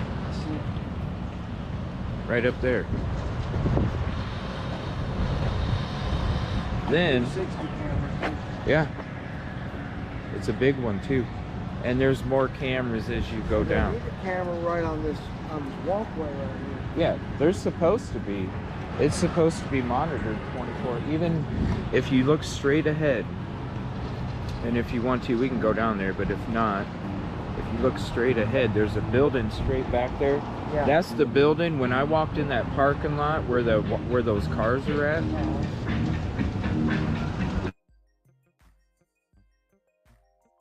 Just have to pause it for copyright issues. Or mute it, I should say. And yeah, that's Busby Adventures with me. Shout out Busby. New hoodie coming soon, buddy. Get that all day and all night here. Akron, Ohio. Oh yeah, I seen all the carriages and everything, man. Straight back there, those cars in that parking lot, that's when I walked in that parking lot, that's when the blue lights started flashing at me and telling me this property is surveilled 24 hours a day. Yep. Whoa, did I walk into the future or something? Yeah. Some of these places around here have robots for the cops. Yeah. They just wheel around all day.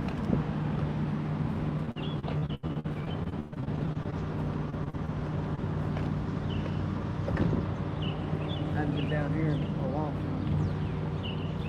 time. Yeah, we were down here for about a week, and we even walked that path to the Your Tempo at 9 o'clock at night. Oh yeah. Yeah. I just don't see. I mean, yeah, with the information he typed into his phone, yeah, maybe, but I mean, from where he was, it's quite a distance away. It's a walk, dude. It's a walk. Yeah. And I mean, quite a distance. the way that he walked too, it would take a lot of energy because of the steep uphill incline for like 2 blocks, and then you're kind of coming back down, and then you're going down a decline. I would definitely need some extra water if I did it. Oh yeah. Yeah, this is. And there's a sign. Out of all fairness, Busby, whenever I do, or anybody that's any of my guests that go with me, it's always about their safety, and it's always about their availability. Look at that sign in the top left. There's signs all up and down this path. I asked Busby plenty of times. He said, yo, let's do it. I said, all right. Let's go, buddy. So one of the things everybody knows me. I'm go, go, go, go, go. Right now probably has a camera in it. Oh, there? Yeah. I'm not sure. I think the signs are meant. I think a lot of it is just meant to scare people. Yeah, deter them. Because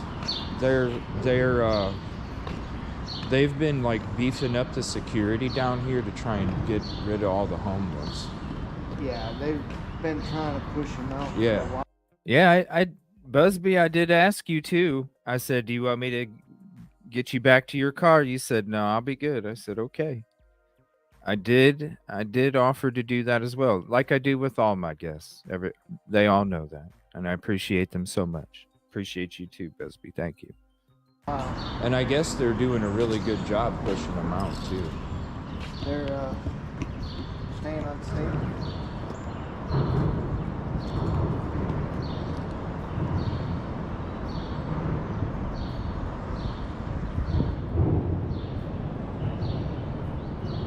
There's this seems like it's a lot. The old view. It almost seems like there's less dirt up. Yeah, and see, this was from the week prior, and I'm sitting there going, this seems a lot smaller than it did before. So when we went on the boat this weekend, that's when I saw this was falling apart. So it was true when I'm walking along here the week prior, and I'm going, this looks like it's smaller. It really is. That thing is falling apart, you guys. And we confirmed that last week on the boat here too. We showed the footage a little bit earlier in the show. Now they said that they're supposed to be coming up with a better railing. If you want me to get some footage for you too, I can. No, I was just gonna ask you if you want to take a photo. You want to take a photo? Yeah.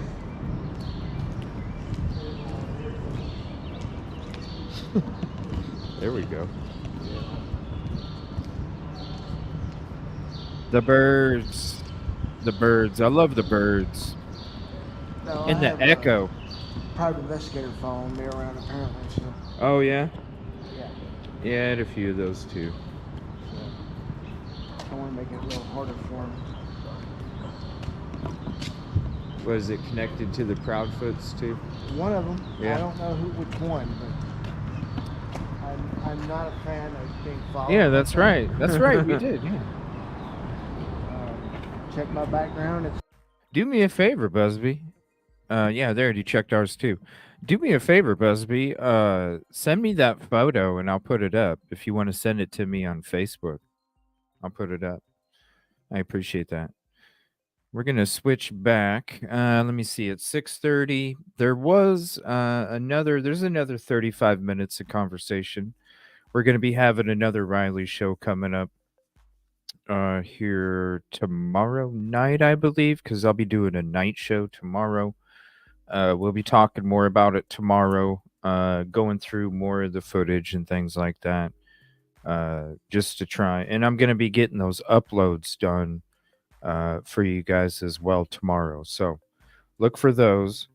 Also, I'm going to be doing something a little later tonight. I'm not sure if I'm going to do members only or not. I haven't decided yet, but I'm just going to do some little hanging out and kind of having some fun with some games, but doing something where it's solo tonight, and you'll see what I mean. There was a series I was doing way back last summer with Police Simulator, so that was kind of fun, and I do enjoy my games. And I don't get to play them very much, but I'm going to try, and it was fun having a good game night last night. Thank you all for showing up. It was a lot of fun. Busby, Narc were up there. We had contestants up there. Then we even did the Family Feud. That was really fun. A couple people from panel hopped up and did Family Feud with us. Tons of fun. But we're going to get into that conversation tomorrow night. There's just like 35 more minutes of it. I'm going to switch to some Idaho 4. And give me 1 second here.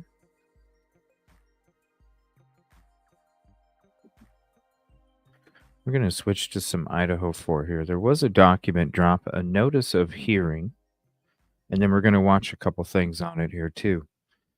Considering the last court hearings that came out. So this just dropped today. Thank you, C-Dog, for the info in the chat there. Notice a hearing by email, and it says courtroom 3, Moscow, Idaho, 5/2 at 10 a.m. Thank you for having an early court date. Oh, it's not showing. Hold on. Right there. Thank you for having an early court date.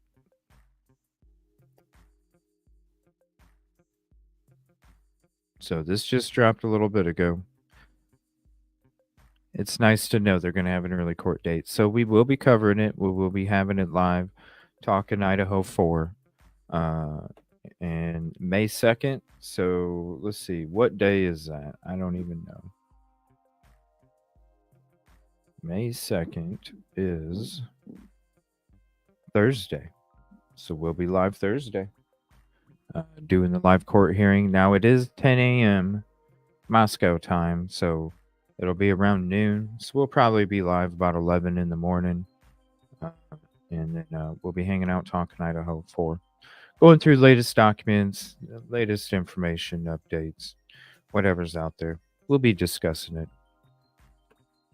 Always love those. All right. So this is something from Law and Crime. Now, it's the 3 takeaways. I wanted to play that one just to kind of see what they said about this last court hearing. Now, when we watched it, shout out Rosie for joining. When we watched it, it seemed like Ann Taylor was whooping some tail.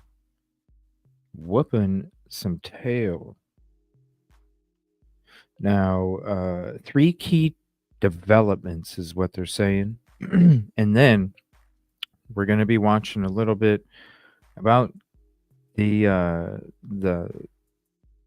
alibi, the Starry Night. We didn't get to check out profiling with Pat Brown. We were going to check that out on the last episode. So we'll be checking that out when it comes to the alibi, right? Profiling with Pat Brown. But first, we're going to check out the 3 key developments from Law and Crime. Let's see what Jesse Weber has to say about this one. He's badgering the witness. He's misstating his testimony, and I object. The witness testified he didn't care if the information was correct, Judge. Following contentious hearings in Brian Kohberger's case over a survey of prospective jurors. Now let's take down the tone a little bit. Judge issues a key ruling, and a former police officer joins Kohberger's defense team in the hope of showing he didn't kill 4 University of Idaho students. I have 3 key developments in Brian Kohberger's case. Thanks for joining me for Crime Fix. I'm Anjanette Levy. There's been a little bit of movement in Brian Kohberger's case. Oh, Anjanette. Remember that Cool. big blow up over an expert for Kohberger's defense team reaching out to prospective jurors and asking them questions about what they knew about the case? Latah County Prosecutor Bill Thompson was hopping mad and wanted the survey stopped. Here's what he said about it. Which was ridiculous because he was the one putting the information out there. And what was the problem? It made absolutely no sense. No sense. I don't want this to become personal between Ms. Taylor and myself. We are not alleging Ms. Taylor has done anything wrong.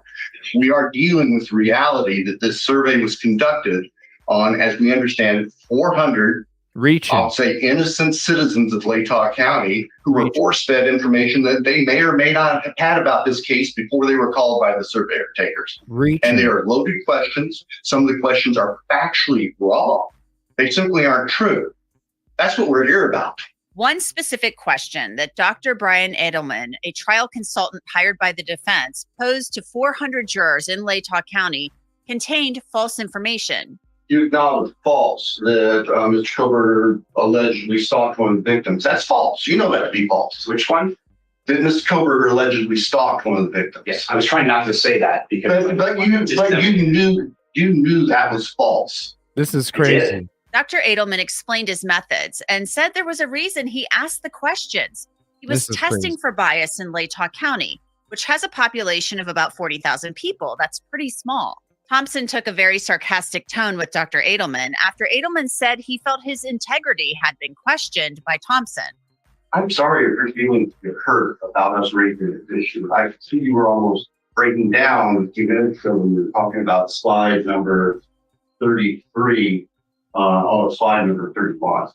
That's not the intent, and it's certainly I'm surprised to see that reaction from an experienced expert such as yourself. So I apologize for that. I accept your apology. But the idea of after working really hard 15 years to develop a credible reputation and being told watching on a Zoom that I am tainting the jury pool and poisoning the jury pool and contaminating the jury pool by doing what's required and standard, I'm not crying. I'm angry. Okay. And yes, it doesn't matter. And please go ahead and be as angry as you like as you continue your work for the defense in this case. Meanwhile, the defense took offense to Thompson accusing them of violating the court's non-dissemination order, an order the defense actually requested. We didn't violate the non-dissemination order. You know, the information that now he's calling facts, you know, it's flip-flopping between whether or not it's a false fact or a fact that's in the survey. The information that was put in the survey is based on the public record and information, the way that state and state actors put information into the public record that has now been disseminated. And we have not violated that order. And I do resent being accused of that. Now, after all of that back and forth, the sarcasm, the hand-wringing, and the tension, Judge has ruled that the defense expert survey can continue without modification. Judge writing, information that formed the basis for 6 of the 9 questions at issue came from the probable cause affidavit, a document filed in this case that is not sealed. The defense may continue its survey without modifications to the survey questions. It was confetti. You know what I'm saying? It was confetti. It's like, hey, let's waste an hour of the court's time arguing something that we ourselves put out. And there's a press conference the day that he was arrested of you, sir, telling everybody to go read the shit. You know what I mean? Like, what the hell? Judge also wrote, the non-dissemination order does not prohibit the attorneys involved in the case or their agents from making extrajudicial statements about information contained in the public record. Judge also wrote that question containing false information, the one discussing Kohberger possibly stalking one of the victims and following them on social media, the subject matter of those questions has been discussed in, quote, media items, but are now part of the public court record, so they don't violate the non-dissemination order. The family of victim Kaylee Gonsalves, of course, has not been shy about sharing their feelings about what's been going on in the case. In a statement, the family threw a little bit of shade at Judge, quote, with the most far-reaching gag order in the country, not allowing a victim's attorney to speak while letting the president of the University of Idaho write a book detailing facts of the case, the judge does not seem to understand the gag order himself. Now his logic is, since some of the survey questions violated the gag order, they are part of the, quote, public record. So he is now allowing the defense to continue to do a survey that may potentially taint a jury. The survey is a ruse being used by the defense in an attempt to keep the trial out of Latah County.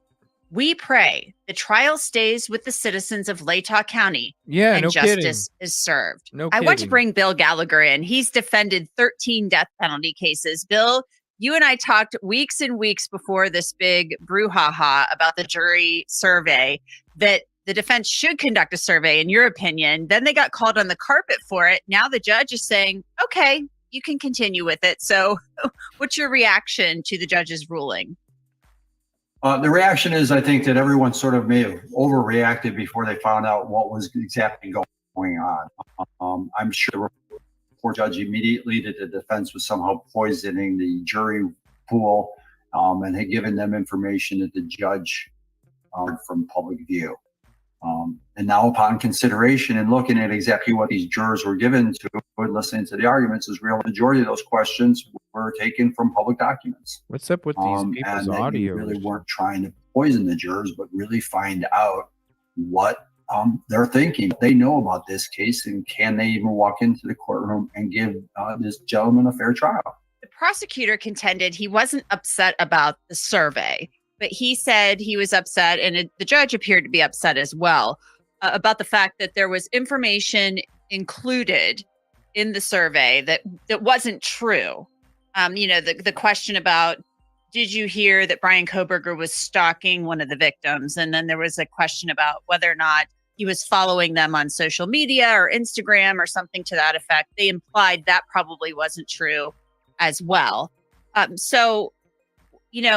that big of a deal, though? He's contacting 400 people out of 40,000 in Latah County. He gets up there and he explains what his methodology was. And I mean, this is kind of how a survey would work. I mean, yeah, Right. The information was false. He's saying, look, I don't care you did a survey, but you put false information out there, and this violated the non-dissemination order. What was your take on that argument? It was a joke of an argument. So there may be lots of strategic reasons for the way the questions were asked of those jurors. I'm sure this was not just three lawyers sitting in an office and saying, hey, what would you like to ask? This is an expert in the field, and I'm sure there's a strategy behind asking those specific questions to get information to this judge about whether a fair trial can happen in this county, because that's really what they're trying to find out. It's take a survey, come back and say, look at these results, and the answers we're getting indicate that this is not a fake place where you can now get a fair trial because. I get the anger, but I think it comes, you're not poisoning the case. You are not affecting the prosecutor's ability to try this case. And if they were so concerned about this getting in the media, then this would have been some form of a sealed proceeding. You wouldn't have the entire public in there, giving them the opportunity to repeat that same information in newspapers, on radio, on podcasts, if you were that concerned about it with the prosecutor. So I'm not necessarily sure this prosecutor, that anger or level of discomfort is truly genuine. I want to take a short break from this update on Brian Kohberger's All right, let's skip ahead here. public to a document, a probable cause affidavit saying, we'll be publishing that and you can get information. And when we talk about Idaho 4 on Thursday, we'll be going into a video of there's a video of a digital forensic expert that explains the cell phone data alibi for Brian Kohberger. We'll be checking that out before the live court hearing coming up on Thursday. Information from there and see the facts, etc.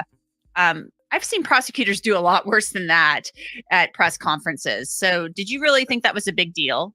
No, I don't think it was really a big deal. I think, though, that what the expert was probably trying to do is just push back a little bit on the prosecutor, saying you too have been disseminating information out into the public that they've used or misused.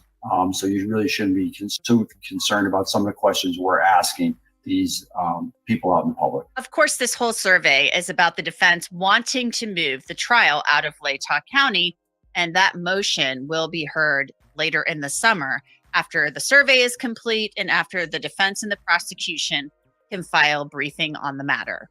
Now to the second recent development. Brian Kohberger supplied information to the court as part of his possible alibi. He says he was out driving around the morning that Maddie Mogan, Kaylee Gonsalves, Ethan Chapin, and Xana Kernodle were brutally stabbed in a house off campus.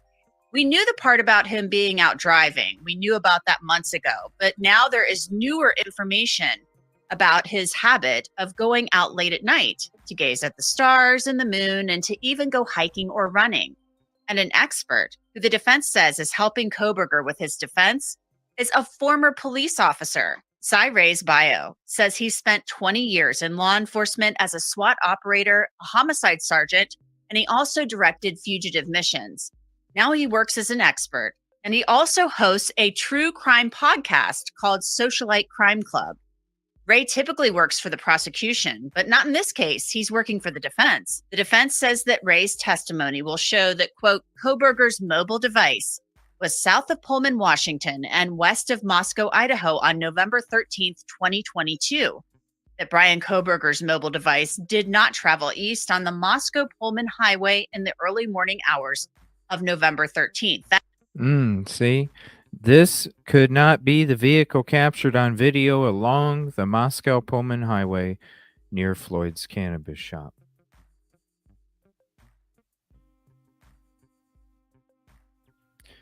Why was the vehicle that they were looking for a 2011 to 2013? And then all of a sudden, when Kohberger was arrested, oh, it's a 2015.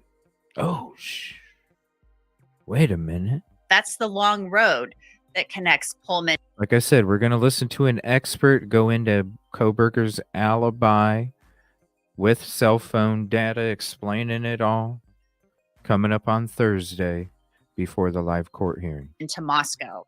The defense says that Kohberger went to Hawaii Park in Washington. It was a place where he went to spend a lot of time. While the prosecution said that Kohberger's phone was likely off between the hours of 2:47 and 4:48 a.m. That's the time period in which they believe the murders occurred. The defense will rely on Cy Ray to tell the jury there was nothing nefarious about the phone not communicating with the network that morning, that it wasn't Kohberger's white Elantra. And I've showed you, when I first went there, because I went to Moscow and Pullman. I was there for a week. There's videos up that I've uploaded from that trip as well. I was there for a week. And when it comes to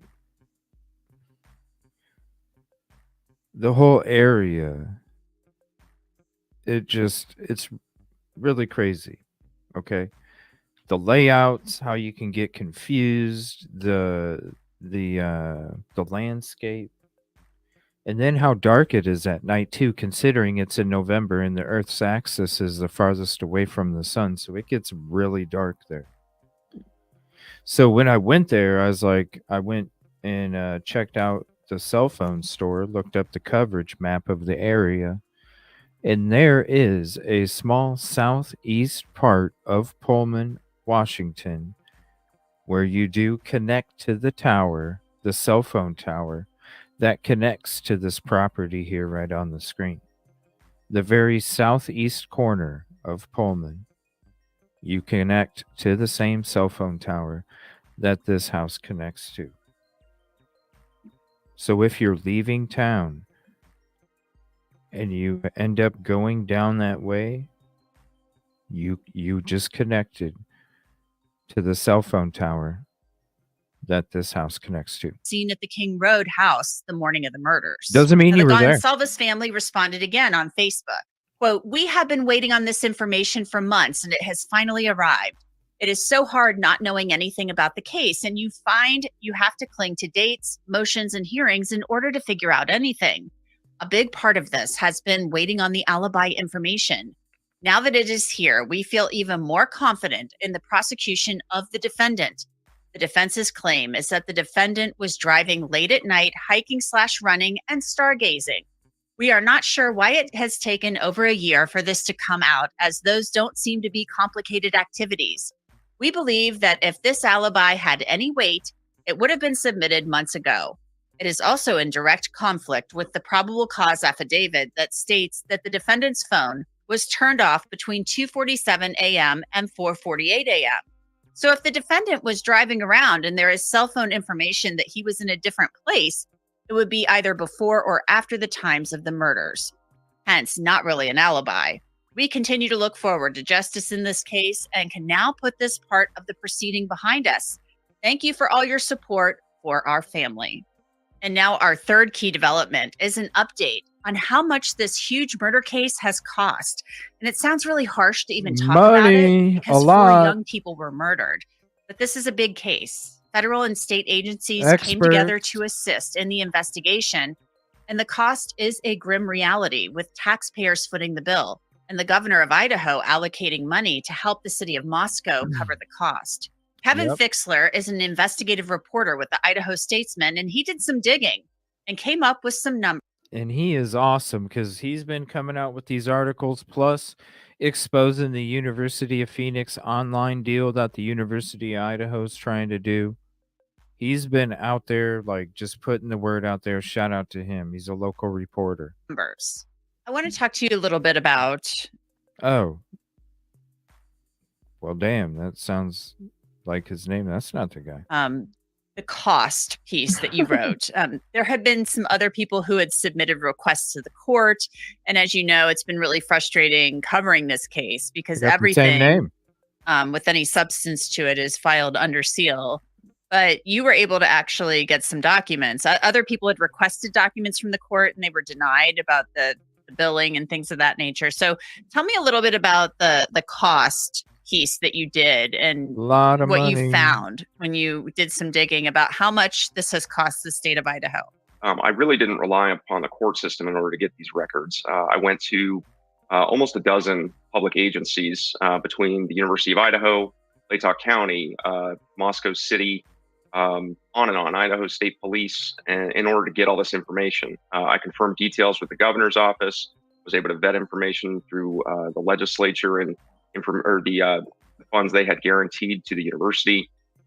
So I filed across a number of different Idaho agencies. I did get a couple documents from the court, but really didn't rely upon them. And the high level takeaway from this is that already, as far as known costs, the Kohberger case, or the Idaho 4 case, however you want to think about it, the investigation before we knew who Brian Kohberger was, we stand currently at just over $3.6 million. That includes the money to house him in the jail beneath the courthouse. It includes the costs for his public defense, which is actually paid for by the citizens of Latah County. And it includes, 600 hours of overtime that Moscow PD worked during the first 6 or 7 weeks ahead of his arrest. It backfills a lot of the funds that Idaho State Police had expended during that investigation. One thing it does not include is any information about how much money the FBI contributed or spent. The federal agency doesn't speak to that. They don't, as a matter of policy, they don't disclose any of their methods, including the costs associated with such investigations. Huge cost. Cost is not going to go down. It's just going to continue to go up as well. So we're at least a year out from trial. There's no trial date set yet. So that cost is certainly going to climb. And as you mentioned, the citizens of Latah County are footing the bill for his defense. Yep. So as the trial date approaches, there will be increased, I'm sure, security costs added as well, because people such as you and me will be traveling there. There will be a lot of media there, and just an enhanced security presence wherever the trial might be held. Yeah, I mean, that's a good point. We still don't know if there will be a venue change. That's something that the defense is seeking and the prosecution is fighting. That relates to that survey issue that we don't still have an order from the judge on that. But to your point, this is a death penalty case. Idaho is one of the 24 states with an active death penalty option. Prosecutors have already said they intend to seek that. And what I will say is there are many studies, including in Washington and Oregon, our neighboring states. There's another in Oklahoma. And repeatedly it shows that death penalty cases cost, at least on average, $1 million more than in cases where there's a murder and it's aggravated and there's an opportunity to seek the death penalty. In those cases that prosecutors did not seek that, it was much less money, and that doesn't even contemplate my story and also this conversation, the millions of dollars that will be spent over the next decades if he is convicted, and the appeals process that will ensue. Right. So according to the information, that's a good point too. The appeals process that it's going to cost as well. I mean, if convicted, that Kevin has compiled and the numbers he has, this case has cost taxpayers at least $3.6 million. And after Kevin and I spoke, he got a little bit more information, and it turns out it better, you know what I mean? You better have your T's crossed and your I's dotted when you're going to this trial, yo, at the cost of this. Woohoo. on top of that $3.6 million Come on, that he Bill. discussed, Come on, the flight Bill. transporting Kohberger from Pennsylvania to Idaho What? cost more than $22,000. And the cost, as I mentioned, will continue to rise. And that's it. Wow. It's that state tax is going to be going up. And when we went back there last November, live on location, and you saw how the community there isn't flourishing like the University of Idaho, it's so sad. And guess who's going to get hit the hardest? The community. And guess what the community is already going to have to pay for pretty soon too? The University of Phoenix online deal. Man. And the University of Idaho is just chilling like Scrooge McDuck, swimming through them gold coins, spitting them out. Horrible what they're doing to this community. I feel so bad for them. I'm going to save the Starry Night Alibi for the court hearing live on Thursday. We'll be live Thursday morning, 11 a.m. Central. The court hearing will be live at noon Central. We're going to get into the alibi stuff from an expert, a profiler, and then we'll have the live court hearing, and we'll be talking about any other documents that come out over the next couple days.